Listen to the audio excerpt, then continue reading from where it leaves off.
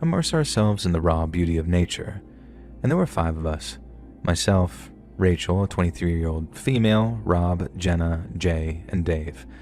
And having spent all of our high school years together, we were a close-knit group, and for me personally, the trip seemed like it was going to be the highlight of our year. But I don't think I've ever been more wrong. Our packs were hanging low with the weight of our supplies, but our spirits were high as we set out from the trailhead. The weather was fine, and we moved at a steady pace as the trail wound through the woods, climbing pretty gently at first and then dripping into these shallow ravines before rising back up again. We laughed and joked as we went, and it felt good to be out there, away from the screens and schedules with nothing but each other and the promise of a campfire cookout ahead. By late afternoon, we'd covered a good distance, and since we weren't planning on setting up camp for another couple of hours, we decided to stop for a break in a small clearing nestled beneath this low rise. And the spot felt sheltered, almost cozy, so we dropped our packs and sprawled out on the ground, pulling out sandwiches and water bottles. Apart from the rustle of leaves and the occasional call of a distant bird, the forest was really quiet, and it was like this moment of stillness that made me feel like we were in a special place, and at a special time. But it turns out that I was right, just for all the wrong reasons. And after a few minutes, Dave stood up, brushed off his jeans, and then walked off into this corner of trees after saying that he had to take a leak. We barely glanced his way, too busy eating and stretching out our sore muscles. Now the seconds ticked by, and we talked a little among ourselves until this sudden and terrible sound just absolutely shattered the calm. It was a scream, raw and guttural, and it ripped through the air like a chainsaw in our ears. It was Dave, and it wasn't just a cry of surprise or pain. It was something very primal, something that reached into the deepest part of your brain and flipped every switch to absolute panic. We all scrambled to our feet and ran toward the sound, crashing through the brush as branches were snagging on our clothes, and we found Dave, 30 yards away, crumpled on the ground, hands clawing at his leg. Clamped around it was an old bear trap. Its rusted jaws snapped shut around his ankle. His screams had turned to gasps, and his face was pale and slick with sweat as he writhed in agony. Blood pooled beneath his leg, soaking into the dirt, and the sight of the jagged metal biting into his flesh made my stomach absolutely turn. Jenna dropped to her knees beside him, saying, oh God," with her hands flat and trembling like she didn't know what to do with them. And Rob swore under his breath, just pacing in a tight circle while Jay just stood frozen, staring at it. And I forced myself to look closer.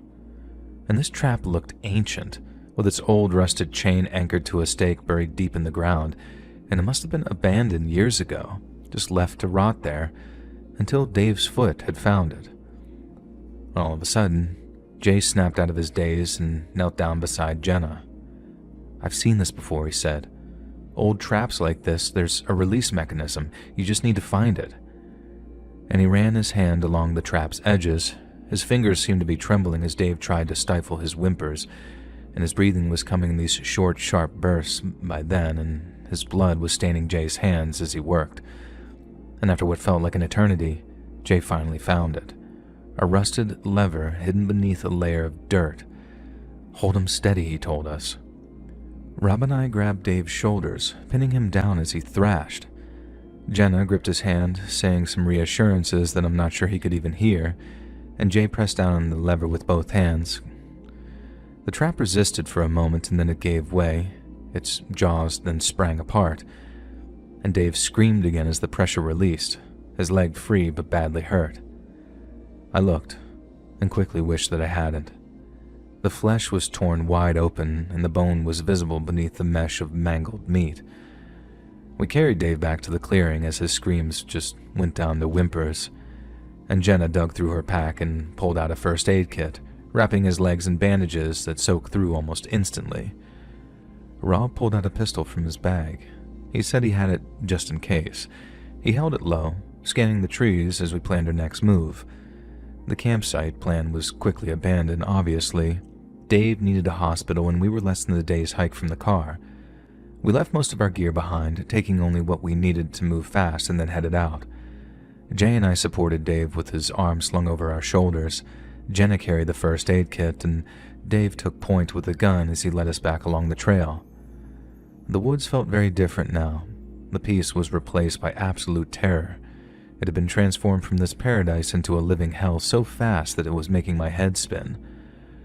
We made decent progress at first, with the adrenaline pushing us forward, and Dave was getting paler, his head lolling against my shoulder as he begged us to slow down, and the bandages were just completely covered in blood. It dripped onto the trail behind us, leaving a trail of its own. And we knew it was hurting him, but we had no choice but to keep going. And then just when we thought that things could not get any worse, they did. We were halfway to the car when it happened. This sharp crack split the air, and something whizzed past my head, close enough that I felt the rush of it. It was a gunshot, and it wasn't Rob. Someone yelled out something as we hit the ground, dragging Dave behind a fallen log. Another shot rang out, and I swear it splintered the bark above us before Rob started to fire back randomly towards what the sound had come from. He yelled at us to run, waving us on so Jay and I hauled Dave up, stumbling as we moved with Jenna keeping close behind. Rob kept shooting, trying to cover us as we ran. He was so brave, but I'll never forget how wide-eyed and terrified he looked as he kept peeking out from behind a tree, firing. The woods completely erupted into chaos. Shots came sporadically. Some felt like they were close, some distant, and the echoes were bouncing off the trees until we couldn't tell where anything was coming from anymore. We ran blindly. Branches were whipping us in the face as we were almost tripping with every step. Dave had lost a lot of blood so far, but he must have been surging with adrenaline, hopping like a man possessed as we ran alongside him to give him balance. Rob caught up, saying keep going, and he was gasping as he was reloading another magazine. My lungs burned and my legs screamed, but fear kept me moving, the trees thinning out as we neared the trailhead. I could see the faint outline of the car when the final shot cracked behind us, and then there was silence. We didn't stop to check, and we didn't look back. We reached the car, piling Dave into the back seat as his blood smeared all over the inside, and Jenna climbed in beside him, pressing fresh bandages to his leg while Jay took the wheel. Rob kept his pistol ready, scanning the tree line as I slammed the passenger door shut. Our engine turned on and we peeled out of there, the road twisting through the forest as Dave groaned and was still alive, but it felt like barely. Cell signal was non-existent, so we aimed for the nearest town 30 miles away, and that drive was just a blur. We talked to Dave to try and keep him awake, and he stayed responsive, but there was still a little voice in my head that I had to actively silence that kept telling me that he was going to die. We reached the hospital just after nightfall, screeching into the emergency room as doctors and nurses swarmed us. They took David away on a stretcher before we collapsed in the waiting room, exhausted and shaken, our clothes completely stained with blood and dirt. And hours later, a doctor came out. Dave wasn't going to die, she said, but his leg was a complete mess. He'd need surgery, maybe more than one, and there was a chance that he might never walk the same again. The police came next, 2 officers in uniforms who took our statements. We told them everything, from the trap to the gunfire, and they listened, making notes, and then asked about the shooter, but we had nothing to offer. We didn't see him at all, let alone his face, and we hadn't interacted with anyone either, so it wasn't like we could point the cops in the right direction of someone we'd pissed off. Someone had just come out of nowhere and started shooting. The cops promised to investigate, to check the woods for evidence, but their tone didn't suggest that they'd be particularly helpful. They said they'd look into it, and Dave's mom and dad called them many more times to ask for updates, but the investigation never went anywhere and the shooter's identity remains a mystery. But we never went back into those woods, obviously. The stuff that we left behind stayed there, like a little monument to the day that our adventure turned into a living nightmare. Dave recovered, and although he has a nasty scar, his rehabilitation went really well, and now you'd never guess that he almost lost his leg one time. We tried to talk about it a couple of times, late at night over some drinks, and the words always just left us, and the questions kind of just lingered. Who set the trap? And who fired those shots? But since we knew that we'd never get any answers to any of that, it's just sort of felt like speculating. It felt pointless. And none of us have ever really hiked since then either. The woods just don't feel inviting anymore, and the sound of Dave's screams still echo in my head sometimes. We survived, but something broke that day that won't heal like David's leg did, and I know for certain that he feels exactly the same way.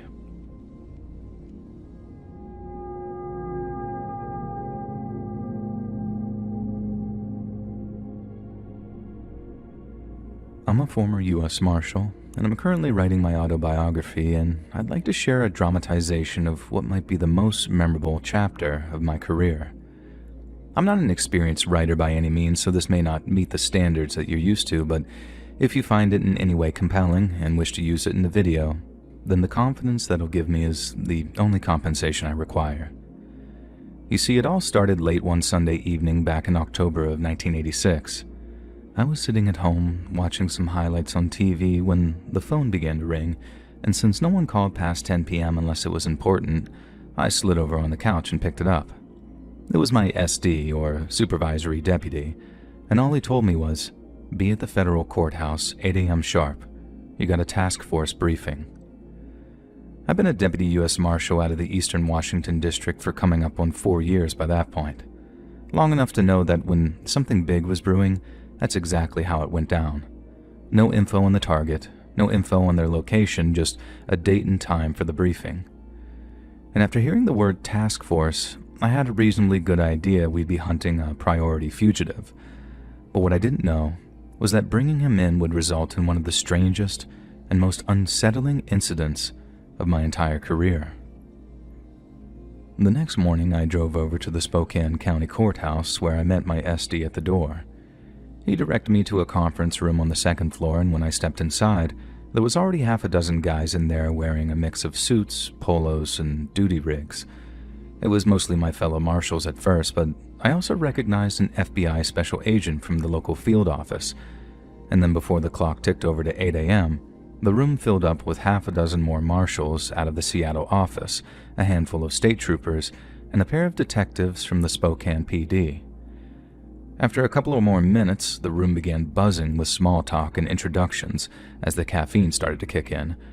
But the chatter ceased immediately when the chief deputy marshal for the district walked in, flanked by an assistant U.S. attorney. The chief deputy marshal walked up to the speaker's stand, set down his coffee, and then got straight down to business. "All right, listen up. We got a high priority apprehension on our hands, and this could be a tough one." He consulted his notes and then continued. "Fugitive's name is Raymond Ridgway. He's 42 years old, 6 feet 2 inches tall, with a lean build, red hair, and dark brown eyes. Notable markings include burn scars to the palms of his hands and multiple tattoos, particular on his hands and fingers. He's wanted on 4 counts of homicide, 2 in Idaho, 2 in Oregon, and then 2 counts of murder of a federal officer after he ambushed those 2 FBI agents last year." The chief paused, consulting his notes again as a murmur of apprehension swept around the room. "All reports suggest Ridgway will be armed, and will have no qualms pulling the trigger on anyone wearing a badge. But do not mistake that man's reputation. He's an animal, but he's as intelligent and cunning as he is unstable, and each of you would do very well to remember that when the time comes to bring him in." The marshals began swapping nervous looks as the chief paused again, and the assistant U.S. attorney stepped forward with a stack of folders, passing them out as the chief continued. "Intel puts Ridgway in the Pasayten Wilderness, up near the Canadian border. It's a needle in a haystack situation, but we've managed to narrow things down a little. After a tip from a hunter, the FBI flew a plane over the forests, and the best guess from their analysts is that he's holed up on the Osceola Peak." After instructing someone to dim the lights, the chief flicked a switch on an old overhead projector, and in an instant, the wall behind him lit up with a topographical map of the Pasayten Wilderness. "This is our target zone," the chief said, pointing towards Osceola Peak, which had been circled in red. "There's a shelf of even ground a few hundred meters from the summit. It's tough to access, there's more than enough cover to keep him hidden, and we think he's sheltering the largest of the 3 caves up there. Most probably alone, but he's had time to dig in. Elevation's around 8,500 feet, it's got steep approaches from all sides, and on top of all of that, the snow's just started, meaning we've got a small window of opportunity before conditions lock us out altogether. The chief switched off the projector, and after the lights came back on, he motioned toward the men in suits. This is a joint operation. U.S. Marshals might be taking the lead, but we got FBI for jurisdictional overlap, state troopers for regional support, and Spokane's PD detectives for their work on tying Ridgway to a local safe house that he used last month. We're going in heavy, too. Full tactical long guns, and a chopper on standby for extraction or medevac if it goes sideways. And let me make something clear, gentlemen. Our warrant states apprehend or neutralize. That means dead or alive.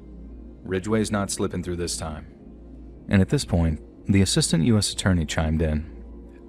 Legally, you're covered under federal warrant issued out of the Eastern District of Washington, she explained.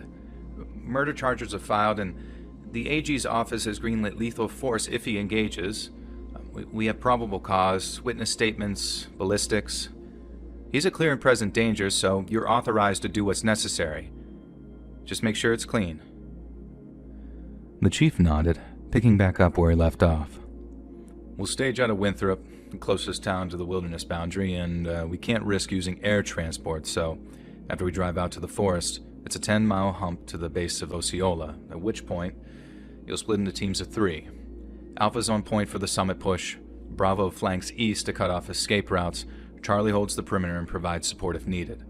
Weather's our clock, meaning we move at first light tomorrow. Any questions? One of the marshals from Seattle spoke up near the back. What happened to those 2 FBI agents? The chief got a nervous look about him. He looked at the assistant U.S. attorney. She gave him a nod, and then he cleared his throat before giving his answer. 2 agents tracked down Ridgway's hideout up in the hills outside of Boise. They contacted the HQ to report a victim up there, and she didn't want to leave. Like, she was scared to? Another marshal asked. Possibly, the chief replied. All we know is that she physically resisted when the 2 agents tried to get her out, which we think set them up to be ambushed. The room stayed silent for a beat, the weight of the task settling in. The chief then asked if anyone had any more questions, and when his query was met with silence, he gave one sharp clap. Good, he said. Gear up, brief your teams, and then go get some rest before tomorrow. I want you all in Winthrop at dawn and ready to go. The next morning, we rolled out at dawn, a convoy of black SUVs and a couple of state trooper trucks cutting through the early morning haze. The drive started at Highway 20. Blacktop was still wet from overnight rain, with the North Cascades looming large ahead of us. And after an hour, our tires ground against loose rock as we turned off onto a gravel service road. The landscape was a mix of wet bark and fallen leaves. The road narrowed fast, hemming us in with dense stands of pine and fir and mud sucking at the wheels as we climbed. At the 20-mile mark, the road ended at a trailhead, just a dirt clearing with a rusted sign. We parked and stepped out onto the half-frozen slush. Osceola Park was visible now, rock streaked with snow, forming a jagged shadow against the overcast sky. We went over the plan one last time, then the team splits. Alpha gearing up with rifles and packs, Bravo and Charlie doing the same, and then fanning out with the radios crackling as the winds bit any exposed skin. And that hike took hours. The trail started flat, this muddy mess through a valley floor littered with downed branches and puddles, but it soon pitched up as switchbacks carved their way upward through the thick timber. The frost grew more pronounced as we climbed, from a dusting to a solid crunching underfoot. Sweat beaded around my temples despite the cold, and our breath puffed out into clouds as the trees thinned near the timberline, giving way to open slopes of shale and ice-crusted grass. Osceola's summit loomed closer, its top shrouded in low clouds, and by midday, we hit the base. Our legs were burning as the peak's steep face stared us down. I think I was too occupied looking upward to notice, because it was a member of my team that first pointed it out to the rest of us, and then once he did, we couldn't look at anything else. At first, when he pointed towards the little white and brown bird lying dead on the ground, I wondered why he'd brought it to my attention. But then I saw another dead bird just a few yards away, and then another, and another.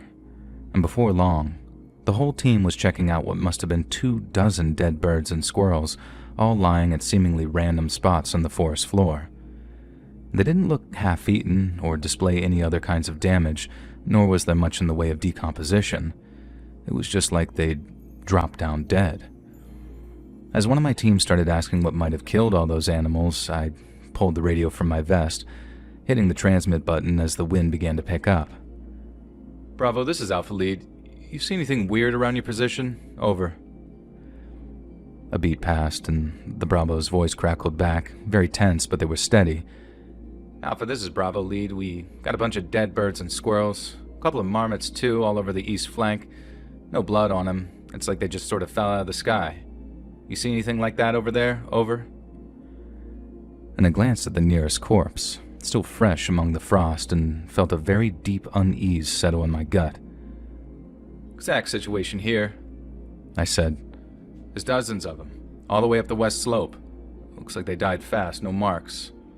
Any theories? Over. Another pause, but longer this time, and the radio came back. Negative, Alpha. No clue. We flagged it to Charlie, but orders from Chief are to keep pushing. Priority is the summit. Ridgeway's up there, and we're not stopping for this. You good to move? Over. I looked back at my team, their confidence draining by the second as their breath clouded in the cold, and the dead stretched all around us, a grim carpet leading toward the shrouded peak. But Bravo was right. We had to keep moving. Roger that, Bravo, I replied. We're good. Moving up now. Keep us posted if Charlie gets anything. Alpha out. I clipped the radio back onto my vest, nodding to the team. Summit's still to play. Eyes sharp, weapons hot. Let's go. We started climbing again, boots crunching through snow and over the small, stiff bodies, the unease settling deeper with every step toward Osceola's Peak. We crested the final rise, boots sinking into a thin crust of snow, and hit the stretch of flat ground that we'd been told of not far from Osceola's summit. The wind eased here, blocked by a low ridge of rock while the clouds hung thick. Ahead of us was the opening to a cave, a jagged gash in the rock about 10 feet wide and half hidden by a slab of granite. It was the only real shelter up there, the obvious spot for Ridgeway to hole up. The other two caves were little more than alcoves. We spread out, rifles raised, moving low and quiet towards the cave's entrance. I signaled to hold positions as shapes emerged from the east. It was Charlie, and Bravo would be close by too.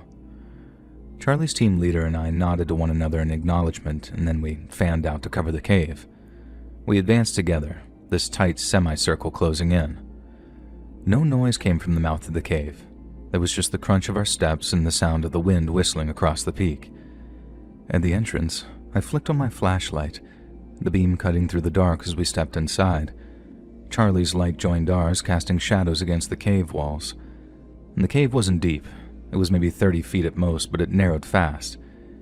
Inside, the air was damp, cold, and smelled of something faintly sour.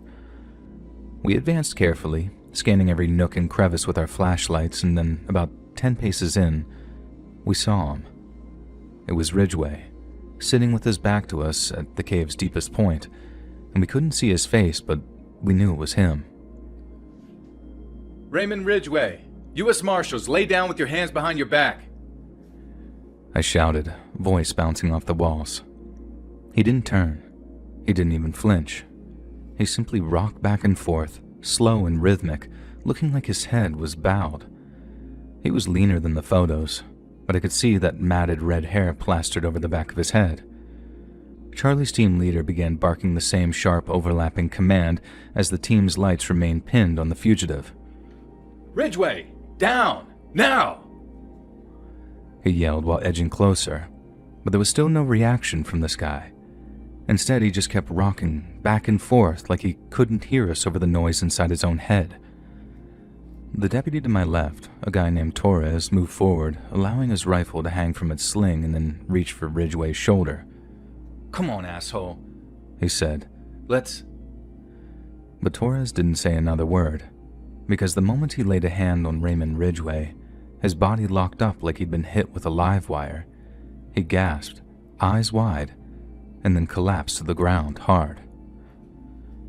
I remember watching, in complete shock and horror as his arms jerked in spasms, his boots scraping the dirt as spit foamed near the corner of his mouth. Everyone was frozen, weapons still trained on this guy, yet mere moments after Torres hit the floor, Ridgway's body suddenly jerked like he'd been jolted awake, and then his head whipped around. His eyes were wild with confusion as they darted between us. More demands for the fugitive's surrender echoed around the cave at that point, but as this guy realized what was happening, he just smiled. Down! Hands behind your back! I snapped, and this time he obeyed, flattening out but with that smile still on his face. We zip-tied him fast, dragging him up as Charlie's medic rushed over to Torres. He was out cold, breathing shallow with his pulse racing. The medic said that it looked like some kind of seizure, but there was a chance that it could be worse. Charlie's chopper was inbound within 20 minutes. Torres got strapped to a stretcher, still unconscious, and was lifted out with the medic, and Ridgway went next. He was cuffed and just staring blankly as we loaded him up, but still, he looked like he was smiling. We cleared the cave, and the job was done. But the dead birds and the spasms, the unanswered questions hung over us as we hiked back down those slopes. We linked up with the other teams and debriefed at Winthrop by nightfall, and we had questions, but the dead animals took a back seat to Torres' condition. We were told the medics had to put him in a coma to stop the seizures, and he didn't wake up for a week, but when he did, he remembered nothing. Last thing in his head was driving out to Pasayten, and the whole raid had been wiped clean from his memory. Ridgway was in custody, locked up in pending trial, but he refused to talk. He just sat there in his cell, rocking back and forth, just like he'd done up in that cave. And after the raid, the dead birds and Torres's collapse gradually faded into the background noise of the case. The warrant execution report barely mentioned the birds, and they were relegated to a single line buried in the details. Numerous deceased wildlife observed near suspect's location, likely killed for food. Investigators shrugged it off. They said Ridgway must have been hunting them. No one bothered to test the bodies for toxins or disease, and there were no autopsies or samples. It was all too much hassle for a side note, and with Ridgway in cuffs, the focus shifted to building a murder case against him. The birds stayed where they fell, rotting on Osceola Peak, completely forgotten. And Torres' seizures got a similar brush-off. The medical report called it a sudden neurological event, either an epileptic fit or a stress-induced collapse. Doctors chalked it up to a 1-in-a-million fluke that just so happened to hit when he touched Ridgway. Coincidence, they insisted, nothing more. No link to the cave, the birds, or anything else up there. Torres woke up from his coma after a week with no memory of anything, as I said, and the service gave him desk duty for a while, and then he transferred out, and we never heard from him again. Nothing that strange ever crossed my path after that. I definitely went through way worse things, be they shootouts, ambushes, or fugitives who fought to the bitter and bloody end, but nothing which had that same eerie edge to it. No unexplained dead animals piling up, no one dropping into spasms for no reason, just the usual controlled chaos of the job. I've had a long time to process what happened too, almost 40 years in fact, but still, it just gnaws at me. The dead birds, Torres' so-called medical event, Ridgway rocking like he was somewhere else, none of it adds up, and no one seemed to care enough to make it make sense. I've run it over in my head 100 times, the sour smell in that cave, the way those critters just dropped. I know I should just let it go, but leaving it all unexplained feels like leaving a loaded gun on the table. I don't buy the easy answers. Sustenance, coincidence. Something was off up there and I'll never know what. And that's the part that sticks with me. The loose end that I can't seem to shake, and why that whole thing became one of the most significant incidents of my whole career. It made me realize that the same agencies that protect us from dangerous people also protect us from dangerous truths.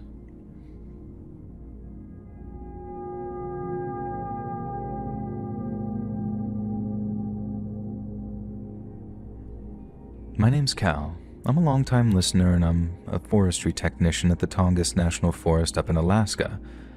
I've been out here for 6 years now, and let me tell you, it's made for one heck of a place to work. It's beautiful, brutal, generous, and unforgiving all at the same time, but it's also the only place I've ever experienced genuine, debilitating terror. I didn't set out to be a forestry tech, not originally, but having grown up in northern Minnesota, I spent most of my spare time outdoors, either fishing or hiking with my dad.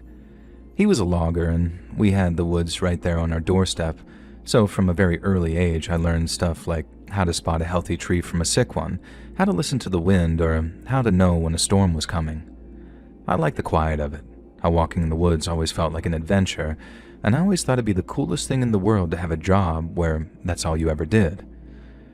And after high school, I bounced around poorly paying jobs, but all they did was make me realize that I wanted something which kept me outside, away from cities and noise. I went to community college, got an associate's degree in natural resources, and then landed a seasonal gig with the U.S. Forest Service in Minnesota.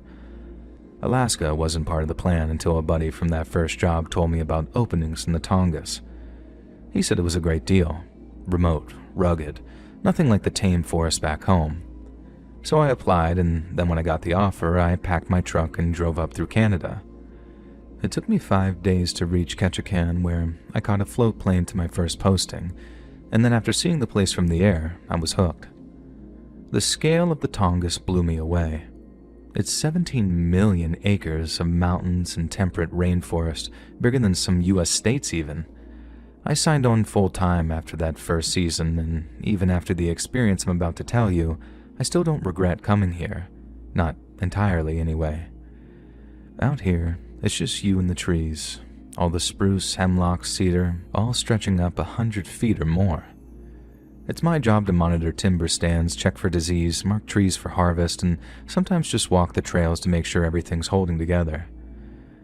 I've got a little cabin near the ranger station. Nothing fancy, but it's mine. And then after a day in the field, I'll sit on the porch with a beer and watch the mist just roll in off the water. It's a good life, with the kind of peace that you can't find anywhere else. What I hate, though, is the weather. It rains around 200 days a year in the Tongass, and not just a little light drizzle either. The drops come down in sheets, cold and relentless, meaning that you're almost constantly soaked through during the wetter months, no matter how waterproof your gear claims to be. And winters are worse. Short days, long nights, and the wind absolutely cuts you. But then there's also the isolation. I don't mind being alone, but weeks can go by without seeing another person, and that wears on you. The nearest town's a boat ride away, and even then, it's just a handful of stores and one bar. Sometimes I'll catch myself talking to myself just to hear a voice, and as much as that concerns me, the isolation isn't even close to the worst part of being out here. It was late August of last year, and although the days were starting to shrink, it was still light out past 8 p.m. I was out on a routine survey around 12 miles north of the ranger station, deep in a section of old-growth forest that hadn't seen any logging in years. The terrain up there can get real tough, with steep slopes, thick underbrush, and streams cutting through just about everywhere, which makes the ground incredibly uneven. I've been out since dawn, marking trees and taking soil samples, and I was exhausted. My pack was heavy with gear and my boots were caked with mud, so I figured that I'd finish up by a little creek that I knew, where I could eat a sandwich, wash off my boots, and then head back to the station before dark. I remember sitting on a fallen log by the creek, unwrapping my food with my head in the clouds when a sudden sound brought me straight back down to earth. At first I thought it was a bear, and as much as they can be a threat, you get used to them out there. They're mostly black bears, sometimes browns, and they tend to move quiet and not bother anyone unless they're startled. But this wasn't quiet. It was a heavy, deliberate sound, like something massive pushing through the woods. Whole branches sounded like they were snapping, very thick ones too, not just twigs. And I froze, my sandwich halfway to my mouth, and just listened. The noise was coming from maybe 50 yards upstream, hidden by a cluster of spruce and ferns, and I couldn't see anything, but I could hear it clear as day. Something crunching and thudding, moving slow but steady. I roughly rewrapped my sandwich and grabbed my bear spray as fast as I could, planning on scaring it off if it got too close. Bears usually bolt when you yell, so the first thing I did was stand up and shout, "You didn't smell me yet, Mama Bear." But the sound didn't stop. If anything, it got louder and closer, and I very quickly realized this wasn't a bear. I've heard bears move, dozens of them over the years, but this was different. It was deeper, heavier, and the rhythm was off too. It wasn't the rolling gait of a four-legged animal. It was more like something upright, something that didn't care about being quiet. When the thought occurred to me that I wasn't dealing with your average bear, I remember how my stomach dropped. I backed up a step, scanning the woods. Now the creek was gurgling behind me and the ground was moving beneath my feet, but all I could focus on was that sound. This snap, thud. Snap, thud. It was maybe 70 yards away now, still out of sight, so I yelled again, louder that time, saying, "Hey, get the hell out of here." I didn't get anything in response. No growl, no huff, no sign it even heard me, just that steady, unstoppable movement. My heart was thumping in my chest and my hands were shaking so bad that I almost dropped the spray. I've been around wild animals my whole career.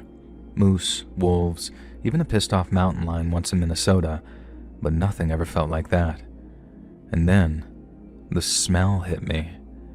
It wasn't like anything I'd smelled before. No bear musk, no wet fur, not even rot. It was sharp, almost metallic, mixed with something sour, like sweat gone bad. And when it rolled over me with the breeze, I gagged. And that's when the panic started to really rise in my chest. I couldn't see it, but I knew it was big. Too big. A moose might snap branches, but they're clumsy. They're loud in a different way. This sounded almost controlled. I grabbed my pack and started backing down the trail, keeping my eyes on the trees upstream, and the noise kept coming. Closer now, maybe 30 to 40 yards at the most. I couldn't tell if it was following me or just moving parallel, but it didn't stop. And so I turned and ran.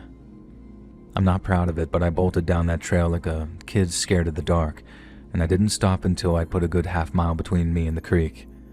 When I finally slowed, gasping for air, the sound was gone. No snaps or thuds, just the usual hum of the forest.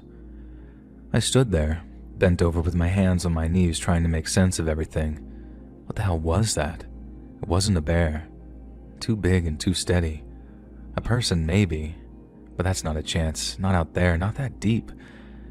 I'd have seen tracks, heard a voice or something, but there was nothing but that noise and that smell. I made it back to that station after dark, rattled and soaked with sweat, and I tried to calm myself down, but I could only do so before my mind started racing again. I barely slept that night.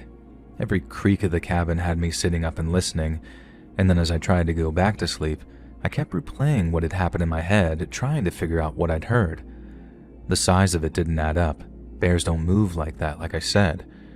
And by morning, I was half convinced I'd imagined everything. Maybe I'd been out too long, gotten dehydrated, and just let my mind play tricks.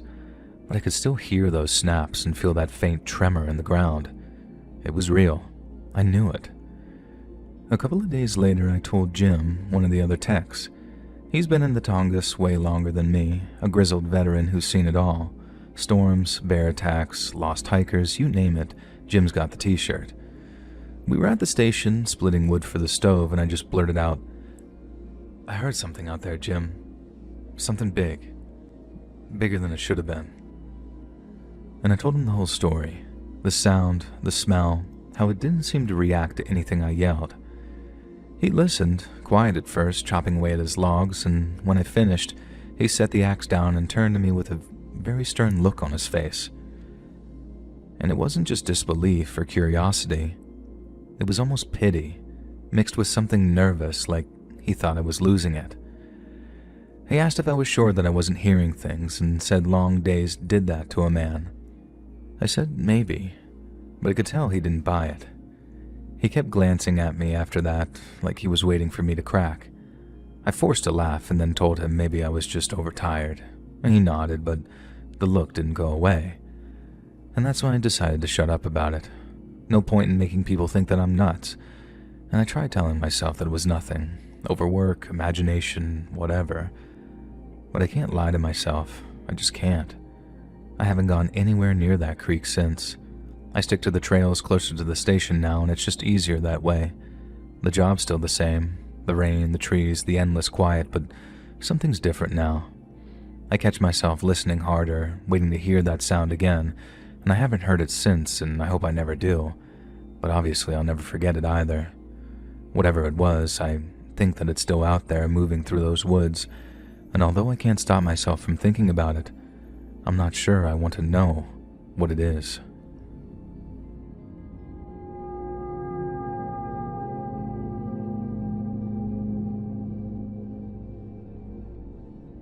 So this was the late summer in 1992, and I'd convinced my girlfriend Sarah to join me for a hike through the wilderness area up near Mount Rainier. We'd been dating for about a year, and she wasn't exactly the outdoorsy type, but she humored me, and the plan was simple. A day hike, maybe a 6 or 7 mile round trip through a dense stretch of forest that I'd read about in a guidebook. We packed light, just water, a couple of sandwiches, and a map, and then hit the trail just after sunrise. It started off easy, a dirt path cutting through towering trees.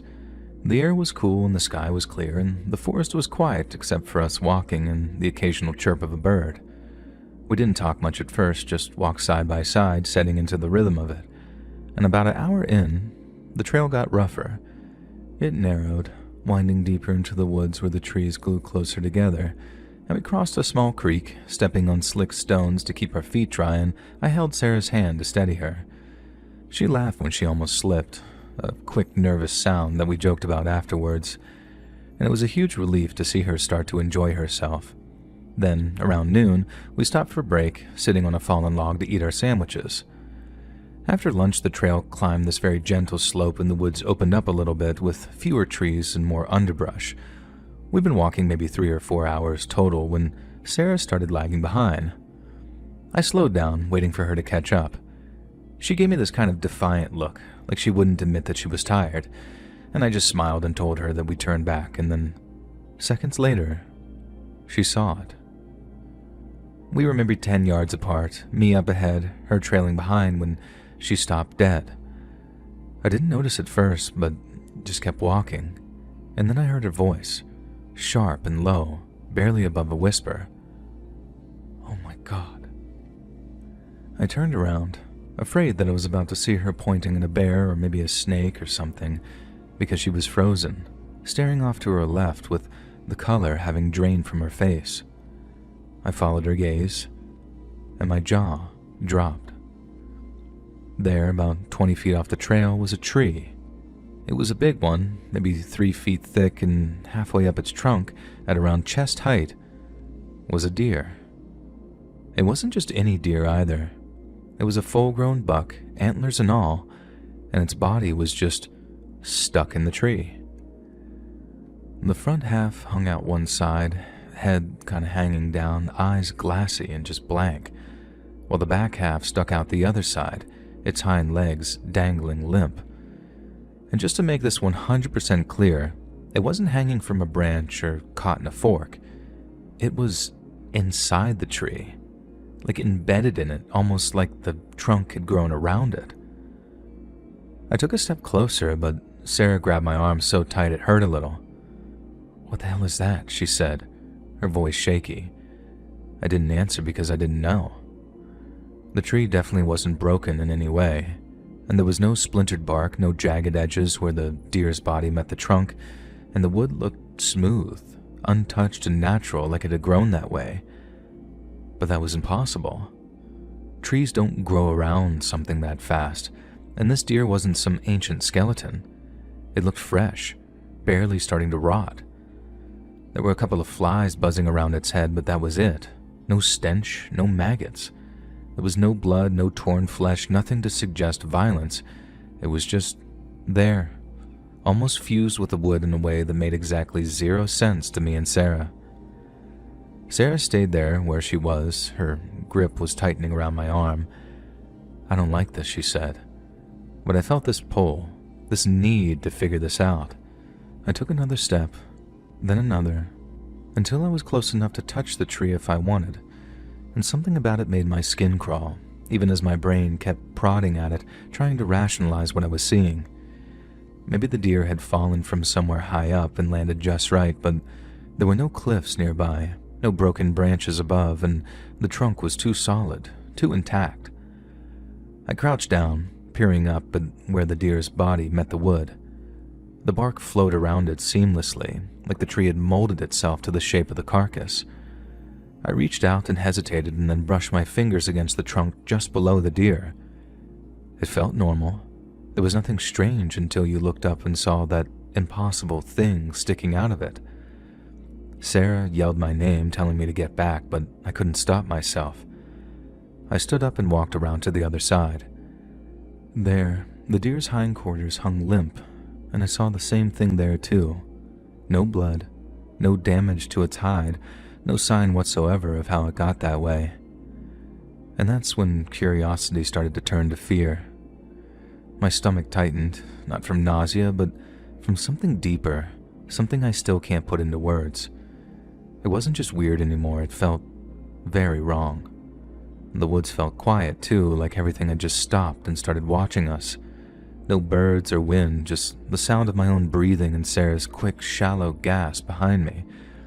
I looked at her, and her eyes were wide and her lips were pressed very tightly. "We need to go," she said. And at that point I didn't argue.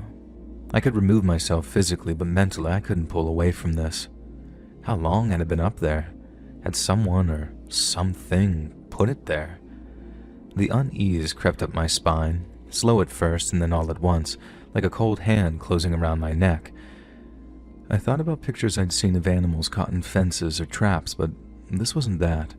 This was deliberate, unnatural, and the more I looked, the more I felt like we weren't supposed to see it. Neither of us looked back, but I didn't need to. I could still see it, just burned into my brain. We moved in silence, our steps quick and uneven as my heart was pounding, not from the pace, but from thoughts of what we'd just seen. Sarah kept her head down, and I knew she felt it too. That shift from curiosity to dread, the sense that we'd stumbled onto something that we weren't built to understand. We made it back to my car in almost half the time that it took to hike out, and the whole drive home we didn't say a word to each other. And when we got to her place, she looked at me and her face was still pale, saying, "We're not talking about this ever again." And I agreed. Not because I wanted to forget, but because I didn't want to upset her any more than she already was. And we never did mention it, not to each other and not to anyone. But there are definitely times late at night that I'll see that deer in my mind, half in and half out of that tree, and feel that same cold grip around my neck reminding me that was all real.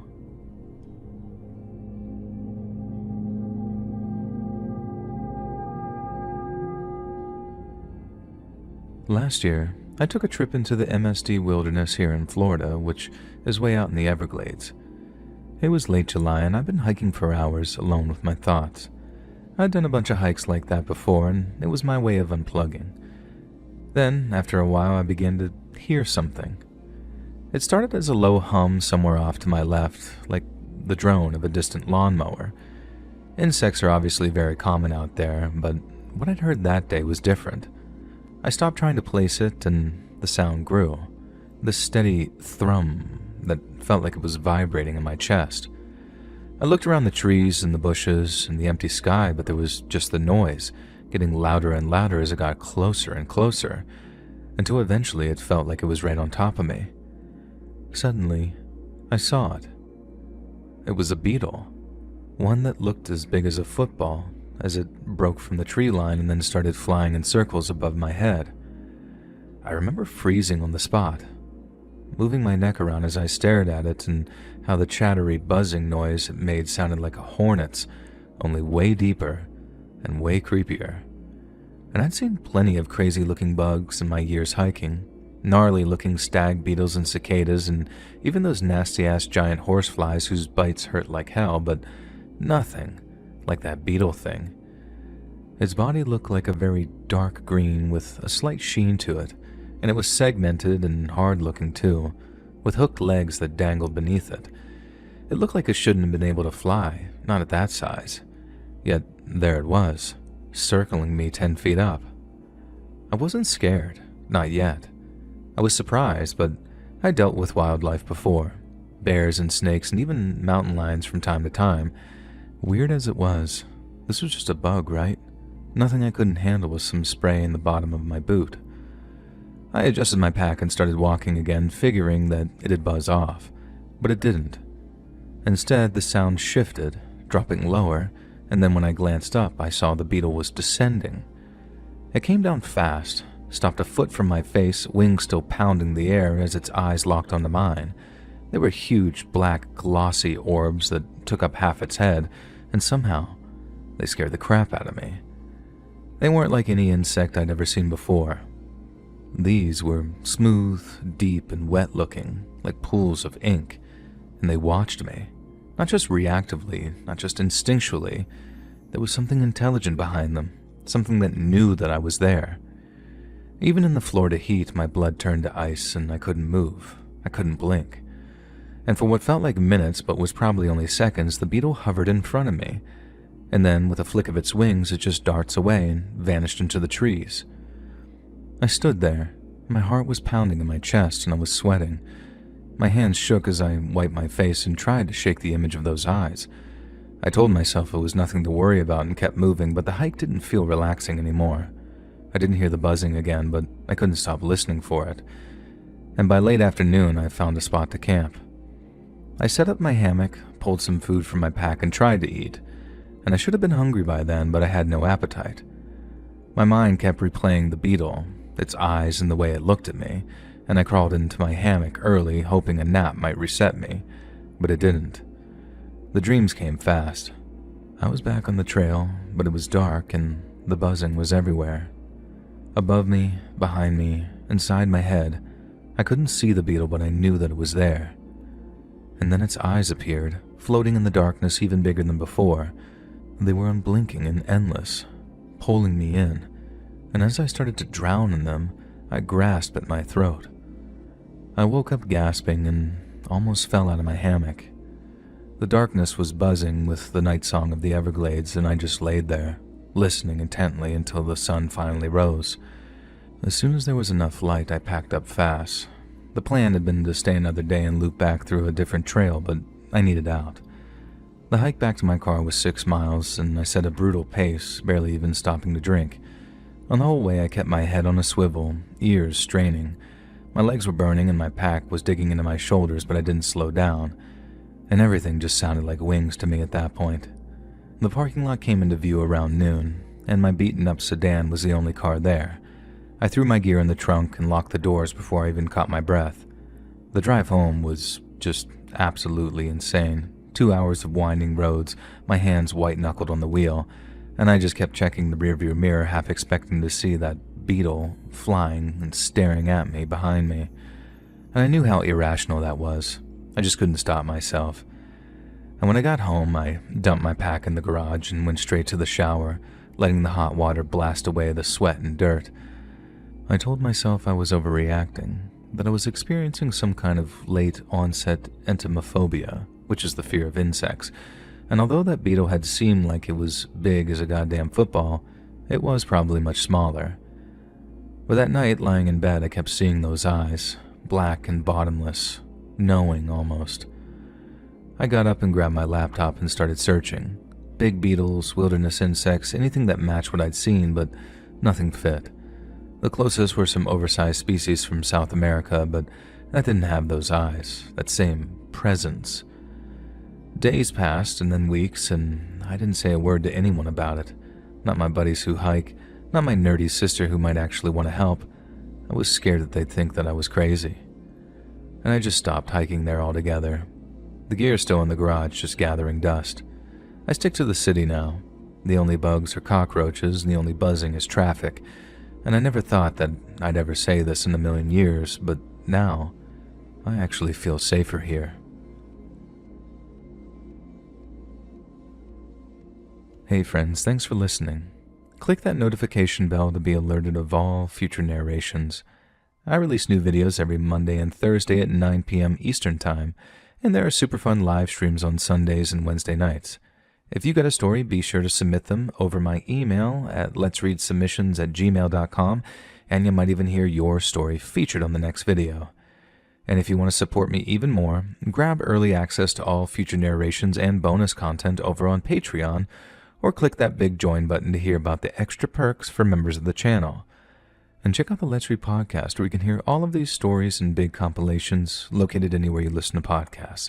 All links in the description below. Thanks so much, friends. And remember, the ghosts are from the moon holes. Hear all these stories anywhere you listen to podcasts on the Let's Read podcast.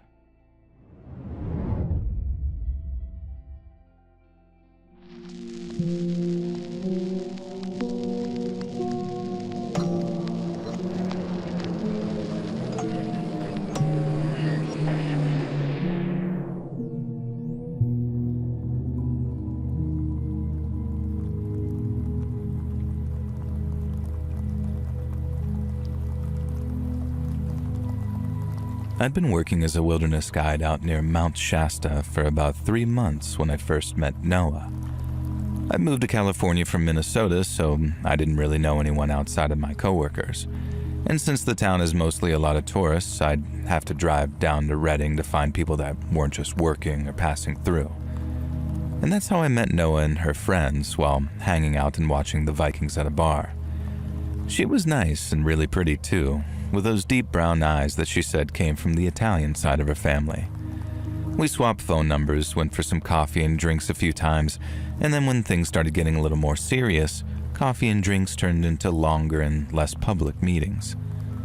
Noah thought it was cool that I got to work with nature, but it never occurred to me to turn a trail hike into a date. She lived down in Redding, and I preferred heading down there since she had a nicer apartment and a cat. And there was also way more to do down there, so in the end, it was Noah who asked me if she could drive up to Shasta sometime to check out the trails that I worked. Now, I thought it sounded like a great idea, and like I said, I was kind of kicking myself for not thinking of it sooner. She was super into nature, and so I could impress her with all of my accumulated knowledge, and it'd be cute to spend some time out there alone instead of surrounded by other people down in the city. She drove up to Shasta in the morning, and then after spending some time putting a little picnic together, we drove out to the trailhead near the upper sand flats and then hiked into the woods from there. The first thing I told her about, because the ladies always love this one, is how old-timey prospectors used to keep ringtails as pets. A ringtail is a small rodent, kind of like a cross between a fox and a squirrel. They're very cute, and I strongly recommend that you Google them to see just how cute they are. But the miners didn't keep them around because they were cute. Oh no. They called them miners' cats because they were great at scaring off the rats that tried making their homes among the camp. I talked about how wolves had been reintroduced into the area and how it stabilized the deer population. Then I remember mentioning the prairie falcons and how they reached speeds of 200 miles per hour when they're dive-bombing prey. But one of my favorite little factoids, and one Noah loved too, was a behavior in black-tailed deer that we call flagging. And just like their name suggests, black-tailed deer have black tails, but only on the tops and sides. The undersides of the tails is the same color as their butts, a sort of off-white, and when they detect a potential threat in the area, their tails shoot up to show the white and then not the black side. And it's kind of like a collective traffic light. Something that says ready, steady before the go when the threat proves significant, and it's just one of many examples of how animals have developed methods of wordless communication. Now we walked for a few miles, with me dropping the aforementioned facts here and there, and then when we stopped for our picnic, I told Noah how Mount Shasta has its share of carnivorous plants, like the California pitcher.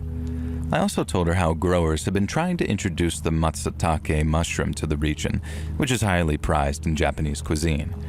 The only thing is, it can take up to a century for the fungus to form the symbiotic relationships with the pine trees that allow them to mature before fruiting. And that means that people trying to introduce will probably never even live to see the fruits of their labors. They're doing it entirely for the next generation, and we agree that there was something very beautiful about that.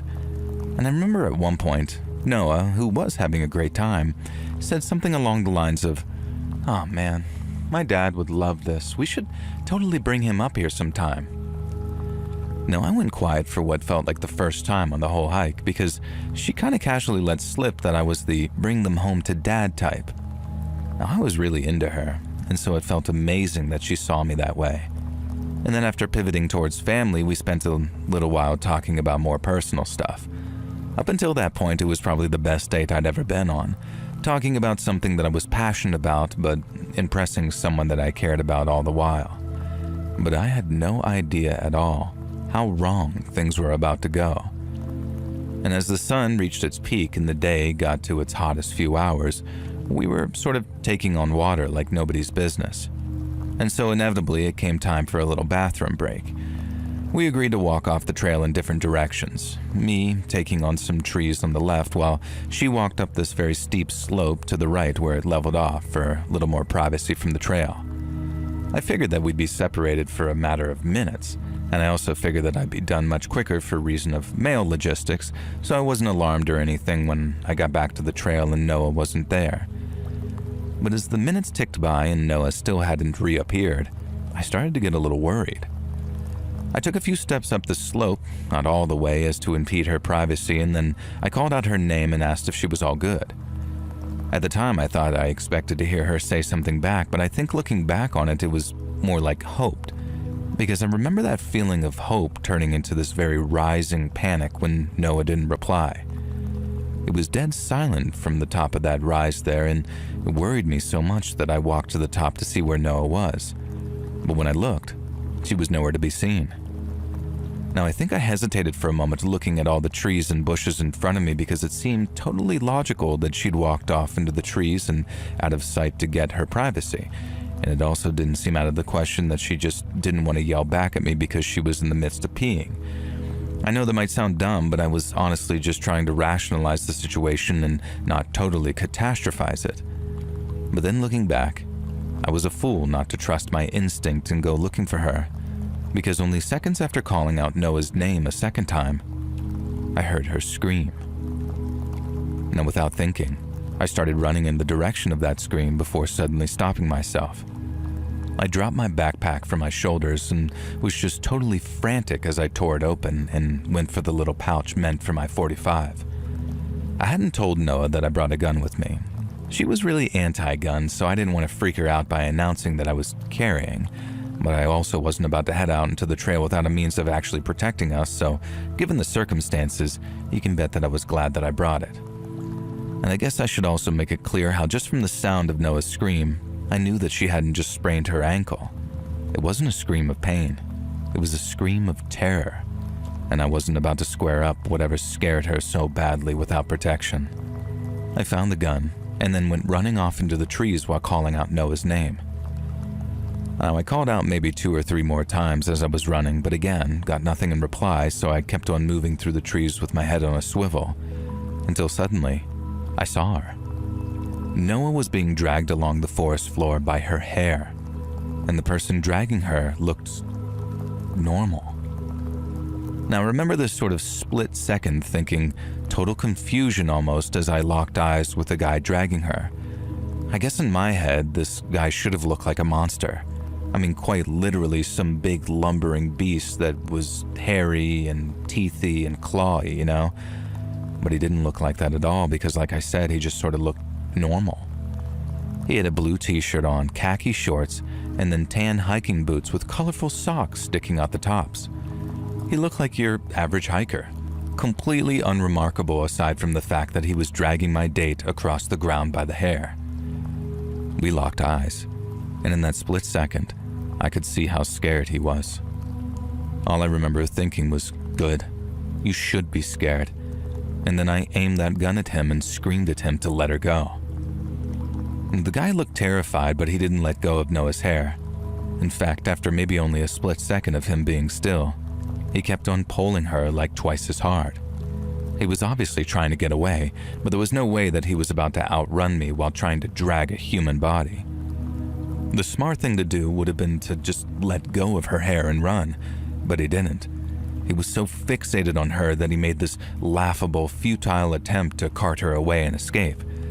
I mean, it might actually have been funny if he wasn't dragging Noah by her hair, but he was, so it was this weird combination of insane and horrifying to me. And with the gun still aimed at him, I yelled at him to let Noah go or I'd shoot. The guy stopped again and looked at me with that sort of same scared look in his eyes, and when he didn't let her go, I remember thinking, okay, it's happening. But then as I began to line my sights up on his chest and went to squeeze the trigger, I found that I couldn't actually do it. I felt the cold metal of that trigger on my finger, but right as I was about to pull it, it was like I heard this voice in my head yelling, "Don't do it. You'll hit Noah." And I knew that was possible, but given the relative position of her body to where this guy was standing, it'd have to either be the worst or the unluckiest shot in the history of firearms. I wasn't a bad shot either, like I knew I could have dropped the guy at those kinds of ranges, but like I said, when it came to pulling the trigger, I locked up in a way I never anticipated. And then when I locked up, the fear and doubt started to completely overwhelm me. I was frozen to the spot, not being able to shoot but not daring to lower my gun either, but the worst thing was, the guy could tell. He saw a fear bigger than his own reflected in my eyes, and when he did, I think it calmed him. He didn't smile or laugh or anything sinister like that. He just sort of turned his head to make sure that the way was clear, and then just kept on dragging this now semi-conscious but still weak Noah through the trees. But that spurred me into action. I still couldn't bring myself to take a shot right at him. I was just scared to, I guess. But what I could bring myself to do was warn him. Now, I can already hear all the ultimate badasses in the comments saying, "Oh man, such a pussy, couldn't bring himself to shoot a man to protect his girl." Well, while you might be the super soldier who inspired John Wick, I'm not him. And while you might be so skilled with a pistol that you give yourself prostate exams with them, and I'm sure you do, that's not me. And so the only shot that I knew would be 100% safe was the kind of warning shot above the guy's head. The kind that had absolutely zero chance of hitting either of them, and so that's what I did. I aimed higher and fired a warning shot that flew well above his head, but it was enough to make him jump and turn back to me with this look of absolute terror in his face. I yelled the only thing that came to mind, which was how if he didn't let her go, the next bullet was going to find him. It was the only remotely badass thing I did during that whole encounter, and I guess it only worked because I needed it to, but it was effective. The guy then let go of Noah's hair, then turned and ran off through the trees. I immediately followed, rushing forward to where Noah was lying. At this point, she was half awake, coming to after having been hit pretty hard in the jaw with something. There was blood coming out of her mouth, her eyes looked like they were struggling to focus, and I had to support her after helping her to her feet. I put her back down again once we got to the trail, and then as she realized where she was and remembered what had happened, she just started crying. Since the cell signal was so shoddy on account of being relatively low altitude, I did the only thing I could do, which was try and console her. She kept going back and forth between apologizing and thanking me, and while I'm not sure what the apologies were for, she certainly didn't have to thank me. I told her it was okay, that the man was gone and he didn't seem to be armed, but that we needed to get her out of there to get her jaw checked at the hospital. We could move at whatever pace she wanted because I had my gun to protect us, but the longer we stayed, the more chance that he'd try and come back to find us. And maybe that time, he'd have something to fire back. We were up and moving again seconds later at a mixed pace of jogging and walking fast. I think all the heavy breathing brought Noah a kind of calm because before long, she was able to tell me exactly what had happened after we went off to pee. And even all these years later, thinking about it scares the hell out of me. So Noah said that she'd walked off into the trees at the top of the slope and then put enough of them between me and her to ensure that no one peeking up from the trail could get a look at her. She drops her shorts, does her thing, but then as she's buttoning them up again, she hears something moving kind of close to her. She stayed put and stayed quiet, and then when she heard me calling out her name, she was too scared to respond. She said it felt like the thing close to her was hunting her, and calling back to it would have allowed it to find her. But then seconds later, she hears a sort of thud, thud, thud of fast footsteps behind her, and then when she turns to look, bam. The first hit didn't knock her out, and that's when she screamed. The second one knocked her unconscious briefly, but by that time, help was on the way. I was worried that she might have a fractured jaw, maybe some kind of damage to her teeth, but luckily the only wounds were to the inside of Noah's cheek.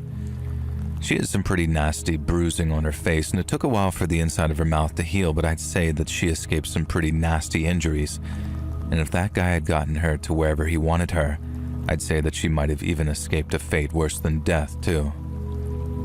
We obviously filed a police report at the Shasta Police Department that very same day, right after Noah was discharged from the hospital.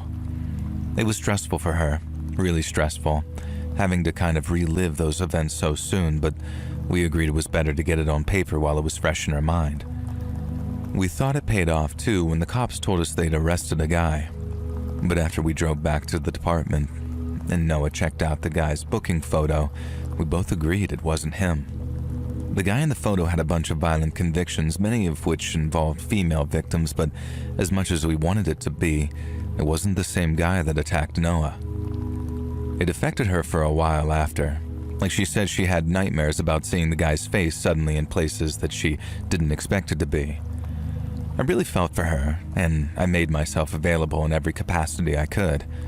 And then, as messed up as it sounds, it was that horrible event that brought us way closer together and put us on the road to where we are today. Me and Noah are still together, coming up on 7 years now, and this year I'm finally going to do the right thing and ask her to marry me. And maybe if you read this on your podcast, it'll be how she finds out what I'm planning. But if not, well, I'm sure I'll think of a way to ask the love of my life to be my lawful wedded wife. And so I can spend the rest of my life protecting her, the same way I did near Mount Shasta that day.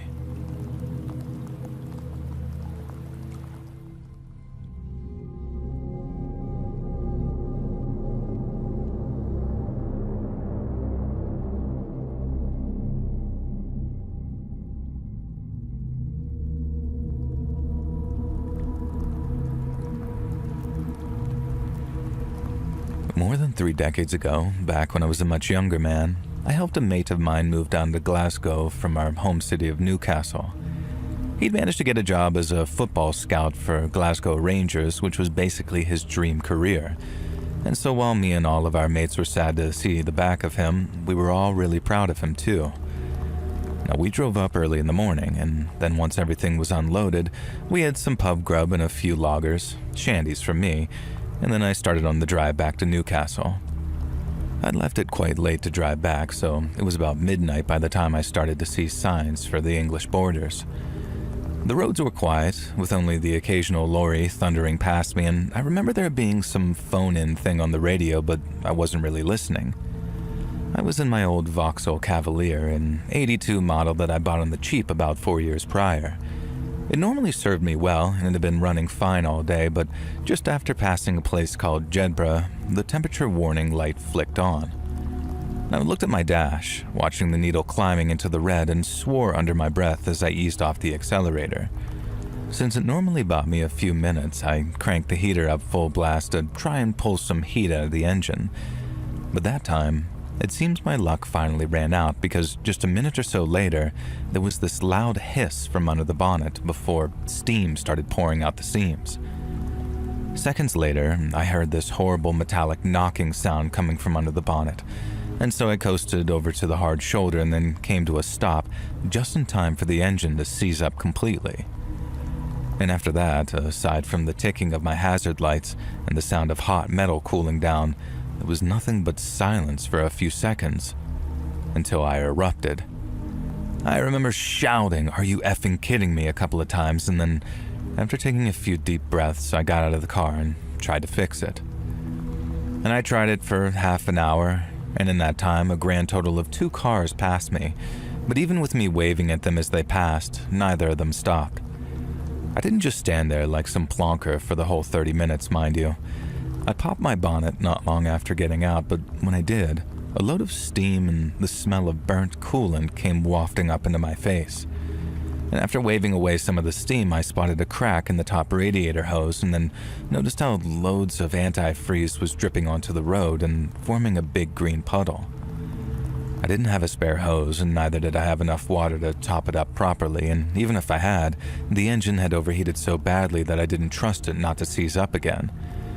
Basically, I wasn't going anywhere in my old Vauxhall, and since there were no mobile phones back then, at least none for the likes of me, I had no choice but to walk if I wanted to get myself some help.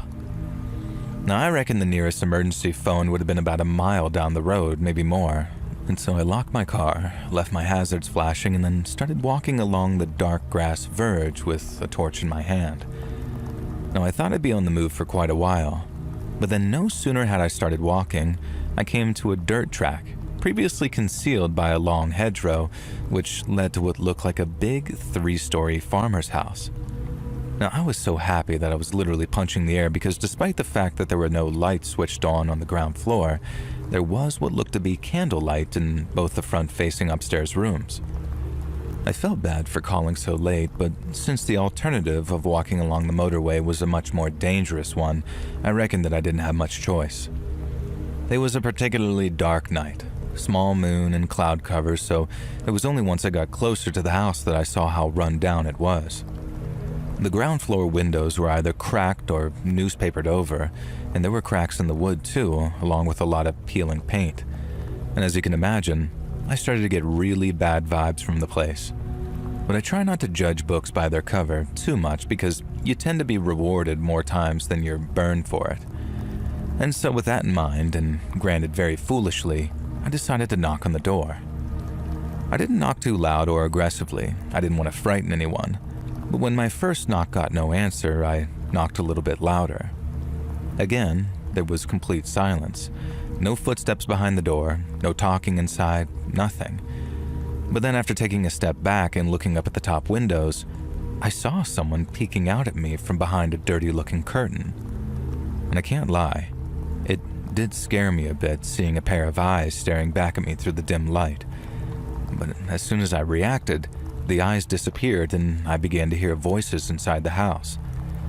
Now, it sounded like a fair number of people, maybe half a dozen, and they were whispering like they were talking among themselves. I heard a little voice in my head saying, "They're awake, knock again." But before I could even dismiss it, I heard the sound of someone laughing inside the house. Not loudly though, more like a muted sort of wheeze as they tried to keep their voice low. The bad vibes that I was getting ramped up to 11, so instead of risking a confrontation with whoever was either living or more likely squatting there, I decided to make a move. I turned around and walked back up the dirt path as fast as I could, looking over my shoulder every so often to make sure that no one was following me. Now, I was quite certain whoever was inside was watching me from those windows, but as long as they didn't follow me, then I didn't mind what they did. I'd almost gotten to the end of the path to where those 2 wooden gate posts held no gate when I started smelling something strong on the breeze, something that smelled like burning. And then when I turned the corner and could see out onto the road again, I felt this almost involuntary scream jump out of my mouth as I realized what the smell was. It was my car. My car was on fire. Now, I suppose I acted on complete instinct in running over to it because there was absolutely bugger all I could do about putting out that fire. All I could do was just stand there, effing and blinding and looking around for whoever might have done it. But as you can probably guess, there was no one, and the whole area looked deserted. And I knew for a fact that it wasn't. When I realized just how much of a bad situation I truly was in, I started jogging along the road until I got back on the motorway. Now, it was only a 4-lane carriageway, so I could walk along the verge without being in too much danger, but no matter how much danger passing cars posed to me, it still seemed safer than hanging around my burning car in that creepy house. Now, I think probably about a half an hour must have passed with only the odd car going past me, and in that time, I didn't try to get anyone's attention just in case it was the people from the home. I mean, the joke was on them in a sense because that poor cavalier was definitely on her way out, but on the off chance they wanted to do more than just burn my car, I had to be very careful about who I revealed myself to. Now, I was bloody nervous for that first half an hour, but after that, I started to calm down a wee bit. I hadn't seen any cars or anything parked outside the house, and if they really did want to chase me down for whatever reason, I reckoned that I'd have encountered them already.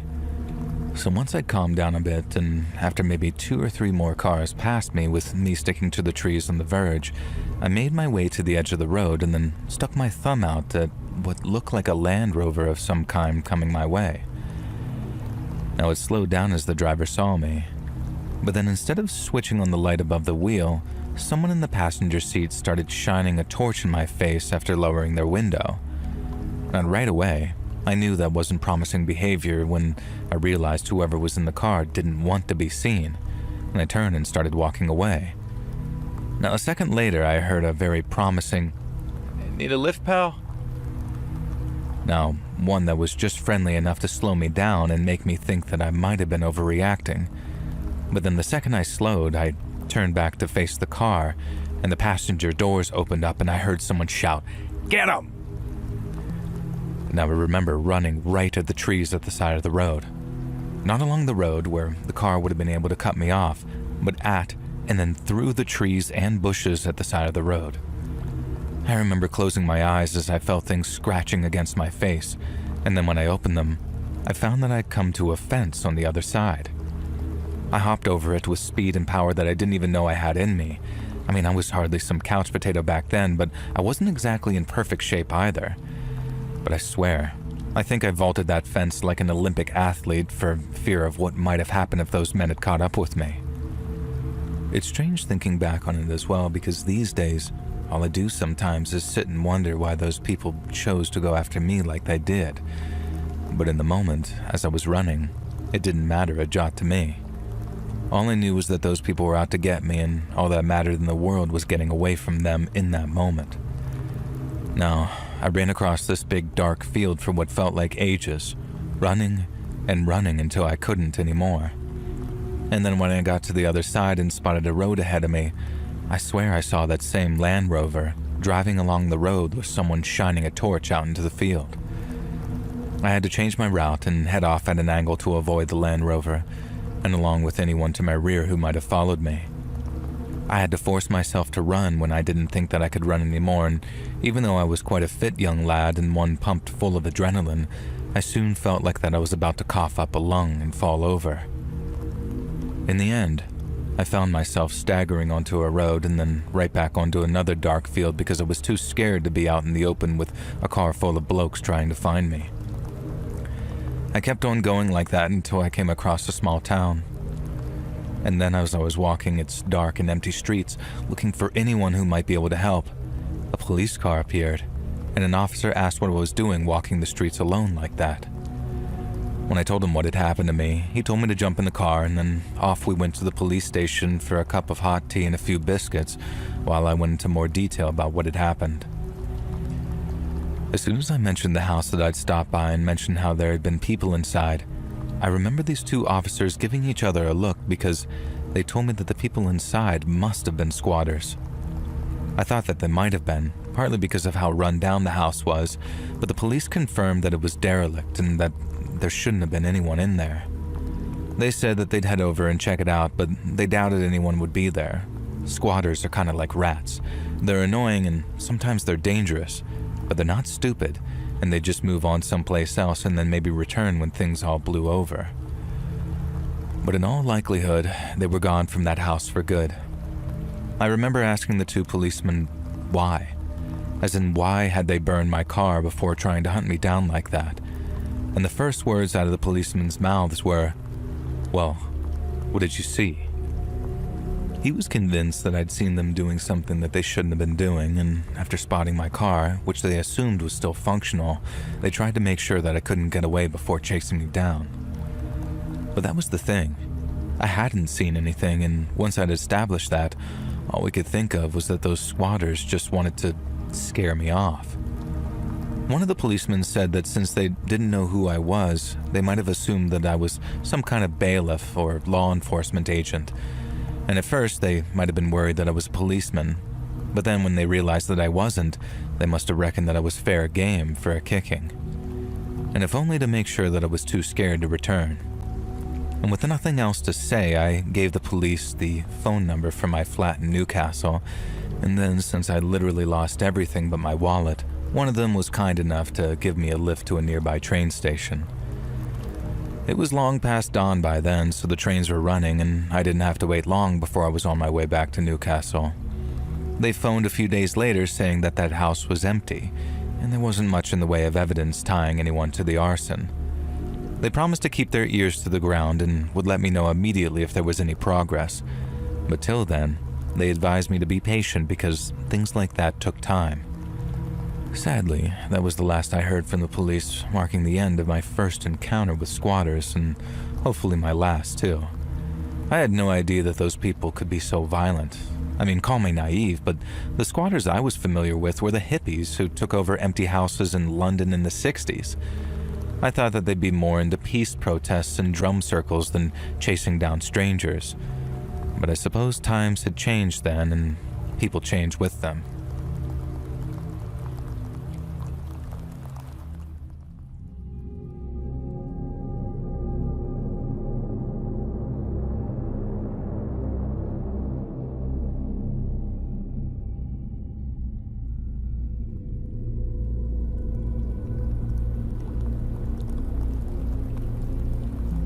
I grew up in Fond du Lac, Wisconsin, but I drifted out west in my teens, ended up getting hooked on heroin, and then spent a little time in federal prison for something I'm not too proud of. Probably goes without saying, but that was rock bottom for me. I made it through without taking any kind of beating, but when I got out, I knew I had to get myself together. For the first time in my life, I had to think about what I wanted to do with myself. I knew I liked being outside, even more so after my stretch in prison, but I knew the chances of me becoming a park or forest ranger as a felon were slim to none. I knew I could try out to be one of those wilderness firefighters because they allow felons to apply if their convictions weren't for violent crimes. But then after stopping at a bar for a couple of beers one Thursday night, I ended up talking to a guy whose cousin operated a tour company out in the Pasayten wilderness. I told him my story over those couple of beers, all the honest-to-God's truth, too, no bullcrap. And when I was done, he asked if I was interested in being a tour guide. And then since it involved walking the trails all day, sometimes even camping out overnight, I only had 2 words for him: hell and yes. I got a call the next day from my future boss asking if I was okay interning for a couple of months so I could prove that I was on the level. He'd give me a place to stay, make sure I was fed, watered, and washed, but while he didn't mind taking a chance on me, he didn't want to pay for the privilege. I didn't tell him this, but at the time, I think I'd have happily worked for a whole year for free if it meant having my dream job at the end of it. So I accepted his offer, and then made my way to a small town up in the hills called Barron. I honestly had no idea what to expect, but when I arrived, I found the place was way more comfortable than I ever expected.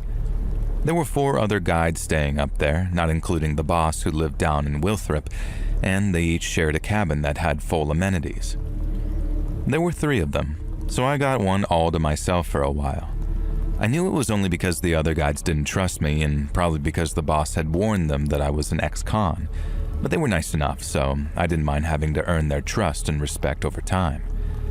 I really didn't know what to expect from the clientele either, but they proved to be a real mixed bag. You'd get your tourists and your adventure vacation types, who you're only there to make sure that they didn't get lost or wander anywhere they shouldn't. And then there were the corporate team builders or the bachelor parties who were more party than peace. And I fell into the rhythm of that place pretty quickly and started making friends pretty quickly too once people saw how serious I was about it. And then once my trial period was up and I was a fully trained and fully paid up member of the guiding team, I was able to head out with parties all on my own and sometimes for a night or 2 of camping.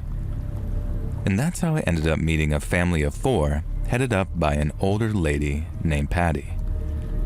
Patty and her husband must have been in their 60s, maybe early 70s, and they had their 2 grown-up kids with them. They decided to spend a little time in the great outdoors together on account of raising their 2 grown-up kids on concrete, and right away, I could tell that they were going to be great guests. They were just about as wholesome a family unit as it was possible to get, at least in my opinion anyway. They clearly loved each other very much, but they were real funny too, and the way they went at it with each other had me laughing along with them. They were interesting folks too and had some amazing stories to share, so it was one of those parties that was such a pleasure to guide that if I was a millionaire, I would have happily guided them for free. And so we hiked all day, stopped for breaks here and there, until we reached our campsite for the night. I got us a fire going with the help of Patty's grown-up son, then she insisted on doing all the campfire cooking so I could relax and take a load off. We had 2 tents with us, one for the parents, one for the kids, and a reminder that they are grown-up people, and then my small one-man pup tent. We got them all set up, went over a few emergency procedures in case anything happened in the night, and then each went to our sleeping bags for the evening.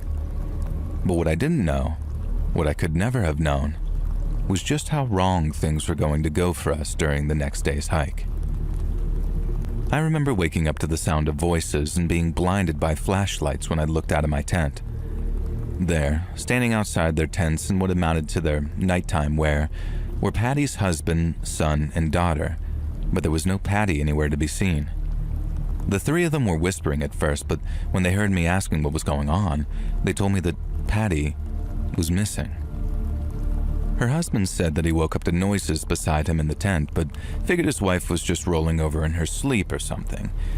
And then when he asked if she was okay and he didn't hear any reply, he realized that not only was the tent's front flap unzipped, but his wife was nowhere to be seen. Patty's husband then takes a walk around outside for her just to make sure that she really is off taking a leak somewhere. And then when a couple of minutes went by and she hadn't returned, he woke up his kids.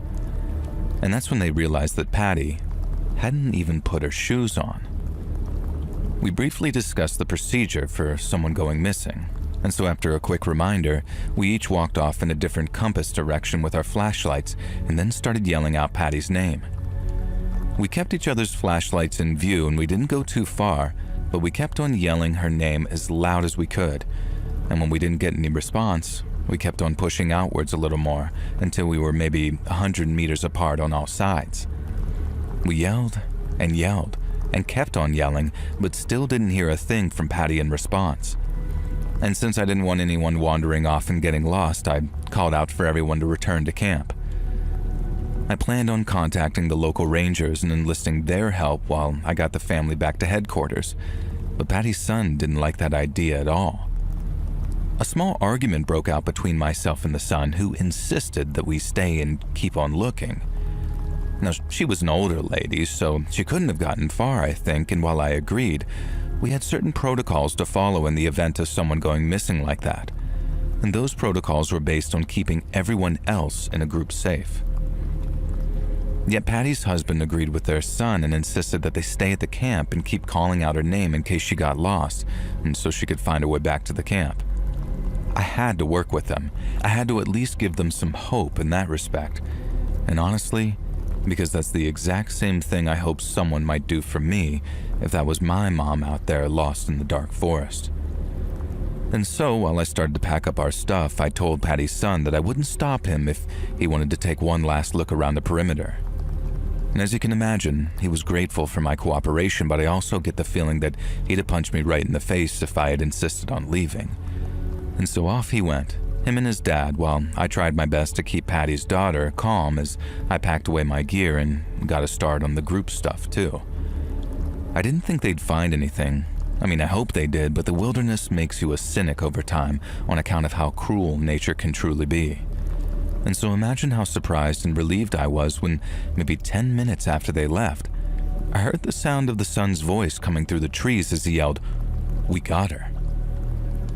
Patty's daughter burst into tears when she saw her dad and brother approaching with their mom in tow, and I'm not ashamed to say that I wasn't far from tears myself by that point. I'd never had to deal with anything like that before, so to have it over and done with so quickly was an incredible relief. Patty seemed really shaken as we checked her over for injuries, and while her son kept asking what happened, where did you go, she didn't seem to have an answer for them.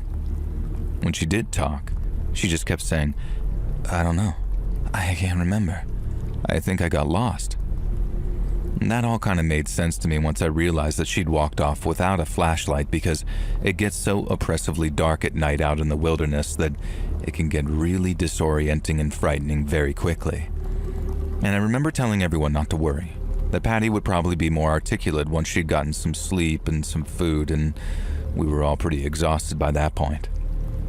But even after a few hours of sleep and some protein bars and coffee for breakfast, things continued to get worse. To stay on schedule, we could only get a couple of more hours of sleep before we had to wake up, pack up, and make our way back to HQ. And that meant that we were all kind of tired and cranky waking up at 6:30 a.m., but still super relieved that we'd found Patty and avoided any major disasters. I made that coffee, handed out those bars, and while I did, I noticed that Patty was still unusually quiet, especially in comparison to what a chatty Patty she was the day before. I didn't press her too much on it. I just asked if she was feeling okay and was good to walk back to base, and she said sure after apologizing for scaring us. She seemed like her usual self, or at least the usual self that I'd come to know in those 24 hours, but there was something, I don't know, missing. Like she was still a little confused or spooked regarding what had happened that night. And like I said, I didn't press her on it, as I figured that she was probably dealing with a lot of mixed emotions at that point. But as we got back to the trail and started heading back to HQ, Patty's behavior took a series of dramatic turns, and very much for the worst. I think we were maybe 20 minutes into the hike, and it was a nice quiet morning too, so you could hear a pin drop whenever the birds weren't tweeting. Now I'm leading the group. The two grown-up kids are behind me while Patty and her husband are at the rear, and I could hear them whispering to each other, not to keep secrets or anything, just to preserve that early morning calm. But then at one point, I hear Patty's husband say something like, "What did you say? In fact, you know what? Don't. We'll talk about this later." Now, he didn't raise his voice or anything, he just sounded irritated, and since it's my general policy not to intervene until tempers start to flare too badly, I didn't even acknowledge what was said. It's not entirely unusual for folks to get a little snippy with each other, especially when they're tired and out of their comfort zones. And generally speaking, the best course of action is to not escalate, i.e. don't get involved. Little tips like that generally smooth themselves out, as no one wants to have a big family or inter-friend argument in front of the trail guide. But not in this case, not at all. It must have only been a couple of minutes later that I heard Patty's husband behind me say something like, "I told you, Patty, this is not the time. We can talk about this later." To which she replied, and these were her exact words, "We'll talk about it, and then we'll go running off into the arms of one of your whores." Now both her grown-up kids gasped and were like, "Mom? What the hell?" Now I felt the exact same way, having seen this sweet old lady go from a ray of sunshine the day before to having a mouth like a damned sewer rat the day after. I mean, that probably sounds a little rich coming from someone who curses up a storm every now and then, but my point stands. Something about Patty was way different, and even with all that crap I've been through in my life, I found the change to be very unsettling.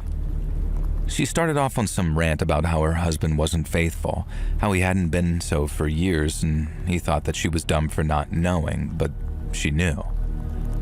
I remember the husband snapping at her and then yelling, "Patty, I told you, this is not the time."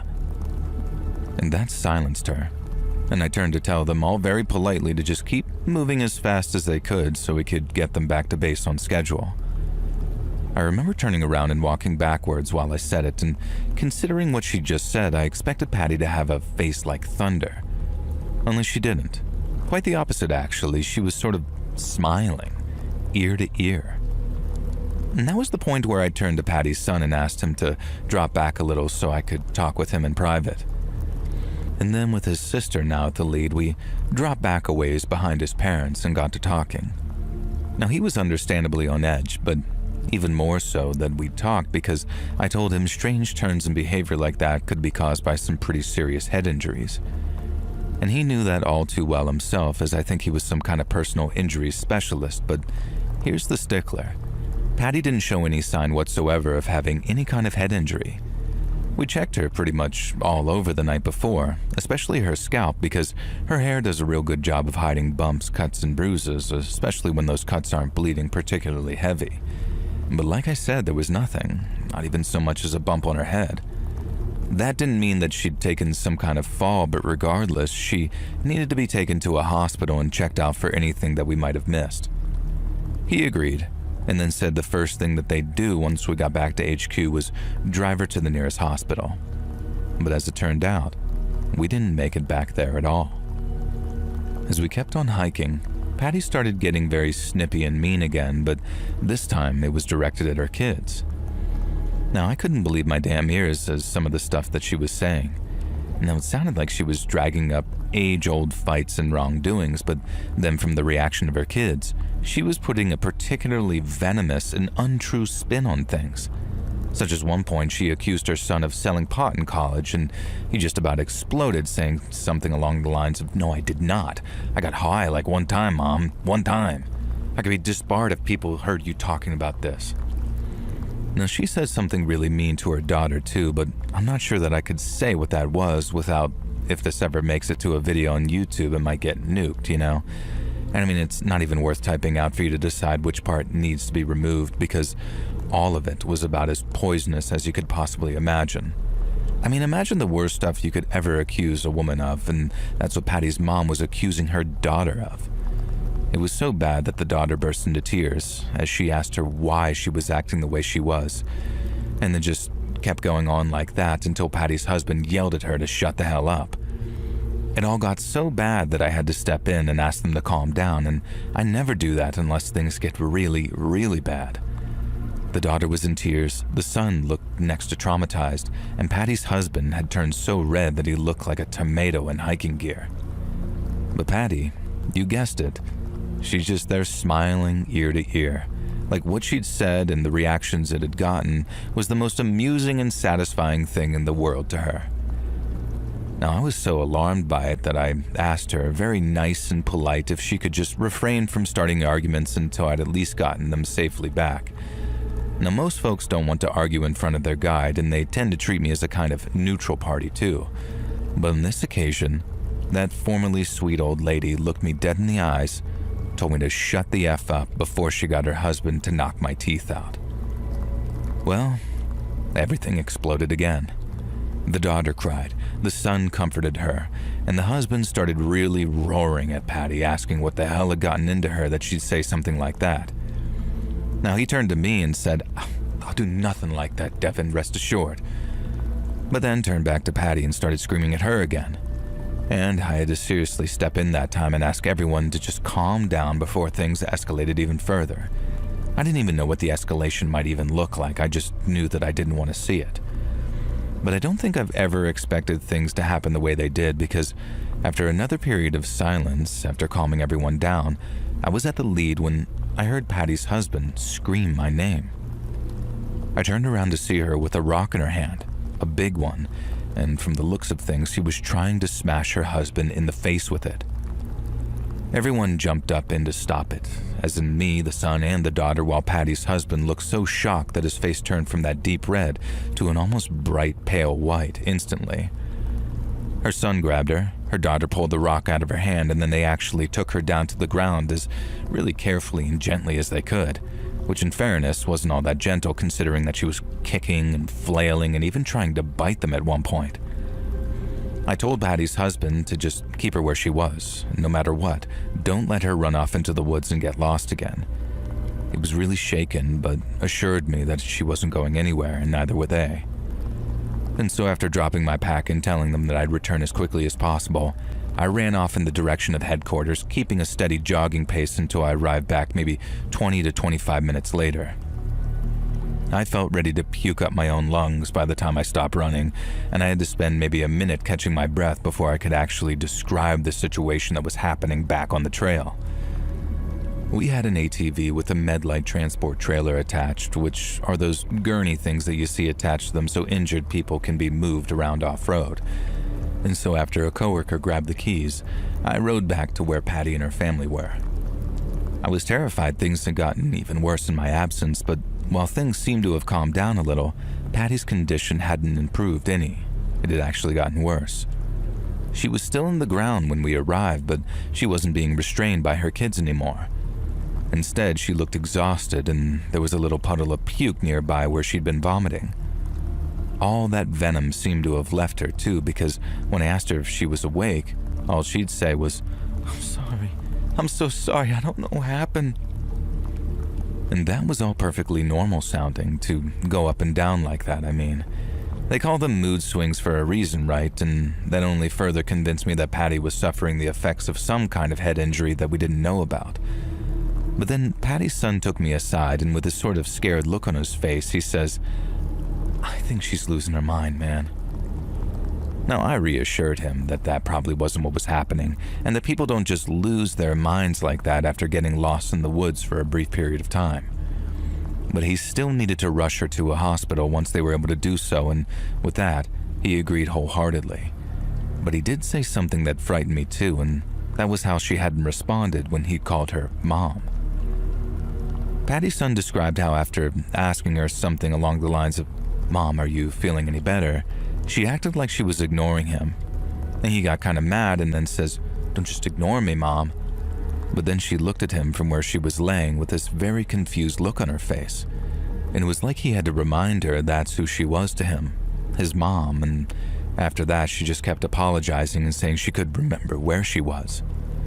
And even now I find all that very confusing because while that's all still consistent with someone receiving a major head injury, an injury like that would not have been difficult to detect. So the fact that there was no blood in her hair from a gash or a big lump where she'd suffer a nasty impact to make her concussed, it made no sense to us at all. Once I told them what happened, everyone back at headquarters agreed that it was best to contact EMS, and then since we were way out in the sticks and Patty's condition seemed really serious, they ended up sending out an air ambulance. Now, I've never seen a helicopter hover so low before, but I didn't exactly have time to enjoy it either. I was scared for Patty, and I felt so terrible for her husband and 2 kids who, as you can imagine, were in a really bad way by the time the helicopter showed up. All I could do was tell them that I'd be praying for them and that our doors were always open to them, and then after they drove off, that was the end of it. We didn't hear anything more about Patty or what happened to her that night on the trail, but we didn't forget it, especially not me. Time went by, but I found myself just thinking about Patty on a daily basis and without fail. Anytime I was out in the trails, especially when the day got close to being done, I'd picture her waking up, climbing out of her tent and just wandering off in the darkness in her bare feet. We could understand her putting her boots on and walking off to go urinate somewhere, but walking off without them seemed to suggest that she was either really scared of something or just wanted to run, or she was in some kind of trance.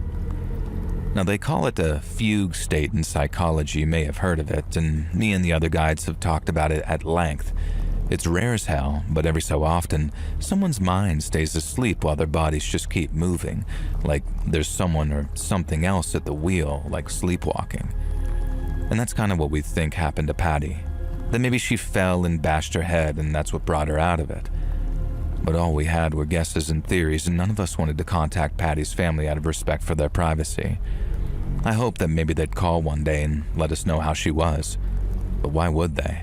I was just the trail guide, and by the looks of things, they had way bigger fish to fry than checking in with me. I just wish I knew what happened to that poor lady, because sometimes thinking about that just scares the hell out of me.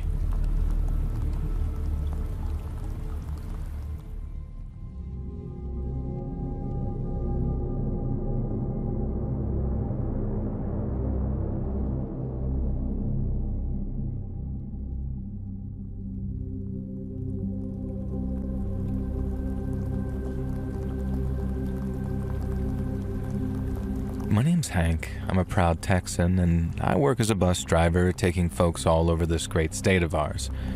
Most of those journeys take place during the day, but sometimes I like to earn a little extra pay by taking the overnight journeys, or what you might call the red eyes. I fire up that big old rig around dusk, load her up with the sleepy travelers heading either home or away, and then take off along those long, lonely highways that stretch from Houston to El Paso and every place in between. I wouldn't call it a difficult job, but as long as you can keep the wheels turning through the witching hours and dodge all those back road deer, you can almost guarantee everybody gets where they're going safe and sound by sunup. And it's not often the bus causes you problems, because if you keep her clean and well-oiled, then she'll keep you moving and happy. It's the people that complicate things, though.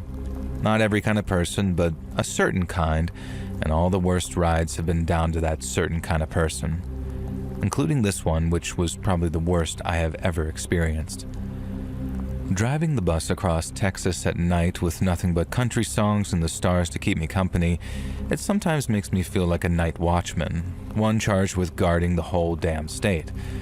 Now, I meet all kinds of interesting people on that open road under the big Texas sky, and then watching the sun rise over the prairies after a long shift, it's pure gold, but the cons hit hard too. Your sleep schedule gets all turned around, so whenever you're working nights, you miss out double on family dinners and weekends with the kids. The fatigue creeps up on you too, and dealing with rowdy passengers or breakdowns in the middle of nowhere is no picnic. But every so often, you get a special kind of rowdy.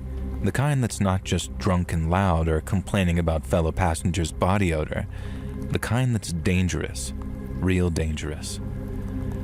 Back during the fall of 2007, I was on a run from Dallas to Austin, driving through the pitch black with nothing but tumbleweeds and truck stops for miles.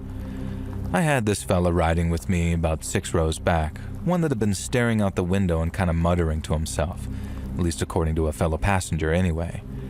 I couldn't hear him at first, so it must have been nothing but a few grumbles and not enough to cause a scene. But then after maybe an hour on the road, I started hearing him as he started to raise his voice. I looked up into my mirror to see folks shifting uncomfortably in their seats, but nobody said a word. That happens more often than not.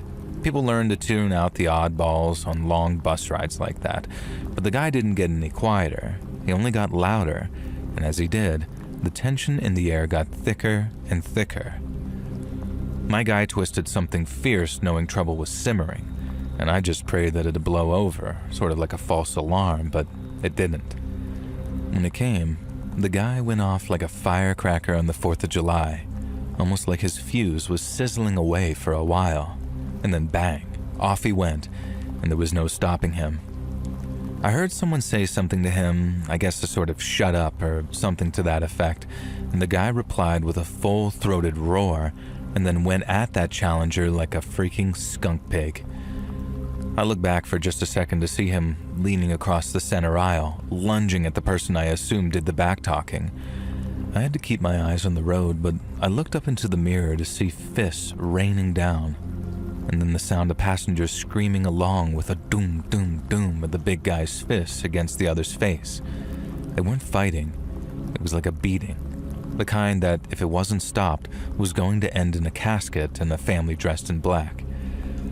The bus exploded into chaos as the beating continued, with some people running for cover toward the rear and others charging the attacker to try and end the assault. And when he realized what was going on, the attacker sort of wheeled around and started swinging on the folks trying to stop him. And let me tell you, this man was no small specimen. From what I could tell, he made short work of the people trying to stop him, and I think he straight up knocked a guy out too, because something freed him up to go back to wailing on the first guy he attacked, who by then was out cold and leaking blood from his nose and mouth. I didn't get a picture of all of this until later, obviously, because I was mostly trying to keep my eyes on the road while keeping an eye on the situation behind me using my driver's mirror. But then as soon as I realized the violence wasn't about to stop anytime soon, I started slowing us down so I could pull us over and get as many people as possible off that bus. I didn't hit the brakes in a sort of screaming tires kind of way. You can't do that on the bus with people standing unless you want them falling head first. And while I didn't mind if our psycho attacker banged his head on an armrest, I had to consider the other passengers too. I brought the bus to the side of the road as fast as I could, which felt painfully slow given what was happening right behind me. And then once we'd come to a stop, I opened up the doors and began hollering for people to get out as quickly as they could. I think I herded about 12 to 14 people out of the front, and there were women clutching their children, a couple of old-timers who couldn't move as fast, but everyone else moved like greased lightning. Everyone except the people trapped on the back of the bus who were being blocked from the front exit by our raging psycho. We had an emergency exit at the back of the bus, so I started yelling at the people in the back to pull the lever and push the door open so they could all scramble out onto the road. I don't know if they just couldn't hear what I was saying over the sound of their screams, or they were too scared to turn their backs on that attacker, but they didn't do as I asked. I kept on yelling louder and louder, but then the psycho turned his attention to me and then came charging down the bus while roaring like some beast. I tried to put something between us. That something being the driver's seat, but as most of you can probably imagine, all he had to do was move a yard to the side and his fists had unfettered access to my face. I felt a couple of punches and kicks, but all I could do was try and shield my head in the hopes that he didn't do any serious damage. At one point, the guy actually grabbed one of my arms by the wrist and pulled it away so he could punch me right in the eye. All it took was one punch, and it felt like I couldn't see out of it anymore, and I knew it'd only take a couple of more of that to do some serious damage. The same pattern played out again, with people trying to get him off of me before being beaten back, and then he turned back to me and started all over again, but he didn't last long because maybe a second or two later all I heard was, "Hey, right here!" It was a young voice, almost sounded a bit like a kid's, and then bam, there was a gunshot, and then I heard that attacker start to groan. I looked around, the vision in my right eye still kind of cloudy, and I saw the attacker was curled up on the floor of the bus near the exit stairs, and he was clutching at his belly with a blood stain getting bigger and bigger on his shirt. Standing over him was this black kid with a gun, and I say kid as he must have been in his late teens, probably early 20s, but there he was, standing over the guy with a smoking pistol, telling him if he tried to get up, he'd blow his head off. With the attacker put down, and with all the fight having left him, the other passengers were able to get off the bus. People were treating the kid with the gun like he was some hero, but all he seemed interested in was getting out of there. I told him to hold his horses because the cops wouldn't arrest a man for defending people like he did. But he turned to me and, with a sort of scared look in his eye, he says, "It ain't legal. It ain't legal, man. I gotta go now." And then off he went. Lord knows where, and that's honestly the last I saw of him. With folks huddled outside in the cold, yes, Texas nights can get cold, I called in what had just happened on my cell and then waited with the rest while they either cried, hugged each other, or just stared into space like I did, wondering how the heck things all went so bad so fast. And not long after, we all saw lights flashing red and blue across the flatlands, and then as they got closer, they were joined by sirens. State troopers rolled up first. Their guns were drawn so they could secure the scene, and then they gave him the lowdown on that berserker. I mentioned the shooter too, and I know I should have been honest with him, and I might have been a little selective over what I remembered because God knows I didn't want that kid's good deed treated like a bad one. Once the cops had the scene secure, the EMTs came right behind them. They hauled off that unconscious fella with his face all busted up and then stretchered off that young woman too, the one the attacker had given a few hard licks. And they even checked the attacker too, who was still alive, but in a lot of pain, and then with him handcuffed to a stretcher, they took him away with a cop sitting in the back of the ambulance with him. The cops questioned everybody, taking statements while I stood there feeling like I'd aged a decade in about an hour. And the company I work for got a replacement bus out to us as quickly as they could, and then once the dust settled and the authorities cleared us to go, we were back on the road again. We were minus a couple of passengers because some had chosen to wait for kin or friends so they could ride with them instead, but we were also plus one because I got to sit back and enjoy the ride with the new driver at the wheel. The atmosphere on the bus now was pretty dark, with folks whispering to each other about what had just happened. But I preferred the talk because when it came, the silence was honestly heavier than a lead blanket. I still think about that kid sometimes, the one who shot our attacker before he could do any serious damage to me. I guess if you told me about a guy like that walking around with an illegal gun, I'd have assumed that he was the bad guy. And I guess he sort of was one of the bad guys if he was a felon or what have you. But then all it took was one pull of the trigger at that right moment, and he became kind of a hero to me. I know there's no such thing as a perfect person, but since that night, I've never been so convinced of the existence of flawed heroes.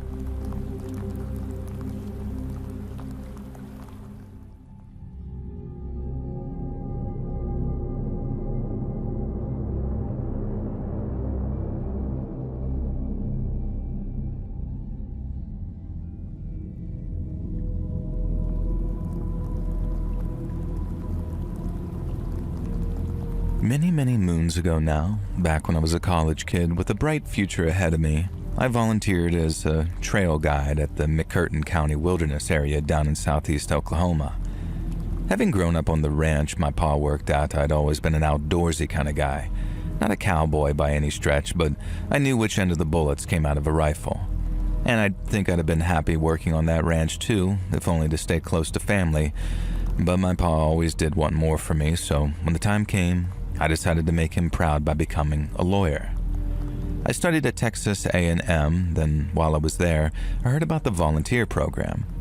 It wasn't offering any extra credit, but the university would pay my expenses, so it amounted to a sort of free spring break vacation in my native Oklahoma.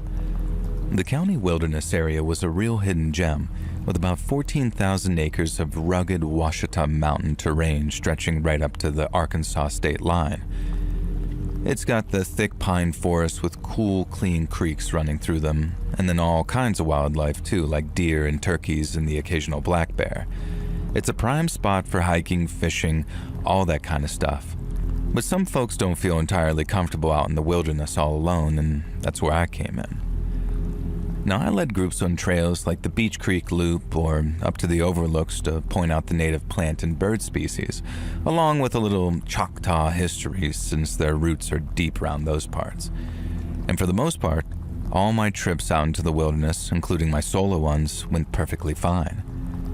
But then there was this one trip that I made back in the summer of 1995 that I'll never forget, and the reason that I'm writing you. I used to do a bunch of different things as a trail guide, not just guide people, and one of my favorites was what amounted to a sort of campsite scouting. We'd host a lot of overnight camping trips, mostly for younger or older folks, so we needed tried and tested places to take our guests. For example, you needed a piece of flat, solid ground large enough for at least 4 or 5 tents. It couldn't be in a low spot either, where rain could pool up and turn your site into a swamp after one of those quick Ouachita storms. The ground had to be nice and clear with no overhead widowmakers either, and by that I mean dead branches or leaning trees that could crash down in a wind gust. And seeing as we were in bear country, scanning for scat, tracks, or fresh diggings were more important too, and if a place seemed active, I just moved on, because a bear encounter was not something I was willing to risk. And then once you had a spot close to water with a place for a good fire pit, it was marked on the map before being field tested, as it were. And that field testing involved one of us heading out to the proposed site and staying there overnight. On the occasion that I'm about to speak on, I was asked to check out a potential campsite around the area called He Creek. He Creek was a runoff of the Mountain Fork River and was about an 8 to 9 hour hike from where we were based. We didn't have many campsites in that area, and I agreed that we could find better ones that we already had, especially in a place with intersecting bodies of water and such varied topography. And it took me all day to get out there, and that's after hitting the trails at 7 a.m., but once I arrived, I soon found a sweet little vacation on a rise but flat peninsula which overlooked the river. It was perfect for fishing and hunting, and ideal for families with kids too, since the creek was ankle deep and the river moved nice and slow. And the only thing left to do was set up my little one-man tent, get a fire going, and see what the night brought me. I hadn't seen any bear or cougar scat, which was a big plus, but out in the wilds of southeast Oklahoma, it's not just the obvious creatures that you gotta be wary of. We've been known to get an alligator or two in the marshier regions of the southeast, and while bobcats and coyotes can be a treat to small children, rampaging herds of feral hogs pose a danger to just about anything that gets in their way, large vehicles included. And so the whole idea of staying out there overnight is to get a real feel for the place, since it's at night when the wilds really come alive. And after easily putting together a campfire, thanks to the abundance of firewood in the area, I made myself a campfire dinner and then took to reading some Call of the Wild by Headlamp. I'd read it before, but I figured that there was no better paperback for a night in the wilderness, and I'd just gotten to one of my favorite passages. Quote, "He was beaten, but he was not broken," etc., when I heard a noise about 20 to 30 yards away through the trees. I don't spook easily, and I spent enough nights outdoors to know nights can be noisy, so since all you normally need to do with an animal is let them know that you're there, all I said was, "Howdy, y'all," as I looked up from my book. Now, I didn't hear any more movement after that, for a couple of minutes anyway, so I figured maybe it was just a dead branch falling from a tree. But it wasn't long before I heard it again, and that time, it was even closer. Someone or something was moving through the darkness, getting closer and closer to me with each passing minute. And so I did what any other right-minded person might do in that situation, and I reached for my gun. Now, I carried a Super Red Hawk, but in a .480 Ruger, so I had a little less recoil. Now, it was very much my choice sidearm for those oh crap moments, so I was confident that I could put down whatever charged at me. My only worry was that it wasn't an animal, and whoever was out there was similarly armed as myself. So in the off chance that that was the case, I remembered saying, "You gotta be real brave or real stupid to be sneaking up on someone who's camping after dark." Now, it served as a dual purpose, making it clear to an animal that I wasn't going anywhere, and clear to a person that I wasn't some pushover. And then when I heard the sound again just beyond the light of my campfire, sounding like it was coming from behind a nearby tree, I cocked the hammer of my Red Hawk and aimed for its trunk. My hands were shaking as I tried my best to focus on getting my breathing right, so when whatever it was came around the tree trunk, I was ready for it. But then, just as I managed to get my heart rate just a little less frantic, I heard the sound of fast-moving footsteps just off to my right.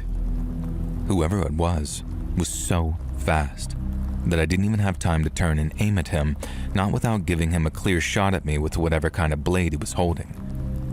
I didn't get a good look at it, but I saw it shining in the firelight as it came at me, and it gave me no choice but to basically dive over my own tent in order to put something between us. I heard him yell something as he took a single swing at me, and then by the time I was up on one knee, I only saw the back of him lit up by the campfire as he ran off into the trees again. And I wasn't about to let him get away. So I aimed, steadied myself, and then took a single Hail Mary shot at him. And that bang was so loud it had my ears ringing, and I hoped to hear him scream before tumbling into the dirt, but there was nothing. Just the faint sound of heavy footsteps as whoever it was fleeing the area. I spent the rest of that night watching my own campsite from a distance, just watching and waiting for whoever attacked me to return. Packing up and heading back wasn't really an option, as it'd give whoever was out there a really good opportunity to track my movement on account of how noisy moving around at night can be. But it also raises the question of how the hell did that person manage to approach my camp so quietly? And why the heck would a person try and murder a complete stranger like that in the middle of a wilderness area? At dawn, once it was light enough to see, I walked off in the direction my attacker had run following the encounter and quickly found a trail of blood. I followed it for quite a distance, moving slowly and quietly with my pistol at the ready until I reached a small, chest-height cave set into a rock face. It went deep, but I only went in for enough to see where the blood trail ended, and there were all kinds of animal bones in there. Random pieces of camping trash too, like empty cans and plastic water bottles. But unless they were hiding at the very rear of the cave, seeing my flashlight and keeping quiet as a mouse, I don't figure anyone was in there at that time. I got back to the compound about 9 hours later in the mid-afternoon. I went straight to my boss, told him what happened, and that's why they stopped taking camping parties up near He Creek. The local sheriff said that he'd keep an ear to the ground and I was well within my right to shoot at him, but in all likelihood, they probably wouldn't find the guy with so little to go on. Now, I'm not sure if they found the blood trail and took a sample or whatever they might do. Hell, I'm not even sure they sent anyone out there at all, really. But it just goes to show you that even when you're out there in the middle of nowhere, it's not just the bears you gotta worry about. It's the men.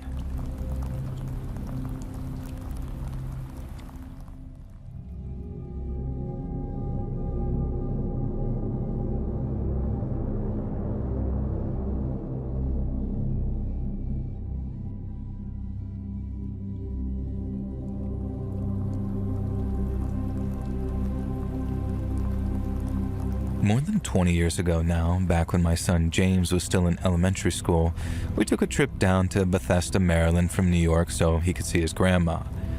Now, it was kind of messed up from the start, I guess, because I had something come up at work on the Friday we planned to leave.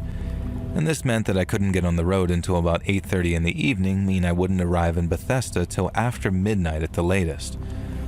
Now, I called ahead to my mom and made sure that was all okay, and she wasn't happy at having less time with her grandson, but there really wasn't much that could be done. And so after getting her to agree to stay up later than usual, me and James hit the road. About 2 hours into the journey, I stopped at a little gas station in Maryland when I realized I needed a coffee and a bite to eat. James was asleep in the back seat and I was worried about waking him up as I shut my car door, but he was still at that age where when he was out, and his eyes stayed closed after I shut the door. I got one of those big super strong gas station coffees, a soda for James, and then a bag of those mini powdered donuts because I knew all that sugar would push me through the rest of the way. And then after walking back to my car, I found James was awake. And thinking that shutting my car door really had woken him up, I apologized and then turned in my seat to hand him his drink. And that's when I saw the key ring that he was now holding. At first glance, it looked like a little clown holding a sign of some description. And I asked him what it was while taking a look at it and saw how the clown's little sign read, "Flying Plow Circus." It wasn't plastic either, like it was mass-produced. It was wooden and looked almost handmade. And when I asked James where he got it, he said a man had given it to him. Now, naturally, this didn't ring any alarm bells at first, and I was about to just let it go. But then I asked when the man gave it to him, to which James replied, "A minute ago, while you were in the store." Again, this didn't scare me like it should have, because I'd locked my door.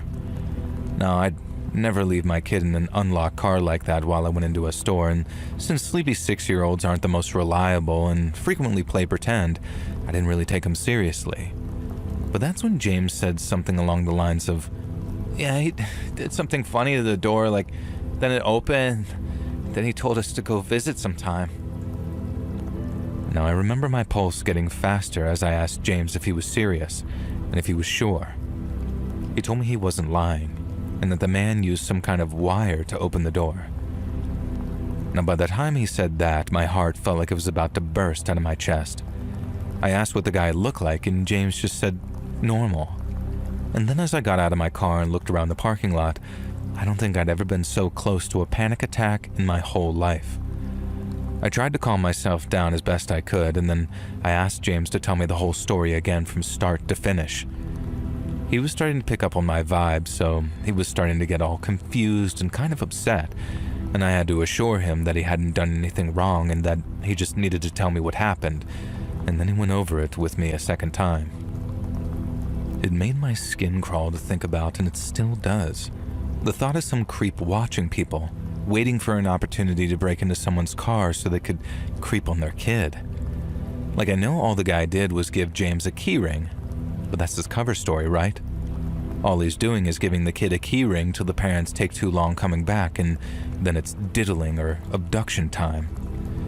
I asked James if he said or did anything weird, or if he acted in a weird or creepy way, and James said the only weird thing he said was, "Your dad knows me." And even though he was 6, he was skeptical seeing that we didn't even live there. I was freaked out, y'all. The idea of what might have happened scared the hell out of me, but once I saw that there was no one around for me to blame, that fear turned to frustration and then straight up anger. I think if James had pointed someone out like that's him, I'd have straight up torched that dude, and I'd be writing this from prison or something. Not that a jury in their mother effing land would convict me of something like that, but you see my point. I told James to hand me the key ring, and then told him if anything like that ever happened again, he should yell for me, as loud as he could, and he wasn't to stop until I'd appeared to protect him. I told him he'd been very brave and he hadn't done anything wrong, and then gave him the speech on how not everyone who acts friendly wants to be friends. And then once all that was said and done and my heart rate had returned to normal, sort of, we got back on the road again. I remembered the name of the road that I was on a couple of minutes later because I looked it up later when I decided to call the cops. It was called Conowingo Road, a name I don't think I'll ever forget because I was driving down and I saw the sign saying Flying Plow Circus 1 mile ahead. I remember how the rage boiled up in me like you wouldn't believe, and I actually put my foot down thinking, I'm gonna give these a-holes a piece of my mind. I powered along the highway, probably dipping over the speed limit a couple of times, till I finally found a sign saying Flying Plow Circus next right. I don't know exactly what I was planning. Maybe just find where the carnies' trailers were, then curse up a storm on how they needed to keep a leash on their pedo coworkers before he gets himself shot. I wasn't dumb enough to start a fight with a whole bunch of random circus folk, and I wasn't about to let their buddy get away with what he did either. But then after making the turn and driving down this dark dirt road to where a circle of trailers were sat, I changed my mind completely. If I could describe that collection of trailers in 2 words, those 2 words would be horror and movie. And there was a fire in the middle of them, and a bunch of people gathered around it. And then when they saw my car, I saw a couple of them turn to look at me. I couldn't make much out. They were just these dark shapes with the fire in the background, but that made them even creepier looking. I realized that it might not be a case of one rogue carny, and for all I know, the whole gang might have sent that one guy out looking for a kid to snatch and bring back to them. Now I just kept on watching them, watching me for maybe half a minute more, and then after taking one look at James in the back, who by then had fallen back asleep, I thought, screw this, and then turned around and drove off. Now before James was born, if something like that happened where someone made me mad enough to hunt them down, then yeah, maybe I'd have gotten my car and been dumb enough to get my ass kicked by a dozen pissed off carnival folk. But after he was born, it was like I had this safety software installed onto my brain where everything I did sparked the thought of, how is this going to end for me? There was no point trying to defend him from something I wouldn't survive confronting, because being a parent is literally all about living to fight another day. Life's not a game anymore for me. I have to do everything I can to protect my kid, and it's just scary as hell when you try and do all the right things and still end up with some creep breaking into your car. I called the cops from my mom's place that next day after telling her all about the man, the key ring, and all the signs from the Flying Plow Circus. They called me back basically saying that they'd been stonewalled and that no one admitted to slipping out from their camp after dark, not even for a second. And that's what confirmed it for me. If they were just a bunch of innocent, good-natured carnies just making their way in the world, then I doubt that they'd have stonewalled a pair of cops who came around asking about a kitty creeper. If there was some sketchy loner on my crew and I thought that they were up to no good, and I mean really up to no good, I'd want them gone. So the fact that they all sort of said, I don't know what you're talking about, officers, and that made me think that they were in on it and they were just covering for their boy. On the journey back from my mom's and while driving in daylight, I slowed near that turn that I'd seen the trailers on but didn't see any signs for the Flying Plow Circus. No, I'm guessing that they moved on after the visit from the cops, and after looking it up, I don't think the whole Flying Plow thing was their regular name. Flying Plow something, I can't remember if it was a road or a lane or whatever, was the name of the place that they set up on, so wherever they went, they'd probably put up some new signs and under a new name, and then on they'd go. I don't even know if they were running an actual circus. I saw plenty of trailers, but no big top. But what I do know is that one of them went out looking for kids, and almost certainly for no good reason at all.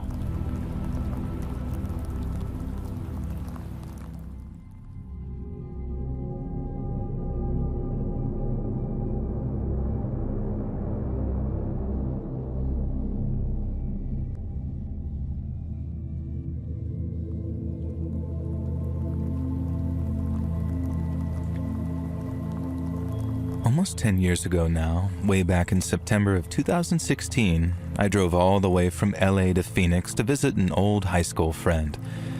Now, I was 31 and female, but still Hispanic and still small, and I drove out on a Friday and we spent all day Saturday together. And then, even though I planned to drive back home in the mid-afternoon on Sunday, I didn't end up leaving until about 9 p.m. at night. Now I know, I should have left earlier, and I know what I'm about to tell you is basically my own damned fault for not sticking to my plan. But even so, there are still nights sometimes, even all this time later, when I find myself waking up from nightmares with a cold sweat forming on my chest, having relived it all over again in my sleep. It was just after midnight when I rolled into Riverside County after passing over the Arizona state line. Now, a few people were still up in that area, so it wasn't completely dead, but after I passed the airport and the Mesa Verde complex, the 10 got super quiet again, and it seemed like there was no one but me out there for miles and miles. I was just trying to keep myself awake with some music and by blasting some cold air when suddenly I noticed a pair of headlights in my rear view. Someone was coming up on me, and really fast too, and seeing how fast they were going, I honestly figured it was the police. I didn't panic or anything, I wasn't doing anything wrong, and I didn't have anything in the car that I shouldn't have, and so I just sat tight, kept my speed, and let them get closer and closer. When they got so close their headlights were blinding me if I looked up into the rear view, I figured they'd pass and keep going. But they stayed put, right behind me in the same lane, and didn't budge for at least a couple of minutes. I'm trying to figure out if these guys really are cops, because it looked like they were driving in one of those big sliding door vans. Only this one was all blacked out, like even the windows looked like they were tinted. Now, there was nothing on it to say that they were police and no lights on the top either, so I started getting really nervous thinking, what the hell do these guys want with me? Like I said, they stayed behind me like that for a couple of minutes, and then by the time they dropped back a little, they sped up to try and pass me, and I was actually super relieved. Now, I thought because they weren't trying to follow anymore, I was out of danger, when in reality, I was in more danger than I could have ever even imagined. I just let them pass, because what the heck was I going to do? But then instead of passing me and speeding off, the black van pulled back into the same lane as me and then started cruising maybe 10 to 15 minutes in front like it was trying to block me. I thought, oh, big deal, right? Like I could just slow down and lose them. But I didn't think that I'd need to, so I didn't. I stayed right where I was, slowing only a little to just a safe distance between us, and then kept on cruising just like the van was. Oh, I had no idea what they were up to, and I think maybe curiosity really did almost kill the cat here, because when the van's rear doors swung open, and I saw a man in leathers with some kind of bandana wrapped around his face, I kind of just froze up. I couldn't think of a single good reason why he'd want to open the back doors like that, and for a second I thought that he might be planning on jumping out for some reason. I don't know what I was thinking. All I did was lean on the brake a little and put just a little more feet between myself and that van. I just had no idea that I'd moved right where he wanted me. I dropped back a little more, still wondering what the hell these guys were doing and why they didn't have any plates on the back of their van. I then watched as the man with the bandana around his mouth began to smile at me. I obviously couldn't see his mouth, but I could see it in his eyes. That or the dust was getting to him, because it's like he squinted before turning his back on me and carefully leaning down to grab something. Now, I might sound crazy or dumb to y'all who are reading this back in almost slow-mo, and maybe I was just too tired and slow or naive as heck, but I could not conceive of what he was about to do next, no matter how obvious it seems looking back on it.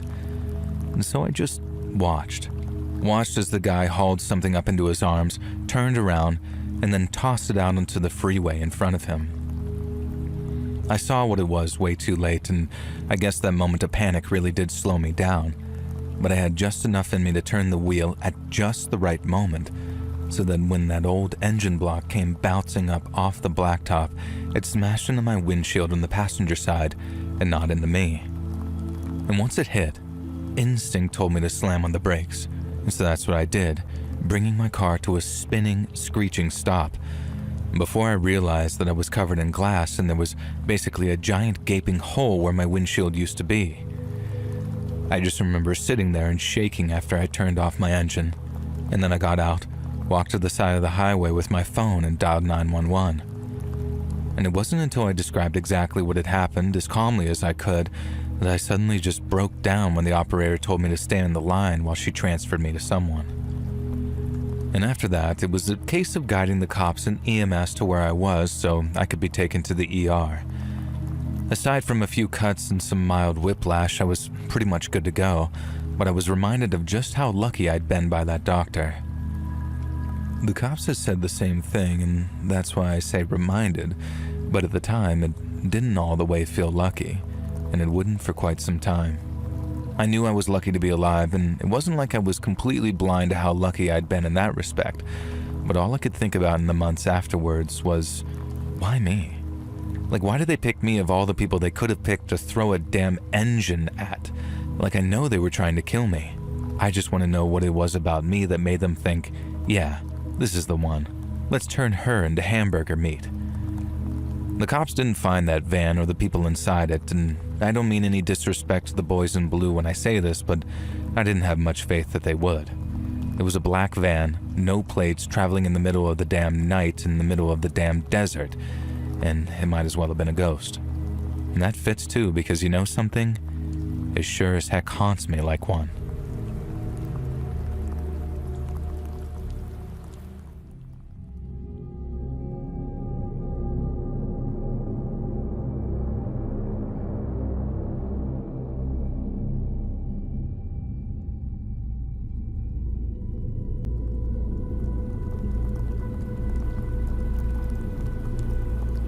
So I used to drive taxis in Liverpool back in the 80s. Now, it was great money for what it was, and so even though I only planned on doing it long enough to find a replacement for the job I'd lost, I ended up driving for almost 3 years before I finally gave up. A big appeal was that I could work when I wanted. If I had something that I needed doing in the daytime, be it something with the kids' school or whatever, I could just take a few hours off, take care of business, and then head out on the jobs again at night to make up the hours. And there was no doing that in a factory or down on the docks, not without getting your pay docked anyway. But it wasn't all sunshine and roses, and I remember one particular job where for a minute or two, it didn't look like I was going to make it home to my family that night. It started when a job came through just after 10 p.m., asking me to take someone from Agberth Vale to Anfield.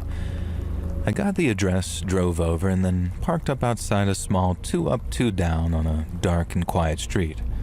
I didn't want to beat my horn, which was the usual method of letting a customer know that we were outside, so I gave dispatch a buzz on my radio and asked them to call the customer back to let them know that I was waiting.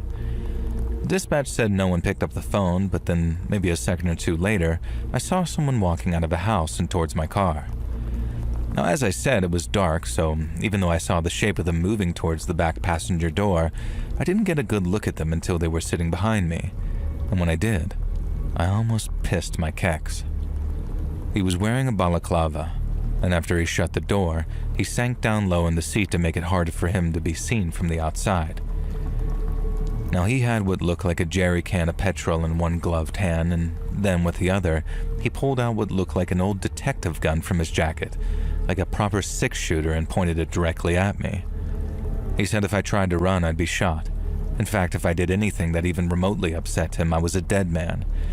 Now, my only job was to do what he said, and when he said it, and if I did, I'd go home alive that night. And so, seeing as I didn't have much of a choice, I drove where he told me to go. We ended up parked up across from a pub not far from the Rialto on Upper Parliament Street, I remember. And the lad in the back told me to turn off the engine and then spent the next 15 minutes or so checking his watch and peering up over the solid part of the door to watch the pub through the window. He kept on checking his watch, and I kept getting the urge to try and talk him out of whatever he was about to do. But every time the words were about to come out, something stopped them. I stayed quiet, and then noticed that when the clock on my dash hit 11 p.m., the lad in the back started getting even twitchier. When I noticed people coming out of the pub, obviously around kick-out time, the lad told me to start the engine. He was watching the pub doors like a hawk, and then suddenly, he started rolling down the window all frantically before he pointed the gun out the window, shouted something I couldn't make out, and pulled the trigger. One of the fellas who just walked out of the pub hit the concrete like a wet sack of spuds. Someone screamed, and then the guy in the back seat let out a scream of his own as he told me to drive. I obviously had to stay under the speed limit where possible, but it was tough with a gun pressed in the back of my head every so often, with its owner telling me that if I stopped for the police or took us down any dead ends, I'd be getting one to the back of the dome. The lad directed me to drive all the way out towards Speke to some of the derelict land near where the airport is today. He told me to get out of the car and then started emptying that can of petrol all over the seats after joining me outside. And that was the closest I had got to trying to do something when I realized that I was about to lose my car. I know that probably sounds horrible, seeing as I didn't do anything about him shooting that fella outside the pub, but I wasn't really in any position to do anything back then, whereas watching him pour that gasoline with his back to me, I knew that there was a very slim chance that I'd be able to get the drop on him. But if I didn't, I was a dead man. And so I basically talked myself out of it in my head and then watched as he set my car on fire and then ran off into the darkness. I just remember feeling numb. Less than an hour before, I hadn't even received the job yet, and then just a short while after parking outside that house to pick them up, my life had been changed forever. We obviously didn't have any phones back then, so I couldn't just call the police with a mobile like I would now. I had to walk all the way to a payphone, which took quite a while before I could contact the police, and only then could I give them any details. All I wanted to do was go home, get in the bath, and crack open one of the beers that I had waiting for me in the fridge. But the police wanted me to wait where I was so I could guide them to where my car had been dumped. It honestly didn't take all that long, and I'm grateful the police got out to me so fast, but the last thing in the world I wanted to do was go back to where my car was still smoldering and repeat my story for a second time. But I had to, because the most important thing was making it really bloody clear that my part in the murder was an unwilling one, and I did that by giving them as much info as possible on the man that had done the shooting. But when they asked if I'd be willing to appear in a court at a later date, I told them no. Call me a coward, but to me, you'd have to be mental to testify against some gangster in this city. Maybe if I was in London or New York or somewhere like that, but not Liverpool, because everyone knows everyone around here. And they said that I might get asked again if murder detectives were put on the case and they found someone they wanted to charge. But the fact that I never got that call is the only proof that I need that they didn't catch anyone. I used to have nightmares about it too, proper horrible ones as well. But nowadays I just have these dreams, not quite nightmares, but still clear enough for me to remember when I wake up in the morning. And sometimes in those dreams I do what I wanted to do in the moment and beg the killer to reconsider. But no matter what I say and no matter how I say it, he never, ever listens.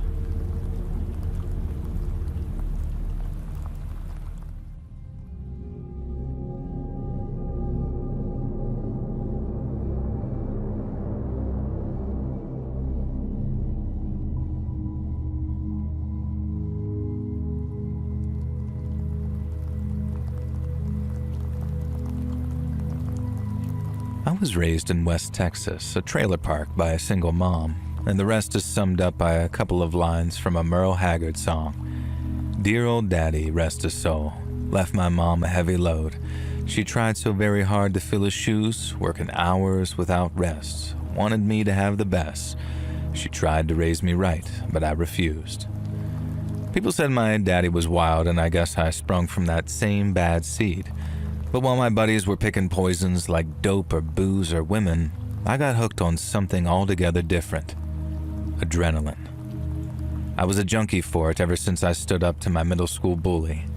He beat 7 shades of crap out of me, but I landed the sweetest right hook right on his fat face before he did, and afterwards, I felt so good I could have strut sitting down.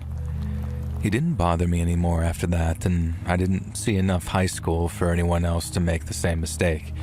But when I heard my little cousin was being hassled at high school, I just about jumped at the chance to trim some tail feathers, so to speak. And that, ladies and germs, was the first time I robbed anybody.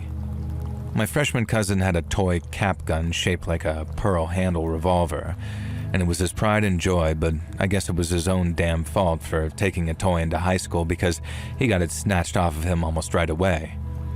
He kept his trap shut about it for weeks, so by the time I found out, there was no getting the cap gun back. But when I found the bully, I made him empty his pockets. I took his sneakers, and I even took the shirt off his damn back. And that was an even bigger rush than stalking my bully in his fat, pudgy face. And I guess that was my career decider right there. The way other kids see a Marine in his dress blues or a roughneck manhandling his rig and think, damn, that's what I want to be when I grow up. I robbed that kid and I thought, hell, I could get used to this. And I started off in earnest when I was 16, stealing cars and robbing houses so I wouldn't have to get a real job. And then by the time I started hanging out in bars and meeting the right people, I got involved in much more organized sorts of crime. I started robbing trucks with a guy who called himself TJ because all we had to do was wait to see which truckers picked up a lot lizard and then raid their cargo when the cab was shaking. And that made us some good money for a while, but as we got older and started racking up bills, we needed to graduate to something a little more rewarding. We started robbing gas stations, bars, and pawn shops, anything that would net us a clean 4 or 5 figures if we hit the safe on deposit day. And then as we started hitting bigger and bigger places, we brought on a guy called Jody for crowd control. Now this was my crew for about 3 years, and we'd hit a place maybe once every couple of months if conditions were just right. But then for this one job of robbing a small credit union, Jody wasn't available, and after shopping around, TJ said that he'd found a replacement in the form of a guy named Vincent. Before we did anything with Vincent, I wanted a face-to-face. And so we met for some steak and potatoes over at this little place outside of Odessa. And TJ said that he was a big guy, pretty sharp too, meaning that he'd be the perfect replacement for Jody while he was out of state. And then when he walked through the door of that steak place, I couldn't have agreed more. The guy was terrifying, not just because of how big he was, and he had to be scraping at least 7 feet with his boots on, but because of the way he carried himself, like he was meaner than a skillet full of rattlesnakes.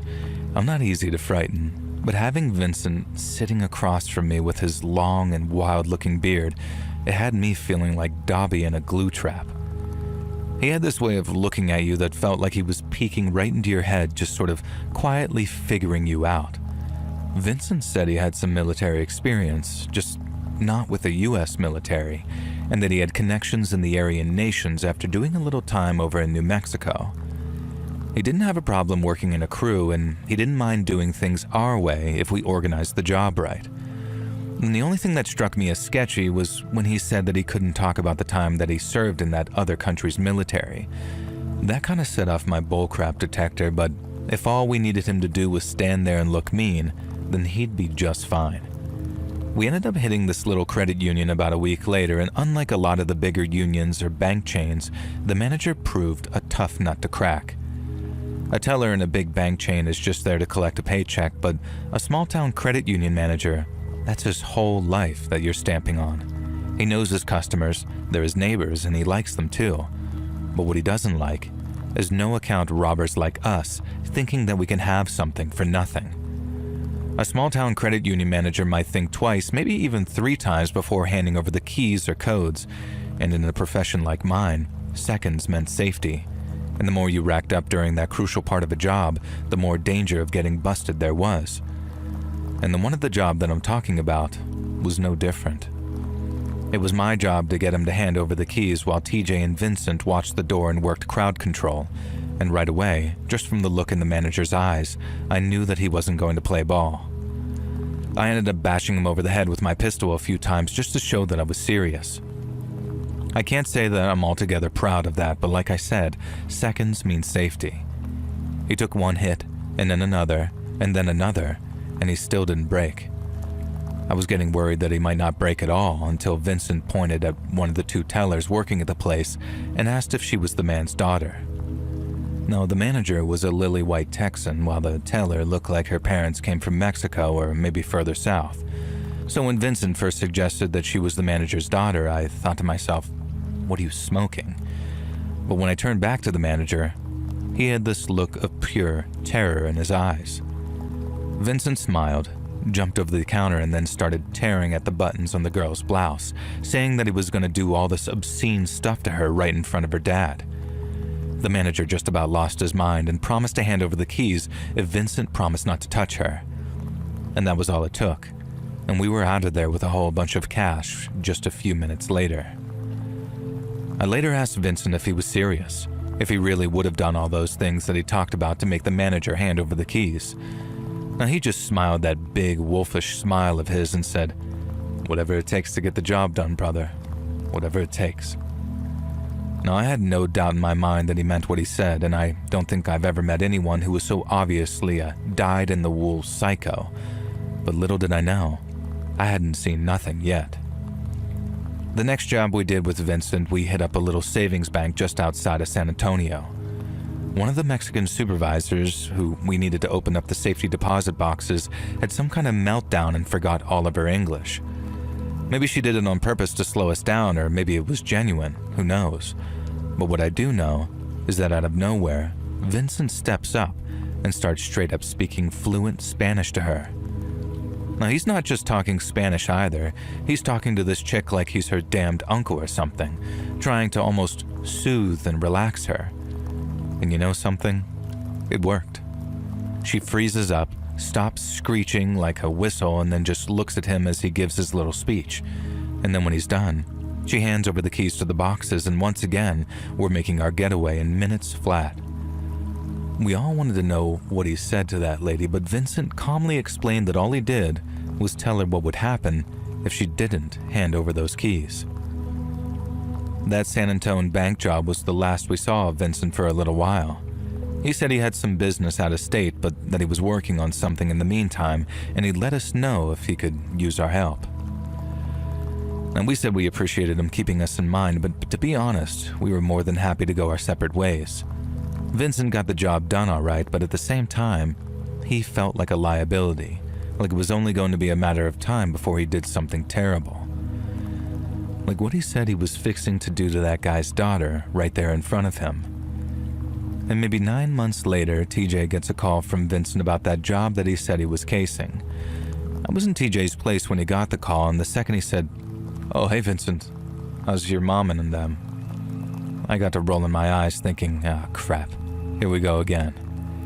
Now there came a point in the conversation when TJ started sounding a little skeptical, saying stuff like, "I don't know, Vincent, sounds like a lot." But then Vincent said something to him, something I didn't hear, which made him look like Jesus Christ himself had just talked down that phone to him.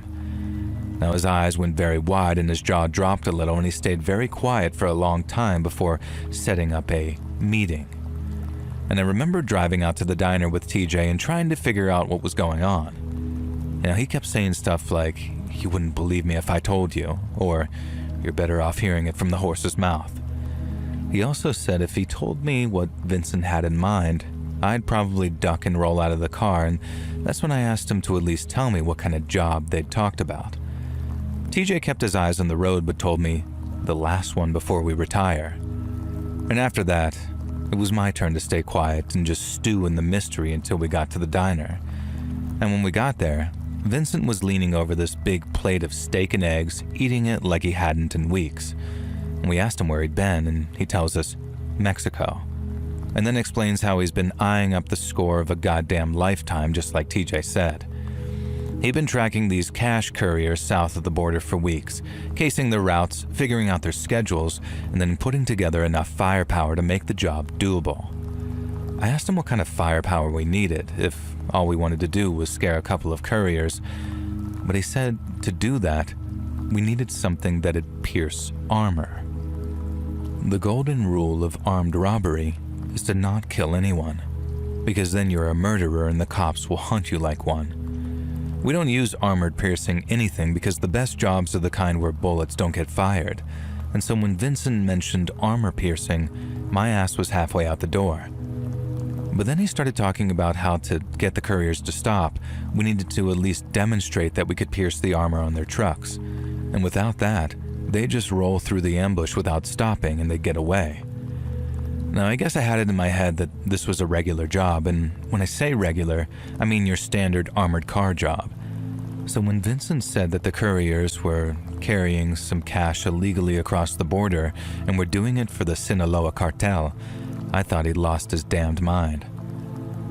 Now, I feel like just about everyone in America knows who the cartel are these days, but the Sinaloa stand tall even among their fellow narcos.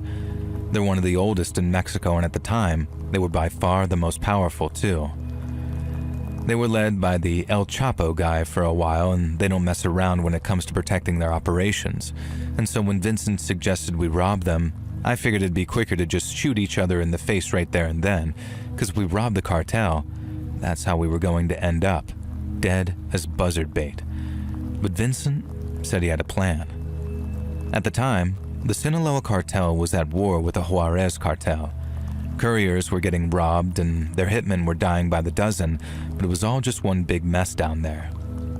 But that meant, at least according to Vincent, that the Sinaloa wouldn't suspect a foursome of gringos to be responsible for robbing one of the couriers, at least not unless directed by their enemies in Juarez.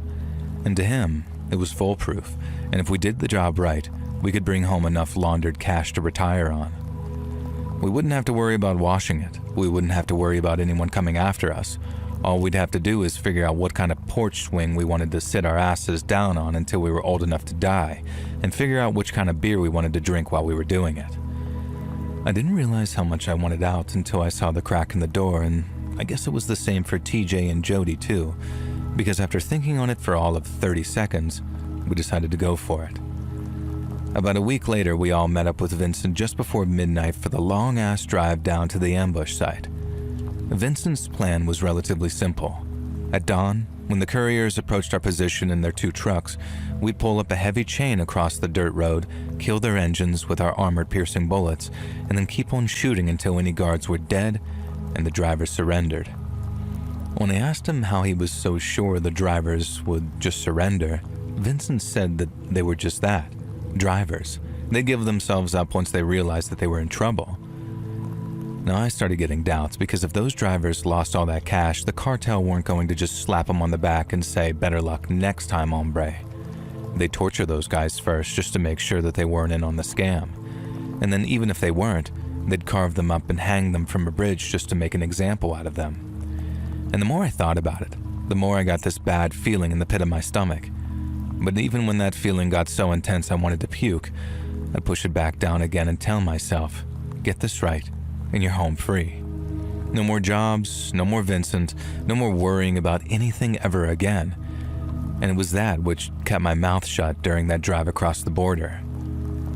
It was still dark as we set up, tying the chain to a tree before covering it with a thin layer of dirt.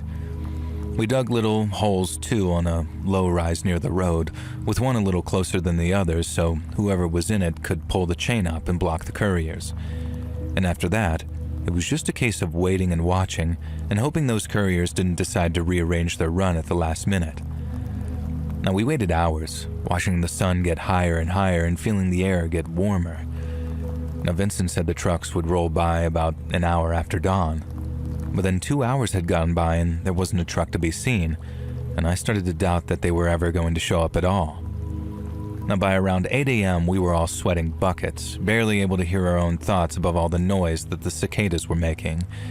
But then after maybe an hour of sweat and frustration, I remember seeing this glint of light on the horizon as 2 white trucks came into view. We started hooping and hollering a little, having sat in those dusty holes for so damn long, and Vincent told us to shut the hell up and be ready. Now as we watched the trucks getting closer and closer, TJ took hold of the chain, waiting for Vincent's signal to start yanking it up into the roadway. But when it came, and TJ forced those trucks to hard brake as it rose up, Vincent didn't aim for the engine blocks. He aimed right for the truck's tinted windows, and then unleashed hell. Someone in the second truck managed to get a few shots off, but Jody was ready with his AK, and it was pure chaos, but it was over in seconds. So quick that me and TJ didn't even get time to fire a shot. And then once the smoke had cleared and everything went quiet again except for the groans of the dying couriers, we made our move. As we ran towards the trucks, I remember TJ yelling about Vincent not having to shoot everyone. Vincent said what's done is done, and he should shut his mouth and get to work. TJ had only just unlocked the second truck's storage, and we were about to go rummaging around in the back when we suddenly heard the sound of a child crying. In a way that only a kid's cry can grab your attention like that, me and TJ ended up spinning around on the spot to see where the voices were coming from. I remember seeing Jody, wide-eyed, looking into the truck in front, and then seeing Vincent open up one of the back doors and start speaking in Spanish. TJ had a daughter who stayed with his mom, so realizing that there had been kids in that lead truck just about sent him off the handle. He marched over to where Vincent was speaking Spanish to them and asked what he was doing.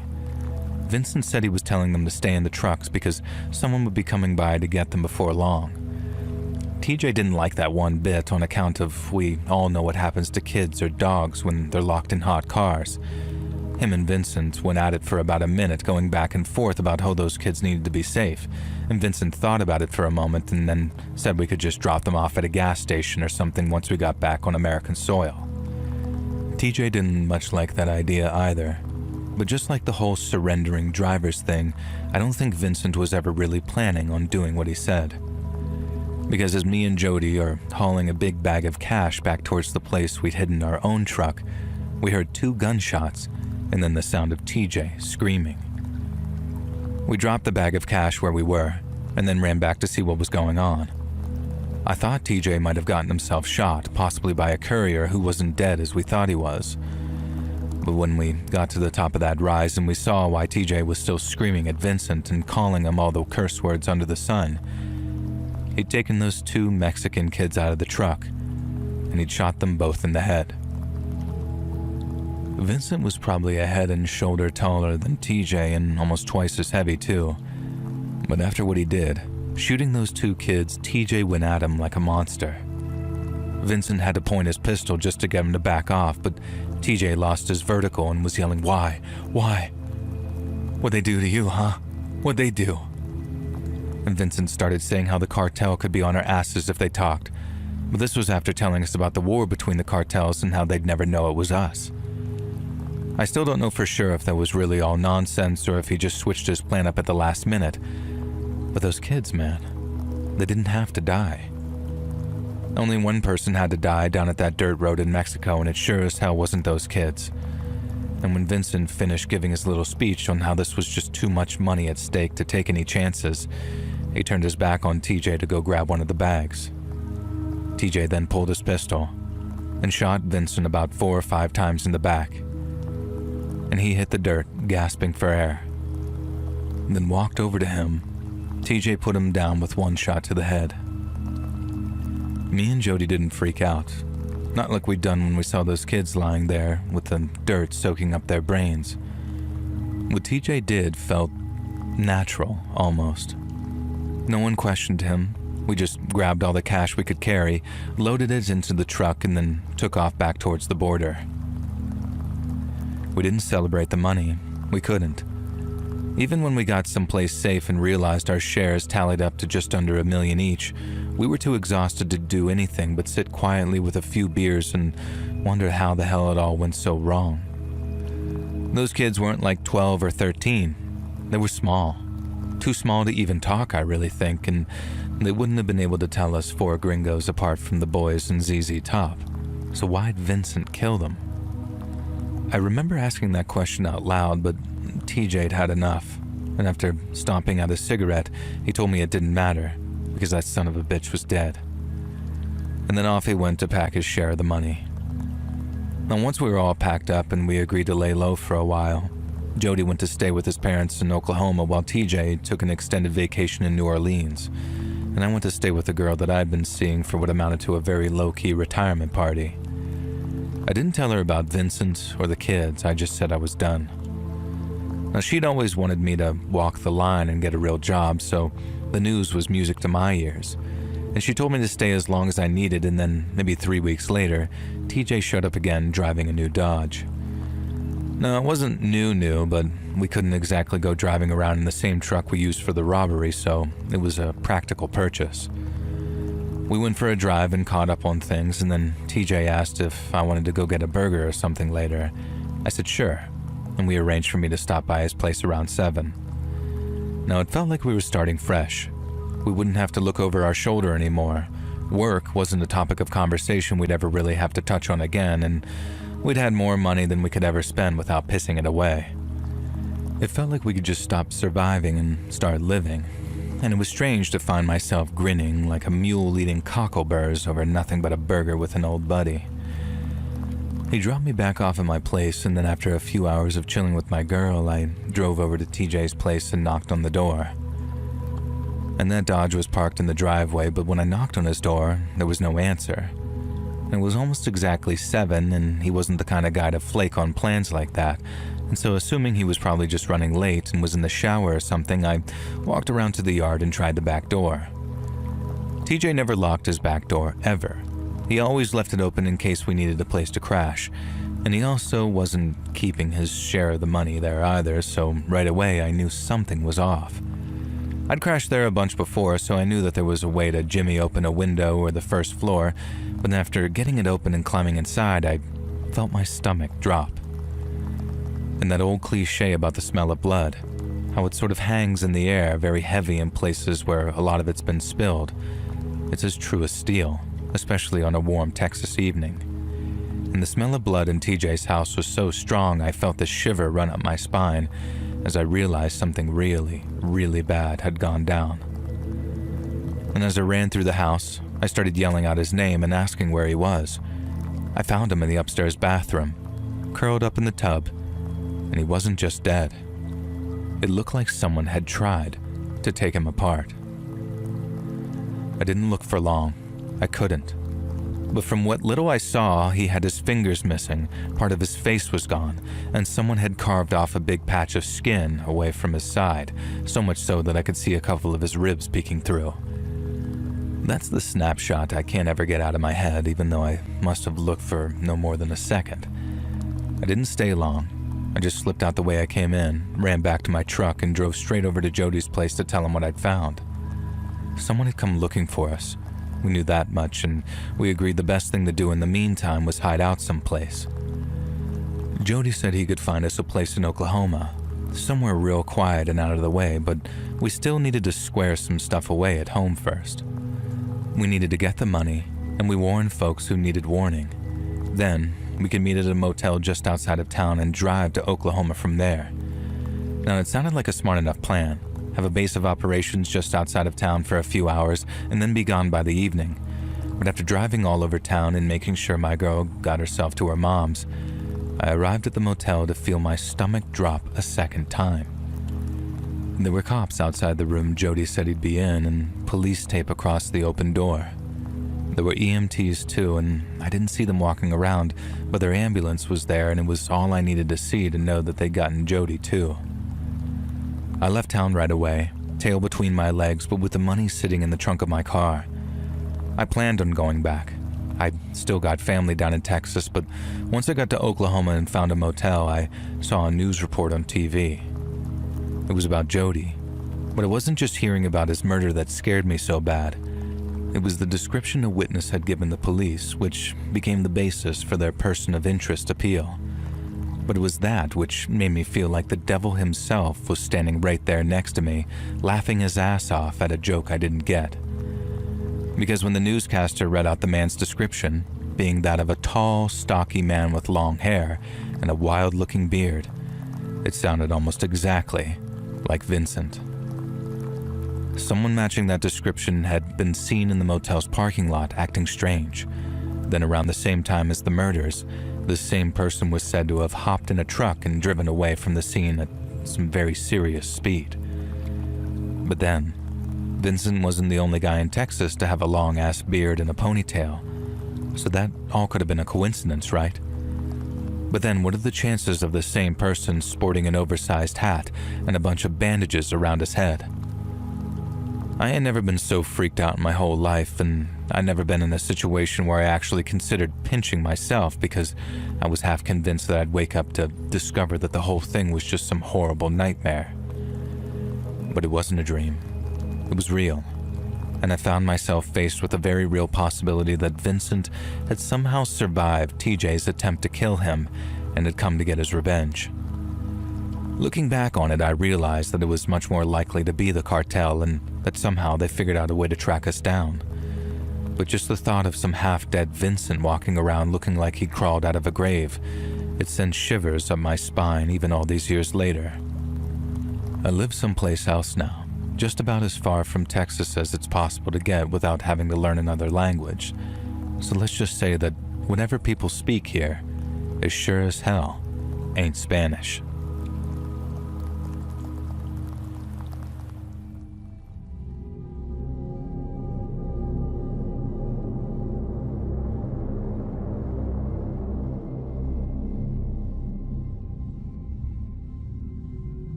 Do any of you have someone who you'll never forget, even though you never really knew them that well? Someone who was a constant in your life, just sort of a background character who isn't around anymore.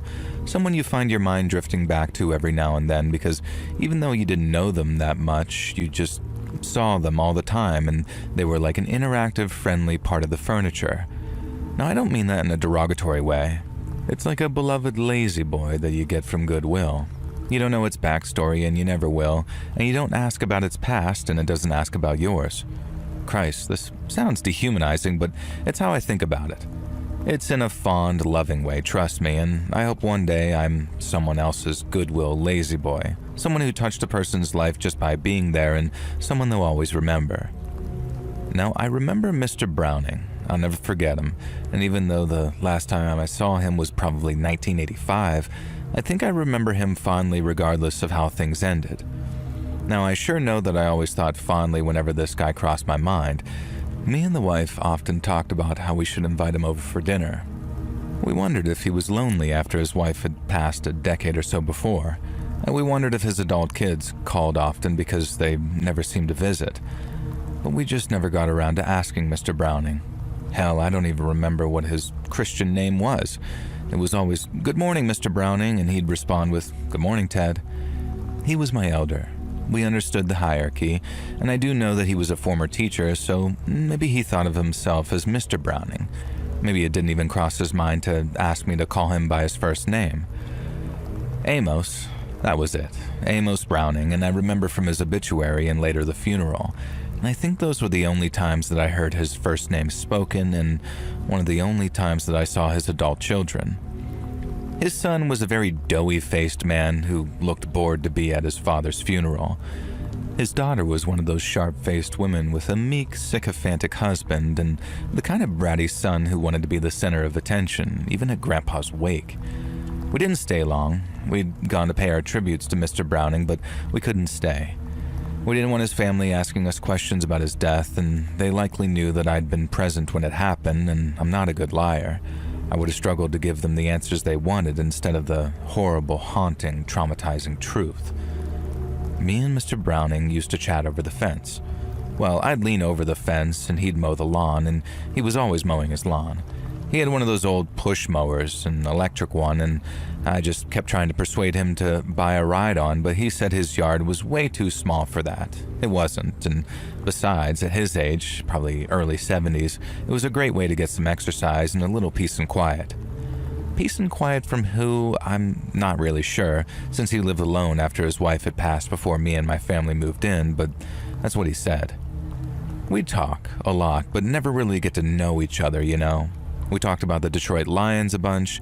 He was a die-hard supporter, and I was just a pretty casual one. And we talked about the weather, we talked about politics, but never too seriously. And sometimes we'd watch the same shows at the same time, and we'd talk about those too. We both loved Miles Davis and The Who and Kiss, and he told me about his first ever concert, sneaking in to watch Kiss play, but I was never sure if he was telling the truth or just recounting the plot of that one movie where that exact thing happens. It was a fun story anyhow, even if he told me about 5 times, and occasionally he'd ask about my wife and how she was doing and how her job was going, but I think he wanted to talk about his wife in exchange but couldn't bring himself to do so, apart from that one time. Sometimes my wife would bring him a lasagna or some other baked goods, and he'd thank her like a perfect gentleman, and he always handed the dishes back to me over the fence, never once brought them to our door, always over the fence. Now, I chatted to him so much that by the time we moved out, there was a groove in the ground where grass had stopped growing in the place where I'd always stood to talk to Mr. Browning. Now, I remember exactly what we were talking about on the day it happened. My wife had just had a minor operation to remove a benign cyst from her breast, and he was asking how she was doing. I told him she was doing fine and would be home from the hospital the next day or even that evening if things went well. Mr. Browning looked at me then as he was mowing the lawn and then told me that I was lucky and I should hold on to a good woman like that. And then he said, and I'll never forget it, not least because they were his last words. He said, "I miss her so much." And then he sort of looked down, away, like he was about to hide tears, but I saw a look of alarm and then fear cross his face. Maybe I'm just imagining, but I swear that I saw him try and stop the forward motion of the mower as he pushed forward. I'm not sure how it happened. He was always so careful, running the electrical extension cable around the edge of the lawn, making sure that he was mowing nowhere near it, being careful like it was muscle memory. But I heard the crunch and whir of the motor running over the electrical socket and the cable.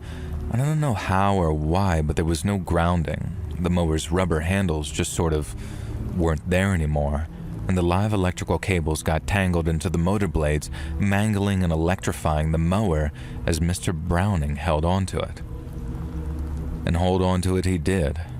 I watched in abject frozen horror as his body began to convulse, as smoke rose up from his hands where he was gripping the metal handle. I could smell the cooking flesh and electrical burn. I watched as the grass around him singed and blackened, and I knew I had to knock him away from the mower but couldn't touch him myself. I searched for something, anything that I could safely use to shove him off the mower. My eyes settled on my old wooden baseball bat, but by the time I'd hauled myself over that fence, I knew it was too late. Mr. Browning had collapsed to the ground, finally letting go of the lawnmower, and I knew that there was no saving him, so I ran over to the outlet and switched off the electricity. Then I went back over to my neighbor, my friend who I knew so little about, and he was blackened and charred. His face was horrific.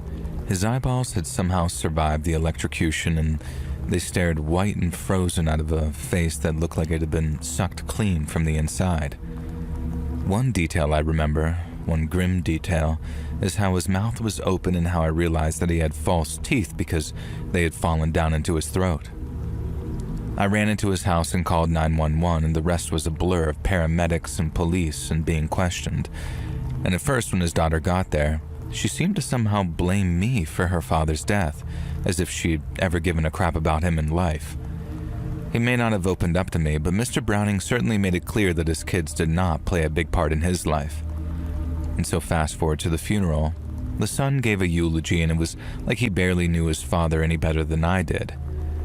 It made me so sad and devastated that this man who seemed like nothing but a nice, amicable gentleman could have been so forgotten and discarded, except for the neighbor who gave him some friendly, superficial banter over the fence. The same neighbor who was forced to watch him die. I swore then that when I had a kid, I would do everything I could to make sure that they wanted me in their life forever.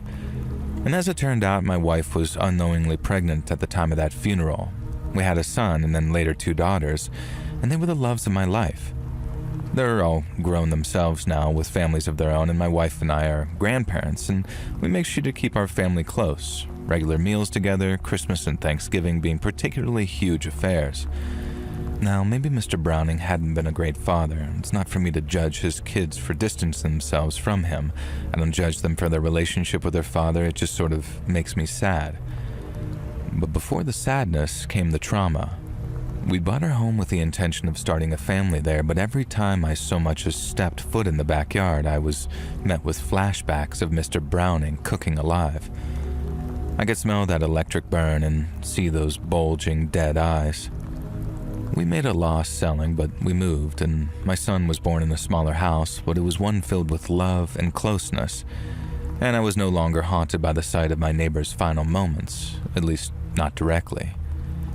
Like I said, I'll always remember Mr. Browning, and part of that means being cursed with remembering how I played witness to his demise.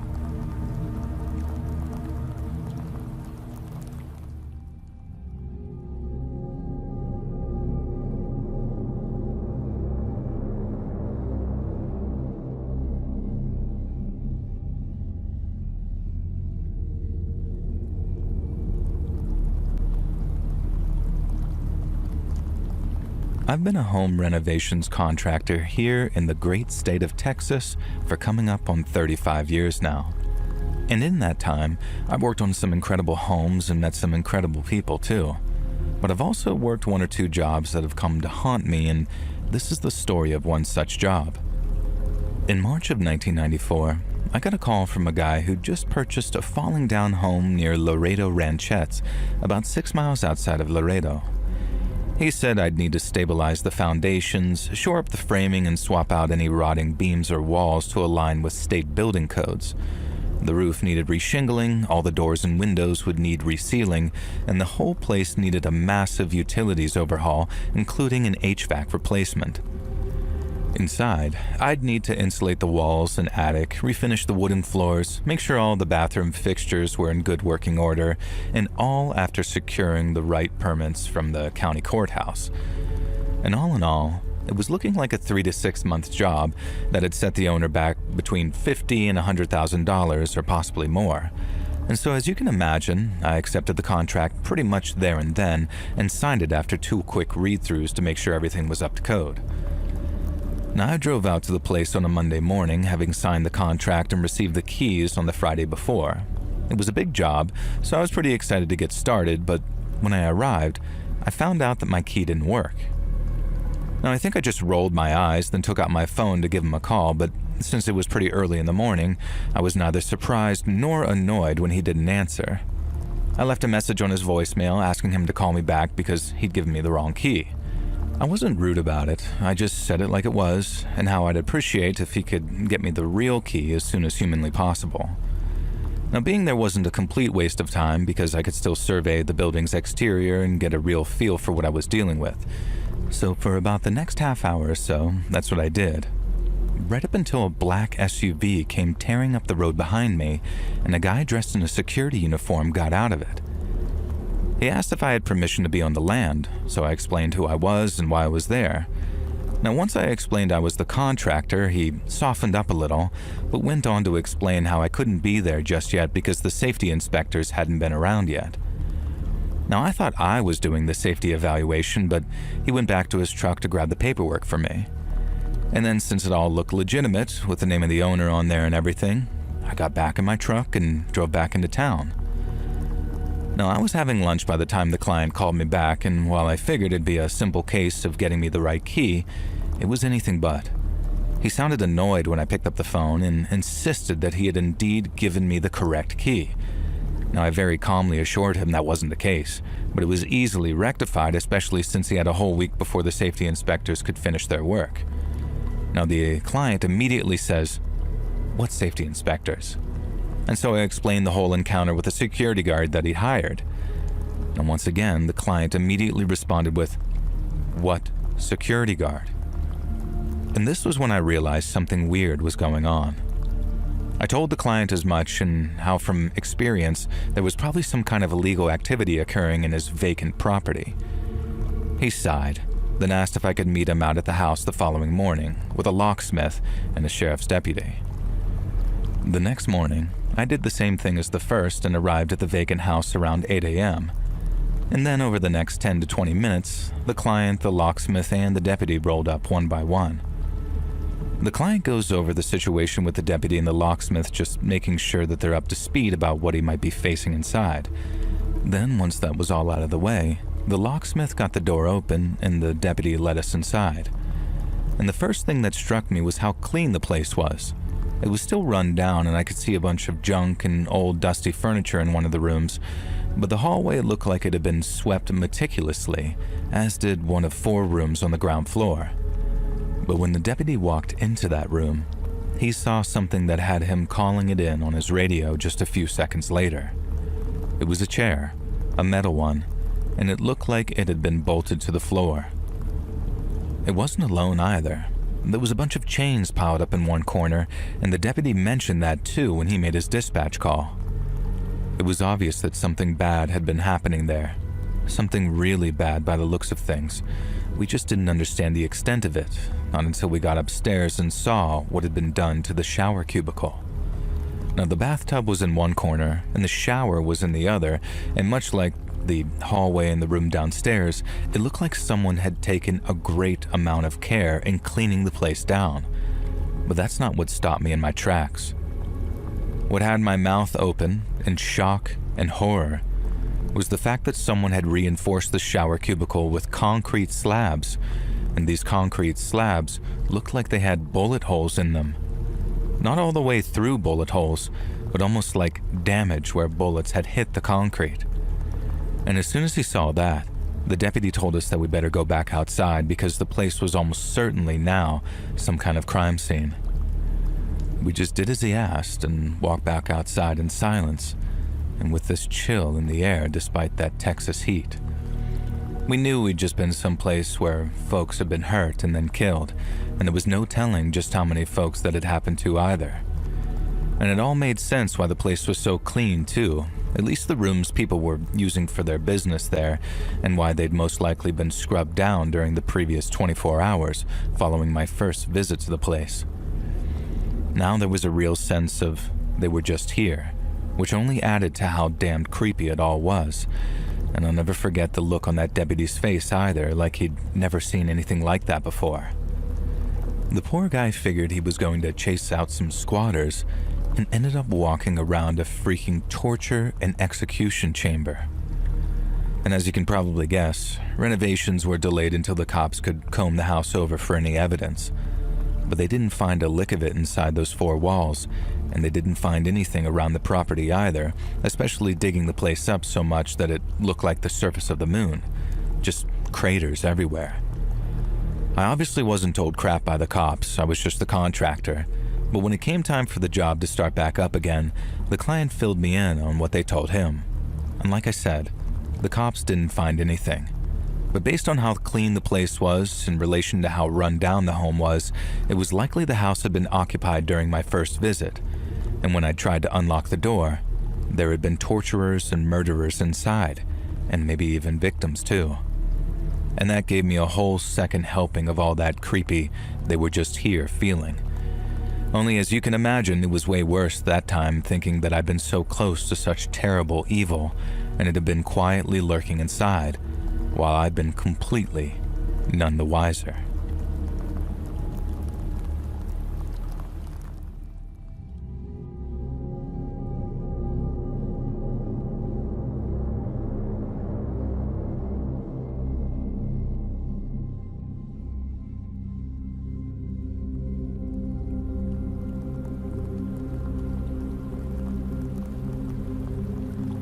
Evening, let's read.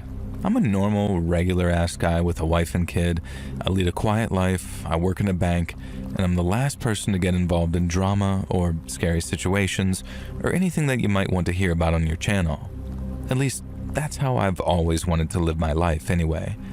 Sometimes you don't have a choice, and that lack of choice doesn't come from your own actions, but from those around you. In my case, it was a house. And even before all of this happened, we used to call it the Nightmare House.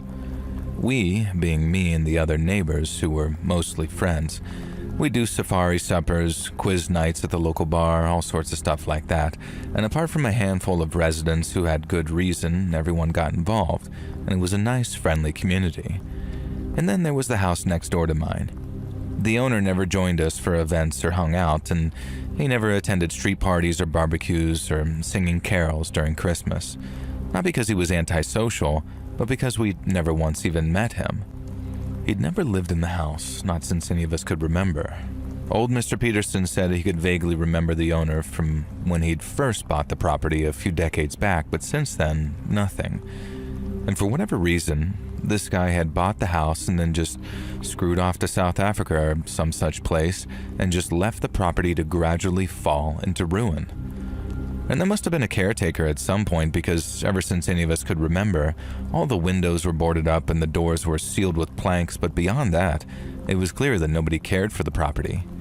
The yards front and back were both overgrown and almost jungle-like, and the neighbors sometimes considered trying to maintain the outside a little, but good God. We all had our own lives and properties, and it wasn't like we were some uptight homeowners association. It was just kind of annoying to have this eyesore right in the middle of our normal suburban neighborhood. We kind of joked around about the owner, like he was a vampire who lived in the basement and the abandonment was some ruse or gallows humor and he died years ago and nobody noticed. And this joke kind of weighed on us, and one of the neighbors contacted the district for, I don't know, some kind of international wellness check. Now, we were assured that the owner was perfectly fine and living abroad and had every right to leave his property the way it was, as long as it wasn't in danger of collapsing or causing a safety hazard. And then the graffiti started, and we knew that it was a few of the neighborhood kids letting off some steam, including, I suspected, my own 15-year-old son, and so none of us really did anything about it. But slowly and surely, the building started to get tagged, scribbled at first, and then some genuinely kind of impressive artwork, and it was better than the squat brick monstrosity with the boarded-up windows, I guess. One piece was a parody of that British artist Banksy, and I am absolutely certain that one was my son because he'd conveniently been asking me about Banksy a few weeks before the art appeared. And so yeah, we called it the Nightmare House, but it was all in good fun, and if the owner cared about the graffiti or the yard turning into the Amazon, then he certainly never let that on. And for all I know, there was nobody in the vicinity who was even in touch with him, and he simply didn't know or care. Why he bought the house and left it to rot was anyone's guess. I know the answer now, but that can wait until the end of the story. We first noticed that something was up with the Nightmare House when one day, the boards over the front door disappeared. That was all, nothing more, just that. Murmurs spread through the neighborhood. Had the owner finally returned after his decades-long estrangement from his poop hole of a house? Had he employed a caretaker? Had he sold the property? Sadly, none of the answers were this positive, as we'd soon learn. Squatters had moved in. And looking back, it's wild that this hadn't happened before now. The place was rife for squatting, and yet it had remained untouched. Not anymore, though. A few of us kept watch. Yeah, I know this makes us sound like curtain-twitching Karens, but some of us had young kids and we wanted to know what kind of squatters we were dealing with here. And we counted 4 regulars who clearly lived there and a bunch of others who came and went. And it was pretty obvious from the get-go that these weren't student squatters or struggling homeless people who just wanted a warm place for the night. One of the guys, the leader I would call them, was bald and covered in tattoos.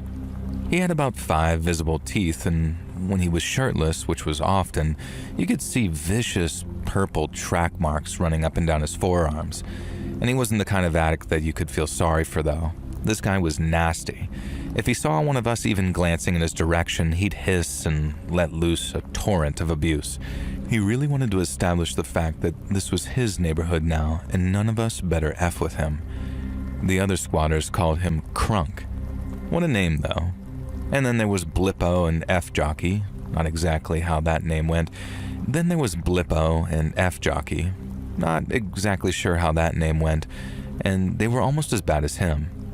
F-Jockey was missing a leg just below the knee, and sometimes he'd hobble around on a rusty prosthetic, and other times he'd traverse the broken pathways of the Nightmare House in a cranky old wheelchair, and I'm amazed that thing even really moved. And finally there was Finlay, who was the least worst of the 4. He'd at least occasionally offer mumbled apologies to the neighbors, while sort of skulking around wearing the same gray hoodie that he always wore. And he also clearly never washed it because you could smell him coming a mile off or smell where he'd been. And this is why I say that he was the least worst rather than a good guy, because when the thefts started, the crime scenes often reeked of Finlay, and he was the smallest and thinnest of the squatters, and we were certain that he was the one sneaking into neighbors' houses and stealing food and essentials. Never anything valuable, nothing that could cause too much of a rage, but someone was stealing our bread and our Twinkies, our detergent, that kind of stuff. And of course he somehow managed to slip in and out unnoticed without violently breaking and entering, and so whenever we reported these thefts to the cops, it sounded kind of pathetic. "Oh hey officer, yeah, someone stole a bunch of bananas from the counter," or "Excuse me detective, but our mop's gone missing and I can smell the aftermath of some homeless man." What we did try doing was reporting the squatters to the authorities, but apparently there are laws and protections for squatters, particularly ones that require the property's owner to make the report themselves. The cops told us that the owner wouldn't even respond to them about it, and he was almost impossible to track down in whichever foreign country he lived in anyway, so for all they could prove, the squatters were legitimate tenants. They weren't, of course, you could just tell, but without the owner actually confirming this or filing any kind of charges, they were free to come and go in their adopted home as they pleased. And they would do all sorts of stupid and creepy crap that gradually wore us down. My family, me, my wife, and my 2 kids were their direct neighbors, so we got the brunt of the hassle. And it started with dumb stuff, like connecting my garden hose to an outdoor faucet, and then swiping the hose and using it to fill their outdoor pool. And this was during a time when using hoses was banned, so I only found out about this when I received a letter warning me about my property's water usage. And even though I couldn't prove for sure that it was the squatters, but the hose had been left right by the fence and they mysteriously had a full pool in their back garden. Not an actual one or anything, it was like a large kiddie pool, but still. Now one time I did catch them. They'd connected an extension cord to our outdoor electricity outlet and snaked it over the fence to plug in what appeared to be an in-progress stereo stack system like you'd find in the 80s. And it seemed like they were building some kind of outdoor sound system under a makeshift gazebo they'd erected. And in retrospect, I should have been more alarmed by what this implied, but I was too mad about the electrical theft. I just unplugged the extension cord, and despite my wife pleading for me to just let it go, I stormed next door. F-Jockey answered the door, laying it on heavy about how hard it had been for him to answer the door trying to play the victim, but I was having none of it. I demanded to speak to Crunk. F-Jockey told me to wait and then shut the door in my face. Now I could hear him yelling for Crunk inside and then heard Crunk's response, and he sounded pretty heavily high on whatever. And when he eventually came to the door, his eyes were bloodshot and he still had a rubber strap tied around his upper arm. To his credit, it was the first time that he'd ever been polite and amicable. He apologized very sincerely for stealing my electricity, but told me that he thought that I wouldn't mind because I seemed like such a nice, generous guy who clearly cared for his neighbors. And then he started going on about how we were all children of Gaia and how electricity was a tool of the man, and if we didn't share it and spread it around, then we were just doing what they wanted. It was nonsense, but the way he spoke and the cadence of his voice, there was something hypnotic about it. I somehow found myself agreeing to let him use my outdoor outlet, and as I walked away, I kind of realized how Charles Manson managed to get so many followers. Some people just have something about them, no matter how obnoxious and vile they seem to be, and Crunk was clearly one of these people. The more I thought about it, the more dangerous I realized he could potentially be. I knew that we either had to drive those squatters out or somehow integrate them into the community. At our next hangout with the neighborhood guys, we decided that we'd try the latter. We'd invite them to our next cookout and try and make them feel welcome. Maybe they could help. And I was the one hosting the neighborhood cookouts, so they could just hop the fence and join us for burgers and beers. I didn't have the opportunity to invite them to the cookout, though, as the next day, I went to get the barbecue grill set up for the summer and give it the usual routine maintenance and a good clean. And to my surprise, the space it usually occupied on my back porch was just empty. It wasn't a tiny barbecue grill either. It was a good 4 feet wide, a decently expensive piece of kit. How they got it over the fence and into the Nightmare House's yard is beyond me even now. But steal it they did, which I confirmed by glancing over the fence and saw Crunk and the boys grilling burgers on my grill, which they hadn't cleaned, so it was giving off a bit of a stench. When Crunk saw me looking, he waved and gave me a whole, "Hey neighbor, wanna come over for some patties?" Now I kinda just let out that it was my grill, and Crunk sort of beamed this wide, toothless smile and said, yeah, he knew. He thought he'd give it a trial run for me before barbecue season started actually. And that was, of course, that they'd clean it all up and return it unharmed when they were done with it. I just felt helpless. What the hell was I supposed to say? I felt positioned on a knife's edge, like everything was just about balanced right now, but a single nudge in my entire life would collapse straight into the blade. I don't know if I'm expressing just how intimidating it all was, but ever since they moved in, it was just these looks, these sneers, these snatches of overheard conversation that I couldn't prove were about me and the neighbors, but were definitely talking about how they'd mess things up for anyone who gave them a hassle. And Crunk had these eyes that had a sort of dead glint to them. Crazy eyes, just like Manson or any of those cult leader guys. Now maybe I'm just a pussy, but I genuinely felt like if I dared to fight back in any way, something terrible would befall me and my family. My cowardice changed that weekend, though. I've been working late into the night, so I didn't get up until just past midday, and my wife was out at her job. My son was camping with some buddies, so I called for my daughter to say hi, but she was nowhere to be found. I brewed my morning, now afternoon coffee, and stepped into the yard for a little cigarette. I know, smoking will kill you. Don't start it, kids. Anyways, I could smell cooking meats and the pungent smell of my uncleaned grill, and I could hear music playing on the stereo system that the squatters had set up using my electricity. And I could hear voices. Crunk, F-Jockey, Blippo, Finlay, a couple of unfamiliar male voices, a few female voices, and then a very familiar voice sounding kind of unsure and nervous.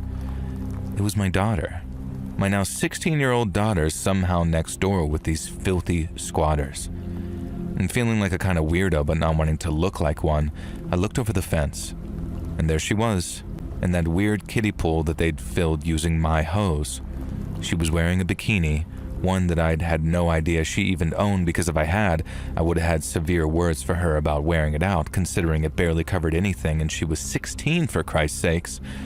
And there she was, in that pool with Crunk, who I could unfortunately see was completely naked, sidling up to my daughter and trying to persuade her to free herself and lose those clothes like the rest of them. And that's when I noticed the other 3 naked girls lounging around that yard. They looked older than my daughter, but only just, and there were a couple of guys, and F-Jockey and Blippo, all completely nude, sprawled out around the garden, eating these greasy burgers and smoking what I definitely could smell was pot. And how the hell they talked my daughter into going over there in just that scrap of a bikini, I'll never know. Following the event, she didn't want to talk about it, and I could tell that she was ashamed and scared, so I never really pushed her on it. All I know is that she implied that Crunk was incredibly persuasive, in exactly the way that I'd considered when I compared him to Charles Manson. A red mist overtook me. I grabbed the first weapon I had, a shovel, and managed to pull myself over the 6-foot-high fence and leap into the squatter's garden. With a blow that impressed even myself, I punctured that kiddie pool with a shovel and then pressed it up against Crunk's throat before anyone had a chance to react. I saw Blippo, the biggest of the guys, start to stand up, and I told him that if he moved a muscle, his buddy would be missing a head. And all the while, I noticed Finlay standing in the corner of the yard kind of shaking, looking like he was going through H withdrawals. Jesus Christ, what a life these people led. And Crunk raised his hands and started on about how I was freaking out over nothing, that I was being a controlling father, that my daughter was an adult in her own person and could do what she wanted. Now, at this point, I was shaking with rage and struggling not to deprive my kids of a father by committing first-degree murder. I told Crunk through these gritted teeth that my daughter was in fact not an adult and was a 16-year-old child. Meanwhile, my daughter was crying and begging me to forgive her, saying that she was sorry, begging me not to think less of her, things like that. It broke my heart, and I told her that I didn't judge her at all, but I couldn't look at her in the moment. Not that I wouldn't, but I was just too hesitant to take my eyes off of Crunk. I told my daughter to get out of the now deflated kiddie pool, grab a towel, and head back to our house now. Crunk had the absolute gall to moan that it was his towel and we couldn't steal it, and I responded by pressing the shovel, brand new and unblunted by lack of use, right against his stupid throat. And I think he knew I was serious. And then when I was sure that my daughter had left the backyard, I said, "I'm gonna go now." And I slowly backed away. As I was leaving, I left them with one final warning. I suggested that they find a new place to squat because my patience was at an end and I wouldn't be so forgiving next time. I said a bunch of other stuff too, like if they ever came near my daughter again, it would be the end of them, and that they were no longer going to steal my crap, that kind of thing. And I swear to God, Crunk just smiled at me and said, "May the Lord bless and watch over you." And I remember shivering as I left their back gate and followed my daughter back to our house. For some reason, I didn't think that the Lord which Crunk referred to was the same Lord I worshipped in church most Sundays. And the squatters didn't move out. We had a neighborhood meeting in which we discussed potential ideas of getting rid of them. None of them were any good. They either involved violence or had no chance of working.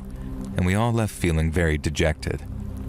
But then a mysterious stranger solved the problem for us. One evening, all the squatters were out doing God knows what people like that do, and, at least from what I overheard them suspecting, a drug dealer they'd pissed off sent his goons around and firebombed that house with a couple of Molotov cocktails, or something. And the goons somehow got in through the backyard, hurled those cocktails through the back windows, which the squatters had removed the boards from sometime previously. By the time the fire department put the blaze out, the house was a charred husk.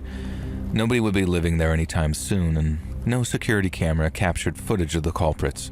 No arrests were made, and no evidence was found. The squatters moved on, and the neighbors all celebrated their departure despite the scare of the fire. I celebrated too, but it was something that I kept to myself. I'd installed an outdoor security camera after the incident with my daughter, and it captured the neighboring property's yard, and I'd told the cops that I hadn't gotten around to setting it up yet, but that was a lie. You see, the camera didn't capture a bunch of drug dealer henchmen showing up to burn the place down. It captured a single figure, leaving my house in his beloved Nirvana hoodie, and it showed him vaulting over the fence and with shaking hands, throwing that Molotov into the property. And then it showed him climbing back over the fence and disappearing back into my house. My son and daughter are twins, and my son is incredibly protective over his sister, and we never spoke about the incident. After I viewed and deleted that footage, I spoke to my wife in front of my son and said that they are very lucky that the fire hadn't spread to our house, that the firebombers needed to be more responsible. Responsible, my wife asked and laughed. I just nodded and gave my son a look. One day, I'm going to have to talk with him. I'm going to have to tell him that he must never ever do anything as insane as that again, that violence isn't the answer, that no matter how sure he was that the squatters were all out, he couldn't be 100% sure. But not just yet. For now, I'm just still celebrating their departure and the return of the owner who, due to the structural damage, was able to have the property demolished. Now, for one final sting in the tail, the owner of the property joined us in the bar one night, and he apologized profusely for how things had played out. He explained that he grew up in that house as a foster child, and while he didn't go into detail, he told us that he suffered there, and he called it the Nightmare House, which caused us all to shoot each other a look. He explained that he'd grown up and put the past behind him and become a successful software engineer back when the internet was first taking off. And then, when he saw the house was up for sale in the market, he bought it with the intention of having it demolished then. But he was denied permission by the district for some reason or another, and instead he was left owning the property filled with this cancerous memory like an albatross around his neck. And so his way of getting revenge on the house was to let it rot, and again he apologized profusely for not considering the effect that would have on the rest of the neighborhood. But now, with the damage to the house, he'd finally been granted permission to have it knocked down and had decided that he was going to turn the land into a graffiti art area and a skate park, having seen photos of some of the graffiti before the squatters moved in. He ended the night by saying that he wished he could thank the arsonists and then looked around at all of us. Now, I'm sure he thought one of us had burned the place down, and honestly, even knowing a hint of the dark memories that place held for him, I'm not surprised that he was grateful that he could finally wake up from the nightmares of the Nightmare House. As for what became of those squatters, who knows? And frankly, after the crap they pulled, who cares?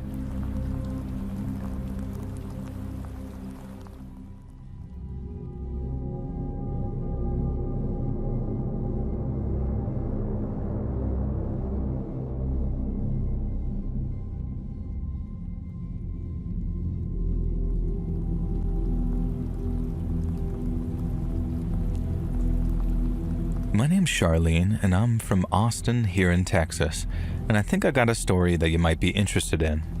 It's one I've followed for the past 34 years now, and as of September of last year, it might finally have come to an end. But don't just take it from me. You can come to your own conclusions as I tell you, from my own perspective, about the yogurt shop murders.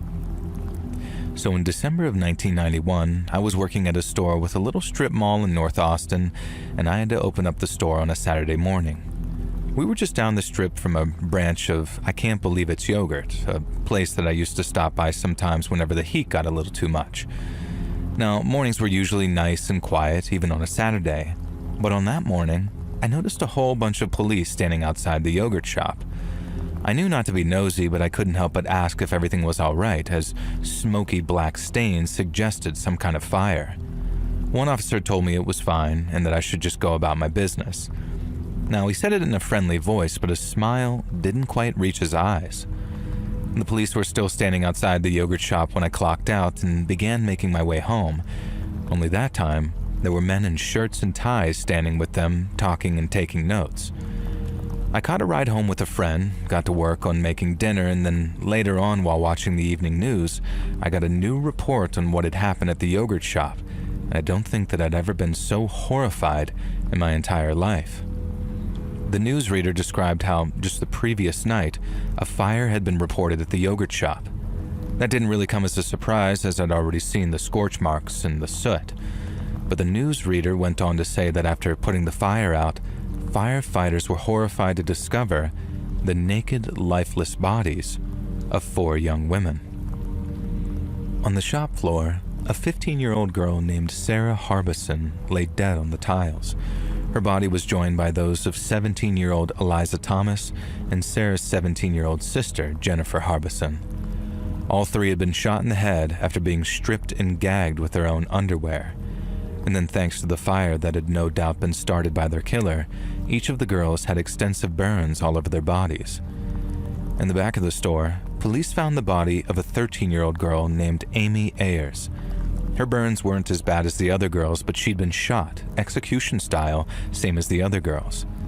And the whole of Austin was shocked to its core by what had happened, and there were all kinds of tributes and vigils and whatnot so people could mourn the girls' passing and console their families.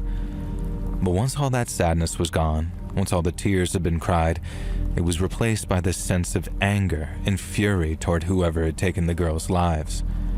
It was so bad that a couple of days later, when some teenager was found carrying the same kind of gun as was used in the murders, everyone was convinced the cops had found the guilty party. I think 100 years prior, and they'd have broke into the county jail and lynched that poor kid.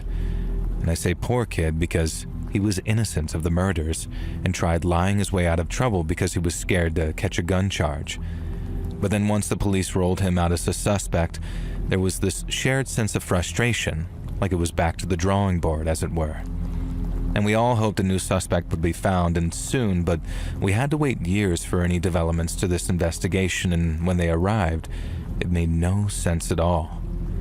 When a new detective took over the case, he decided that the most likely suspects were actually the poor teenager I mentioned, along with 3 of his friends. You see, when they were first picked up, the cops were so convinced of their innocence that no record was made of what was said during their interviews. But that meant that this new lead detective wanted to interview them all over again. And the entirety of Austin was confused as hell because if these kids, who were by then in their 20s, had already been cleared, then why the heck were they being interviewed all over again? Now, we thought that it was some big waste of time and that the real killer was still out there. So imagine our shock when 2 of the boys, Rob Springsteen and Mike Scott, confessed to the murders during the second round of interviews. They went to trial and were convicted of capital murder, and both ended up receiving life in prison. We thought that was the end to the story, that those poor girls' killers had been found and that they were where they belonged. But then in 2008, we got another shocker when the Court of Appeals overturned both boys' convictions on account of improper procedure. It was a shocker, all right, but we still felt trapped in that same terrible spiral, if that makes sense, because the state announced that they were seeking a retrial. I felt like tearing my damned hair out when I heard the news, but then came the DNA announcement, because after all the analysis of all the samples, there was no evidence whatsoever that any of the 4 boys had anything to do with the yogurt shop murders. And after that, it was that same back to square one feeling, but it was much less hopeful. Almost 20 years had come and gone. The trails had no doubt gone cold, and many of my friends and neighbors were resigned to the fact that the killer would never be caught. And maybe about a year later, one of the original suspects ended up getting shot to death by police after a traffic stop went horribly wrong. Maurice Pierce, who didn't go to trial and wasn't sent to prison, ended up stabbing a police officer in the neck during a traffic stop. Another shocker, only a really nasty one that time. The officer almost died, and it got us all wondering if there had been some kind of mistake with the DNA testing. I mean, the guy tried to murder a cop by stabbing him in the neck, so even if he wasn't proven guilty, he sure as hell didn't seem innocent, you know? Now, we had to wait another 11 years for another development, by which time we'd next to given up on the yogurt shop killer ever being caught. And it made me sick to think that he was out there, walking free after doing such a terrible, evil thing. But then, in December of 2021, we got one heck of an early Christmas present when the yogurt shop case was once again reopened. Advanced DNA techniques were going to be used, meaning that even though so much time had passed, we were closer than ever to finding out who did it. Because as I might have said, the cops had a DNA sample from someone they believed was the killer, and it was simply a case of finding a match. Now, even more resources were dedicated to the case in 2022 and 2023, which had us all praying that the murders would be solved once and for all. And then finally, in September of last year, so 2025, Austin police announced that they'd solved the case. After running DNA samples alongside the one from the yogurt shop, they realized that it was a near-perfect match for a man named Robert Brashers. Brashers was a serial killer who had been previously linked to the yogurt shop murders by DNA, and as early as 2018 if memory serves. But without the proper technology, police couldn't put it beyond reasonable doubt until just months ago. It was nice to finally know who was responsible, but it hurt knowing justice would never be truly served, as Brashers took his own life during a shootout with police in 1999. After getting the DNA results, police managed to get a hold of the gun that he used during that shootout. They test-fired it and then compared the bullet casing to one found at the yogurt shop crime scene, and it was an exact match. The news marked the end of a long, painful, and frightening story in the history of this town, one we could finally put to bed. But for some of us, who've been forever affected by what happened to those poor teenage girls, it's not over. And I recently read that under Texas law, if someone is imprisoned and later the conviction not only gets overturned, but the person is also declared innocent, they get up to $80,000 for each year they were wrongfully imprisoned. The article I read had a quote from lawyers of Robert Springsteen and Michael Scott. They said that they were hopeful that they'd receive the proper amount in restitution. But for me, it's that hope. That's all we can ever really hold on to.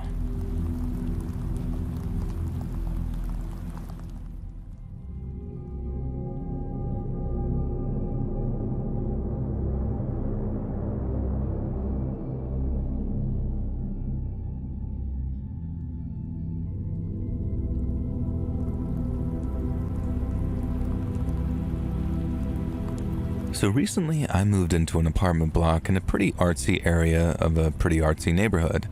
Now, I won't dox myself, but you can probably guess one of two places I mean, and it's not the New York one. I love this apartment building. It was more of a boarding house, really. Only 8 apartments and the top floor belonging to the building super. And all the neighbors were really friendly, and most of us were artists of some sort. And there was me, a painter, and then we had a singer, a couple of writers, 2 more painters, and a mixed media artist, and apparently a sculptor. The sculptor was the neighbor directly across from me. Nobody knew his name, or even if he definitely was a he.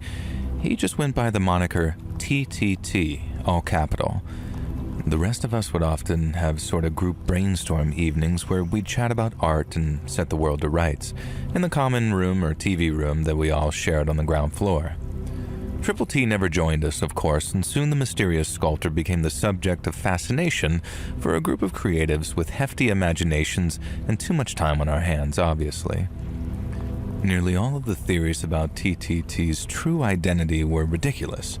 Most of them were supernatural, and one of the painters absolutely swore that Triple T was Shia LaBeouf and claimed that she'd seen him when he moved in.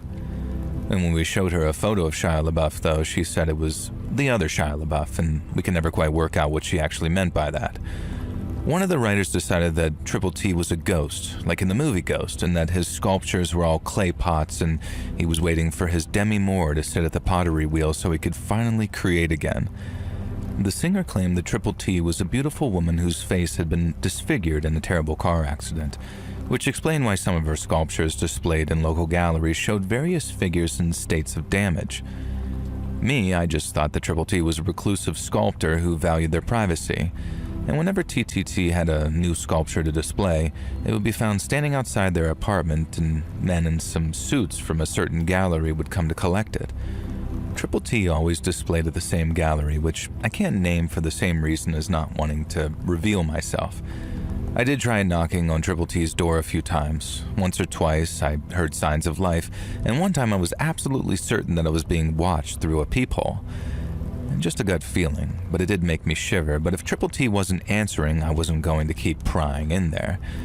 And that's why it shocked me when, one Friday evening, I stepped out of my apartment ready to attend one of our weekly brainstorming sessions, only to see T's apartment door open a crack. Only darkness spilled from within, and I didn't want to enter without permission, so I just said, "Hello?" through the gap. No answer, although I was sure that I heard movement inside. The door was open. Someone could be in trouble, I thought. That was just sort of a justification enough to take a peek inside, right? And I turned on the flashlight app on my phone, but covered it with my palm just in case. And when I stepped inside, it was completely pitch black in there. I raised my phone, warning whoever was in there that I was about to light up the room, and then I slowly moved my hand away from the lens. I was not prepared for what I saw. The room was entirely bare. The walls and floor were sealed in plastic wrap. You know, the kind that they use in Dexter or some serial killer movies when they're about to kill someone in a room and don't want to leave blood splatter. And that wasn't the creepy part, though. The real creepy part was the statue that stood in the center of the room. It wasn't some kind of horror mannequin.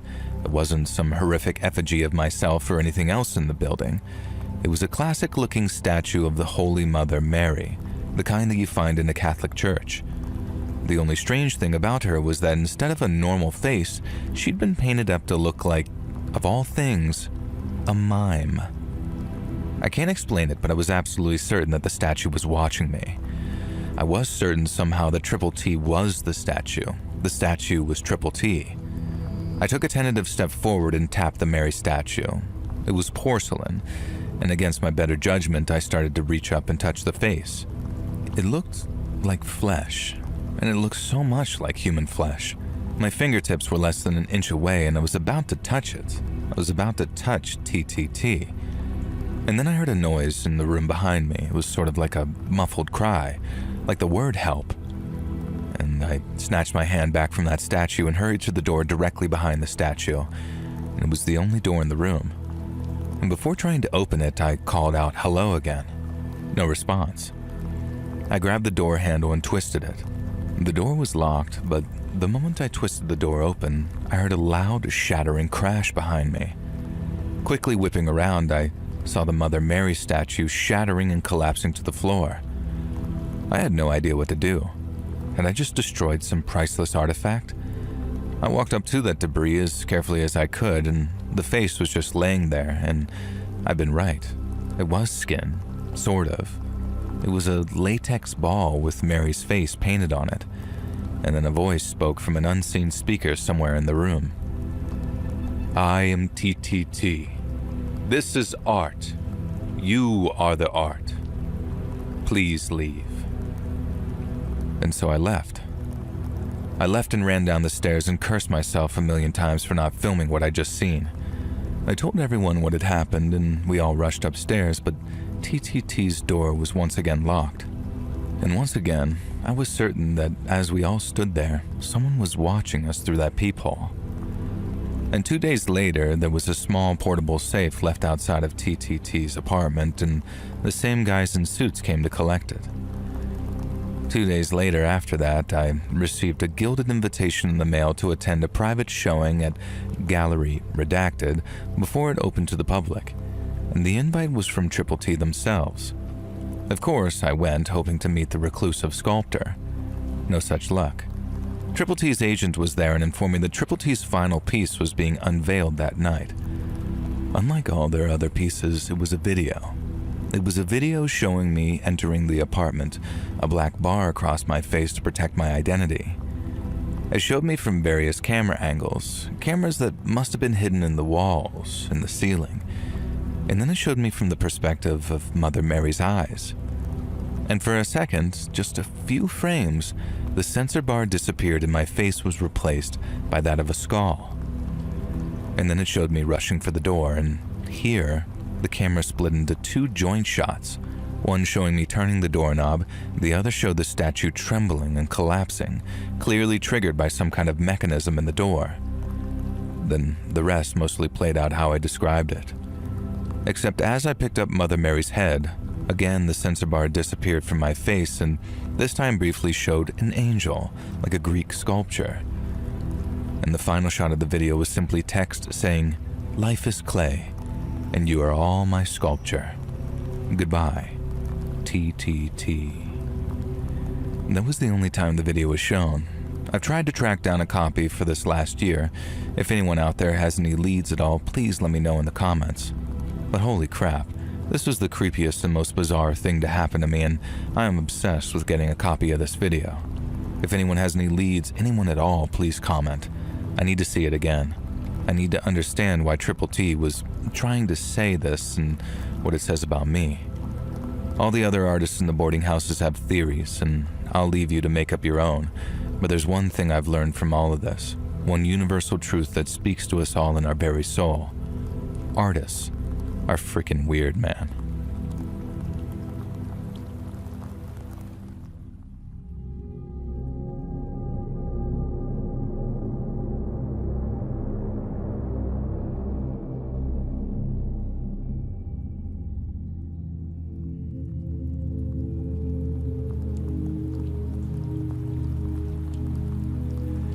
As a younger man, I was a Texas Ranger for the better part of 2 decades, and in that time, I saw and heard things that would quite literally haunt a man until he's lying in his grave.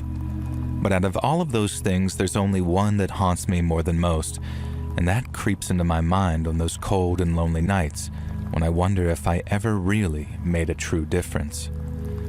It was the early 80s, I was a much younger man, and I was essentially working as an understudy to a veteran ranger who had a heck of a lot of wisdom to impart to me. Then one day, we were asked to go visit a guy named Wolf, Paul Wolf, to ask him about his wife's ex-husband. A Mr. Billy Staton and his current partner had been missing for a few days, having apparently last been seen paying a visit to Mr. Wolf's house. Mr. Wolf was by that time married to Mr. Staton's ex-wife and had shared custody of Staton's daughter, Melody. He also didn't think her father treated her very well, most likely on account of his wife talking trash about him when he wasn't around. Wolf would sometimes become aggressive with Billy Staton whenever he showed up to pick up his daughter, sometimes very aggressive. And so Mr. Staton decided that he's going to slip a small tape recorder into his pocket prior to pickup so he can prove to a judge just how hostile Wolf really was. Now, when we arrived at Wolf's home, he claimed no knowledge of Staton's visit. He said Staton and his fiancée, a lady named Letitia Castro, hadn't been by in almost a week, and since they hadn't stopped by to exchange custody, they just kept hold of little Melanie until they decided to show.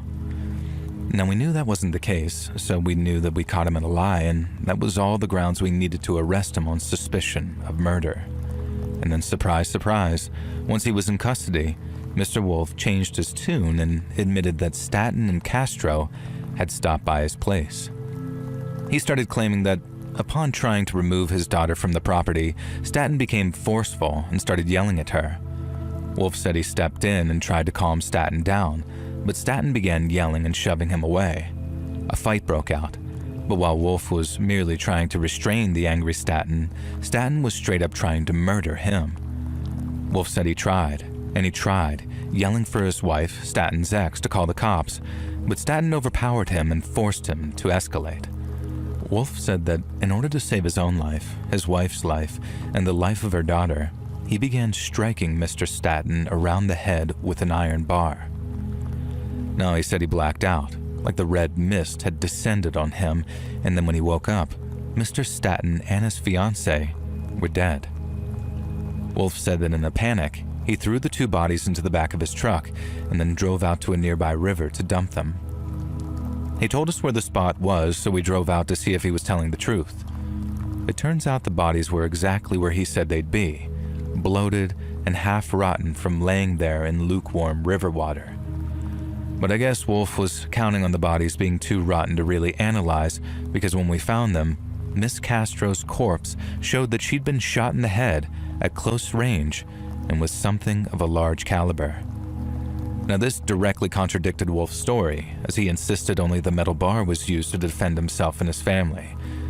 But that wasn't the only thing that proved Wolf was lying, because when we dragged Billy Statton's body out of the water, we found something hidden on his person, a small tape recorder with a tape still inside it.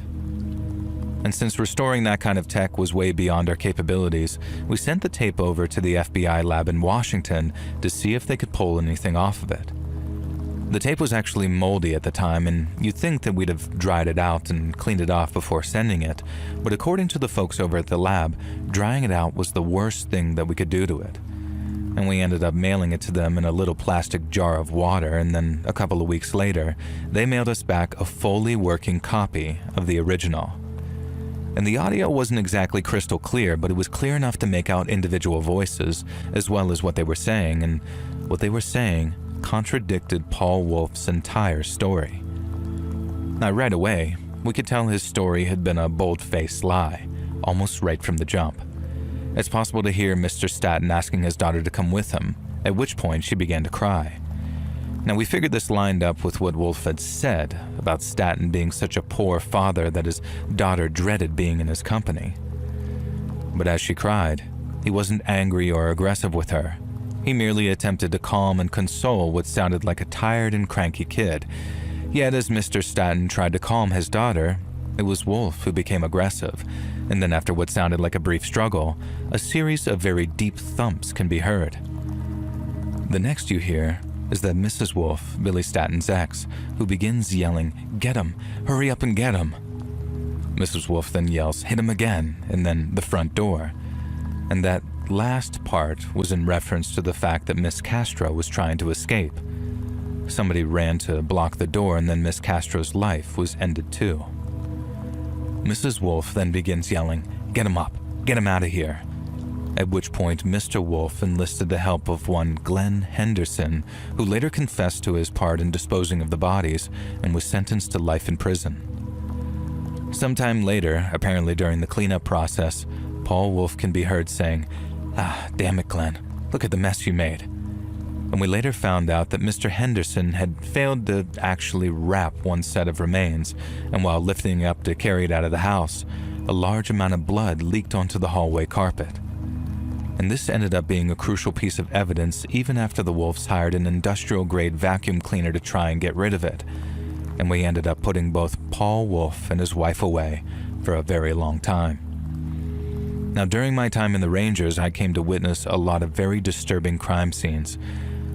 But we get there when it's all over and the dust has settled. We occasionally watched pieces of security camera footage, and I understand that these days they come with sound and color. But back then, it was all black and white and grainy, and it ran like a silent movie. I realized that I'd seen a lot of dead people, and I'd seen quite a number receive fatal injuries. I just never heard anyone die before. So the sound Billy Statton made on the tell-all recording, that groan that he let out as his skull was being caved in, I think it might haunt me for the rest of my natural life.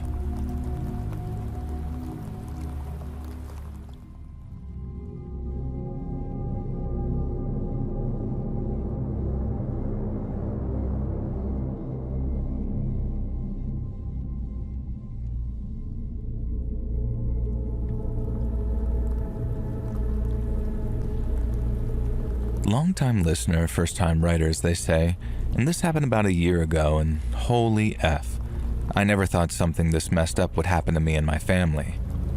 So it all started when my parents, both recently retired, decided to use their part of their life savings to go away on a 6-month world cruise. Not really my jam, but they were psyched about it, and I was psyched for them. And even better, the lease on my apartment was up the week before they left, so I was free to house sit for them the entire time they were gone. This was a relief to my mom, who would have spent the whole cruise in a state of neurosis, calling me or my brother to check on the house every 5 minutes. And knowing that I was living there ironically meant that she wouldn't worry at all. Oh, Mother, if only you'd known. In the week before they left, as I moved my things into my old childhood bedroom ready for the next 6 months, my mom gave me the rundown of the house as if I hadn't grown up there. I barely paid attention to all the things that she was telling me. Yes, Mom, I know where the fridge is, I know the Wi-Fi password, I know how to use the TV, I know the guest room is filled with Aunt Joni's art while she's between husbands, and that I must not dispose of any of it. What I didn't know about, though, was the new neighbor. His name was Mr. Samuels, and he moved in a few months previously. If you believed my mom, Mr. Samuels was an angel sent from heaven. He was the loveliest, sweetest old person, Mom said, despite the fact that he was only a couple of years older than my dad. Now, he baked cakes for the neighbors, so I shouldn't be surprised if he dropped by with some muffins or maybe even some red velvet cake. I admit, I do like a good red velvet cake, so maybe Mr. Samuels was okay by me. Mr. Samuels had a nurse who came by every other day, so I didn't need to worry about him apparently. Not that I'd been planning to. Mom did enough worrying for the whole family. I didn't actually see Mr. Samuels before my parents left for their cruise because he was away staying with one of his kids. And so I bid my parents farewell at the docks, waving a handkerchief and sobbing like a wartime bride. Not really, but then headed back to the house, ready for 6 months of hardcore freelance art commissions and watching all the subscription services that my parents subscribed to and I didn't want to pay for. Mr. Samuels returned home a few days into my newfound alone time, and imagine my absolute surprise when the gentle Mr. Rogers-esque fella that I pictured was absolutely nothing like that at all. Mr. Samuels may have been 75 years old, but he was the kind of 75 that looked ex-Navy SEAL, and in fact was, and who probably had a home gym, and he did, and he was a muscular, confidently spoken, weirdly charming man, and at first I wondered why he needed a regular nurse, and then when I first saw the nurse show up for his first appointment, I remembered that my mother can be rather naive sometimes. Let's just say that she was the kind of nurse who is paid good money to relieve someone's tension via massage, and just leave it at that. But hey, the man was single, and just because he was old, it didn't mean that he didn't have needs. And every other day at 75? Damn, I was almost in awe. Now, he did bake a very good red velvet cake, and one of his first acts as a welcome gift was to bring a cake over and introduce himself.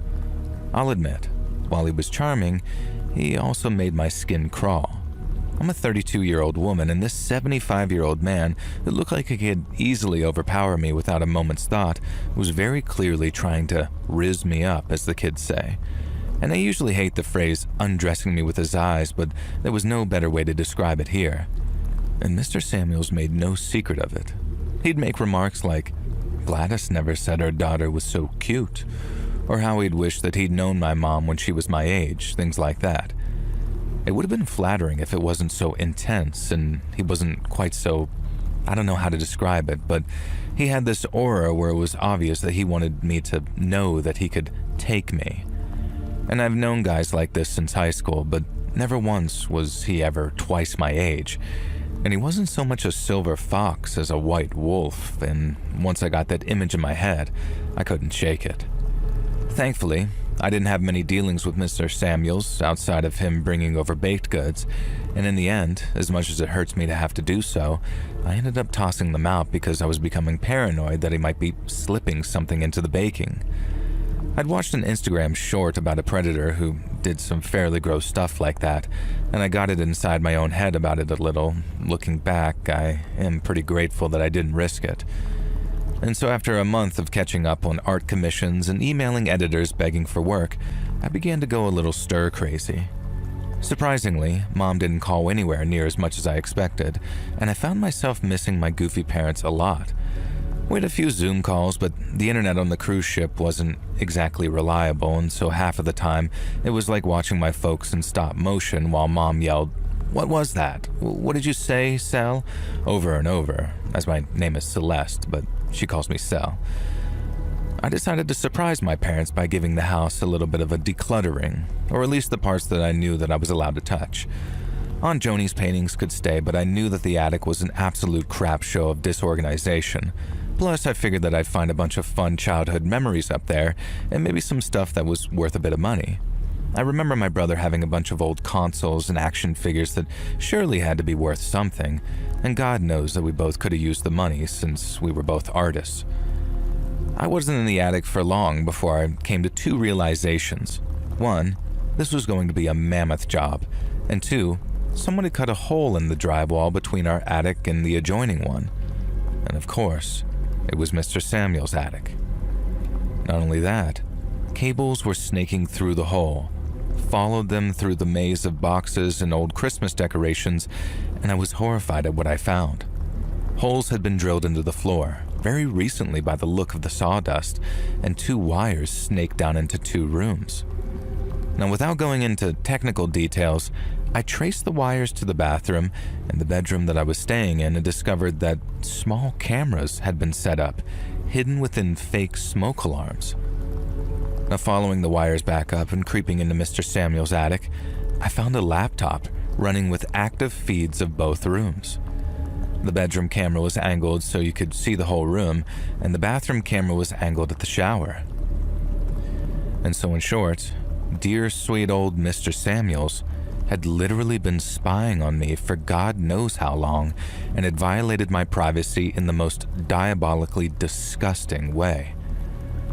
I minimized the live feed and found a folder on the desktop marked quote-unquote best of. The contents horrified me. There were a number of videos of me showering, of me changing, and even a couple of where I was, for want of a better term, relieved some tension of being single in bed. Now, without thinking, in utter disgust, I deleted the entire folder and emptied the recycle bin, and then immediately realized the idiotic move I'd made. Subconsciously, though, I think my brain drove me to do so in order to avoid considering law enforcement, and more on that later. I wanted revenge on Samuels, but I also wanted him to live with fear of the revenge. Now, my first step was to sever the wires connecting the cameras.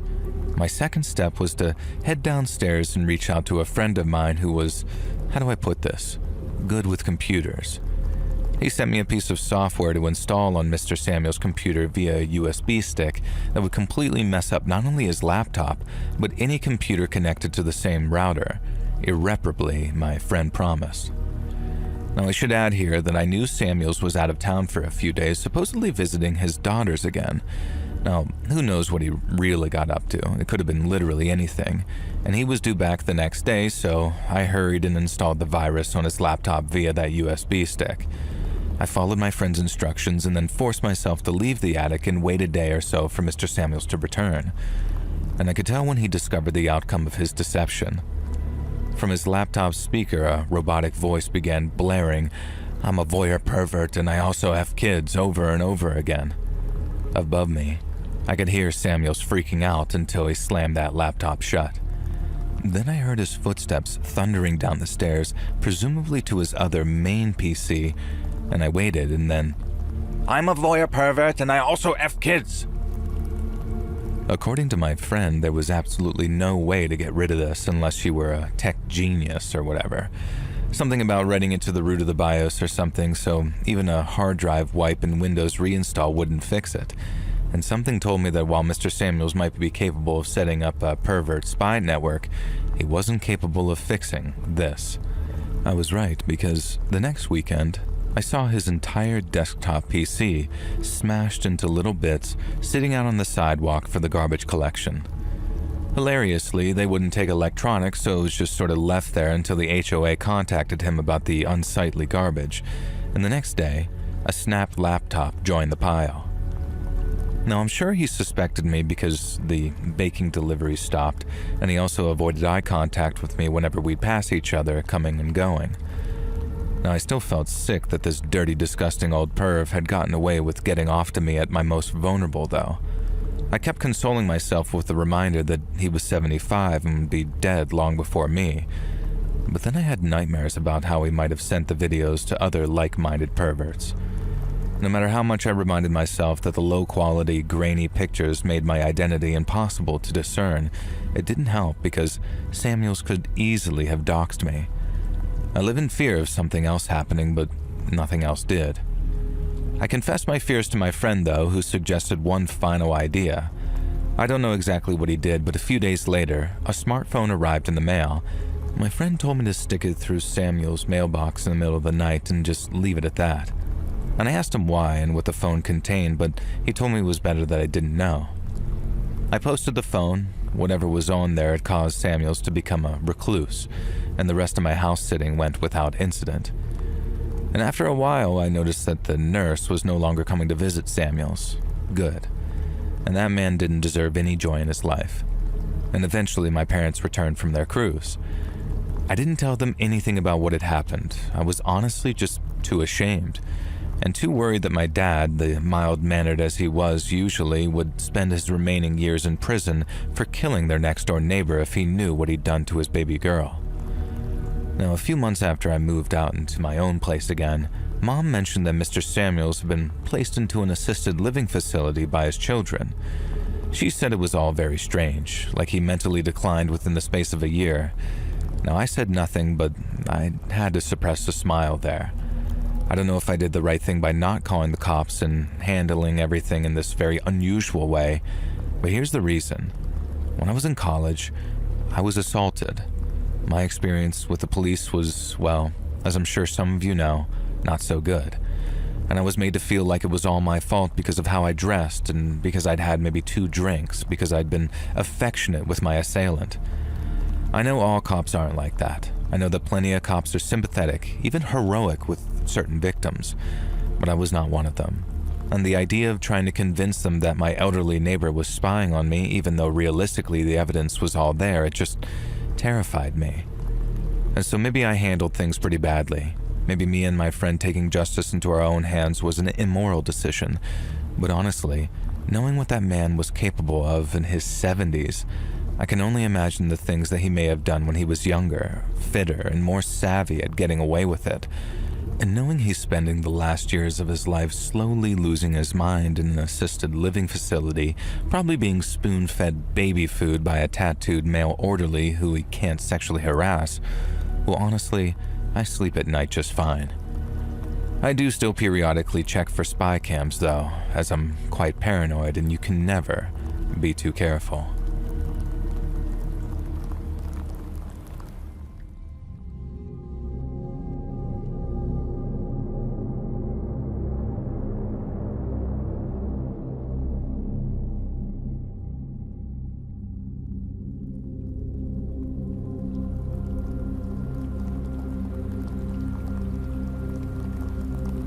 So many years ago, my parents still lived in the house that I grew up in as a child.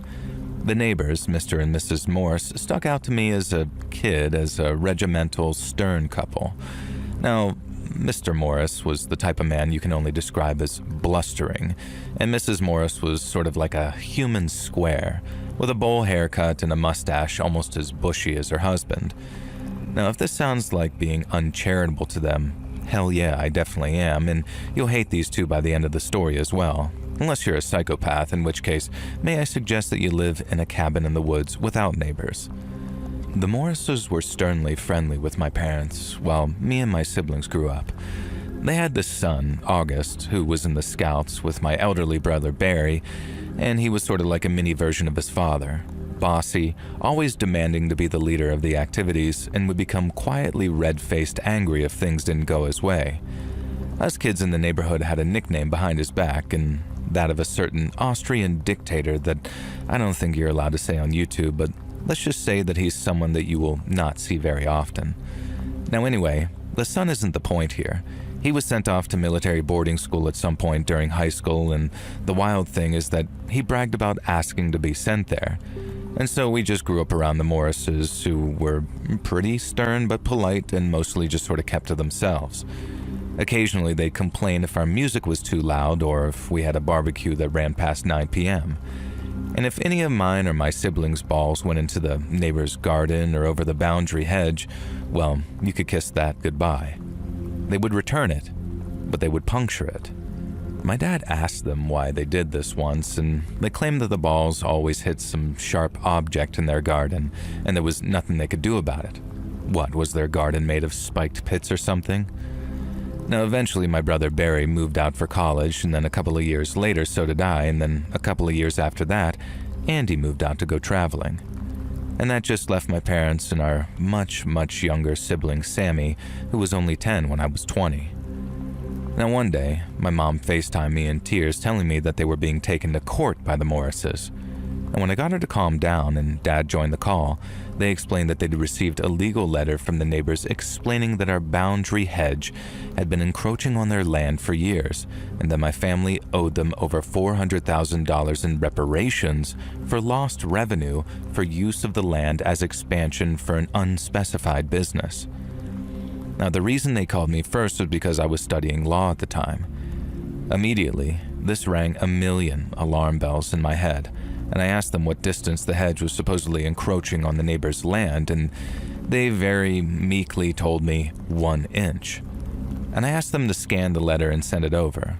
I did some research, called a few friends, and discovered that, much as I suspected, the law firm representing the Morrises not only was not reputable, but in fact, entirely imaginary. The Morrises had invented their own law firm and sent a fake threatening letter. And my biggest confusion was why. It was obvious that my parents wouldn't just pay $400,000 without seeking legal counsel. And the answer came a couple of days later when a second letter from the fraudulent law firm arrived. They presented an offer that the bill would be dropped if my parents would agree to shift the boundary hedge 10 feet back, granting a much larger boundary to the neighbors as a sort of cost-free compensation to avoid any monetary demands.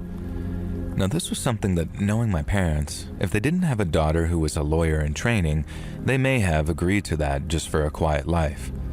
Now, I worked it out using some land blueprints and contacted the relevant offices and discovered that the Morrises had applied for an extension to their house and purchased a prefab guest house, but both projects would require them to encroach into my parents' land.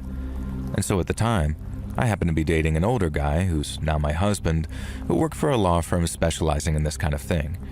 And he did some digging and checked out some old records, and it turned out that the boundary hedge was in fact around a foot into my parents' property, meaning if anything, the Morrises had been encroaching on our land this entire time. My boyfriend drafted an actual legitimate legal document stating this with the relevant proof, and the letter ended with a confirmation that my family was simply letting things be as long as the Morrises did the same to avoid any kind of escalation.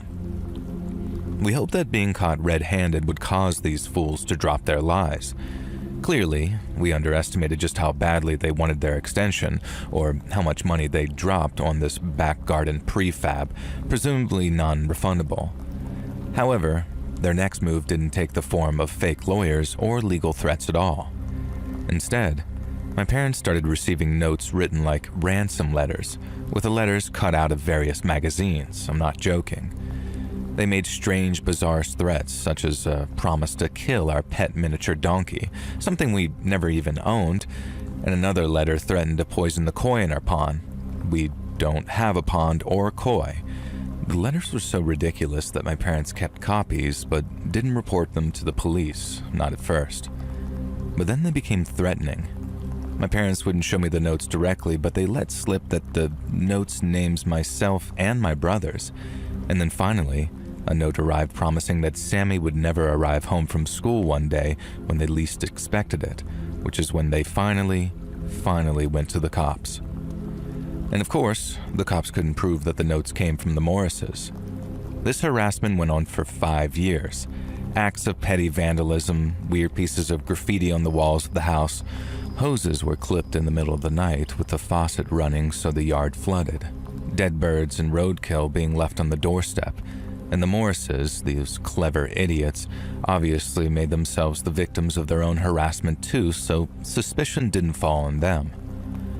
And then the fires started. Just small, contained fires in the backyard that scorched the lawn. Another classic was that the Morrises would play classical music at full volume at 3:33 a.m. in the morning every single Wednesday.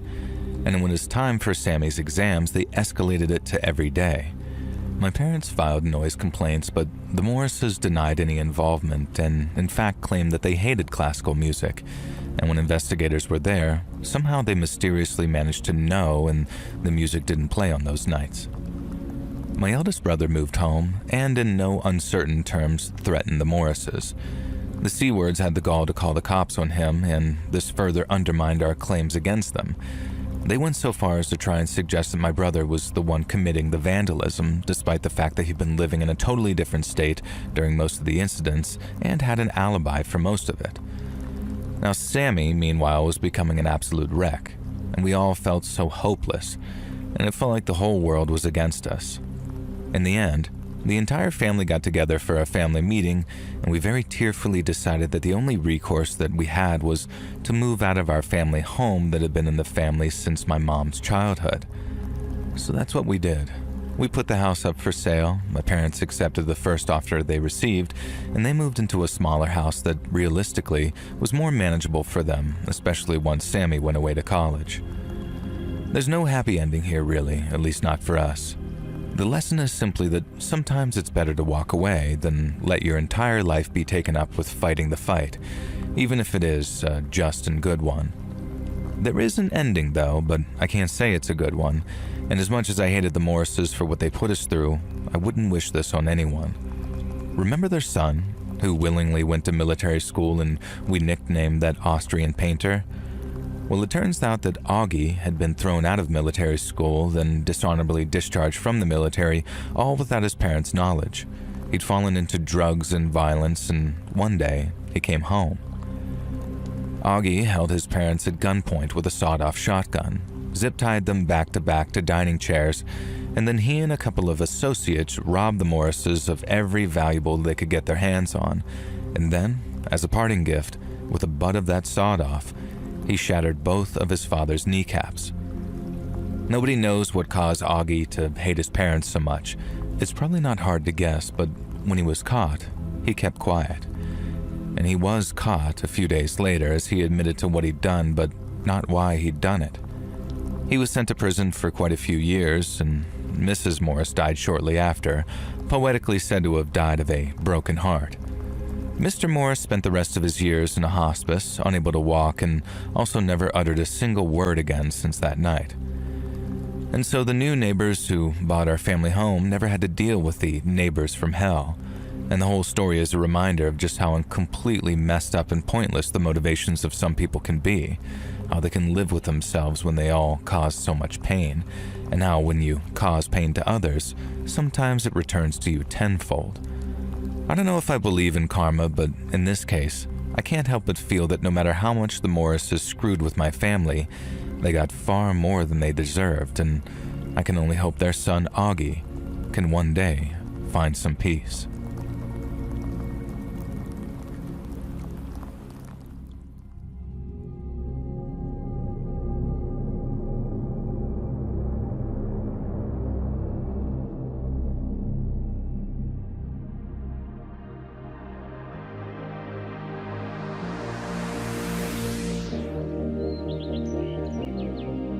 Hey friends, thanks for listening. Don't forget to hit that follow button to be alerted of our weekly episodes every Tuesday at 1 p.m. EST. And if you haven't already, check out Let's Read on YouTube, where you can catch all my new video releases every Monday and Thursday at 9 p.m. EST. Thanks so much, friends, and I'll see you in the next episode.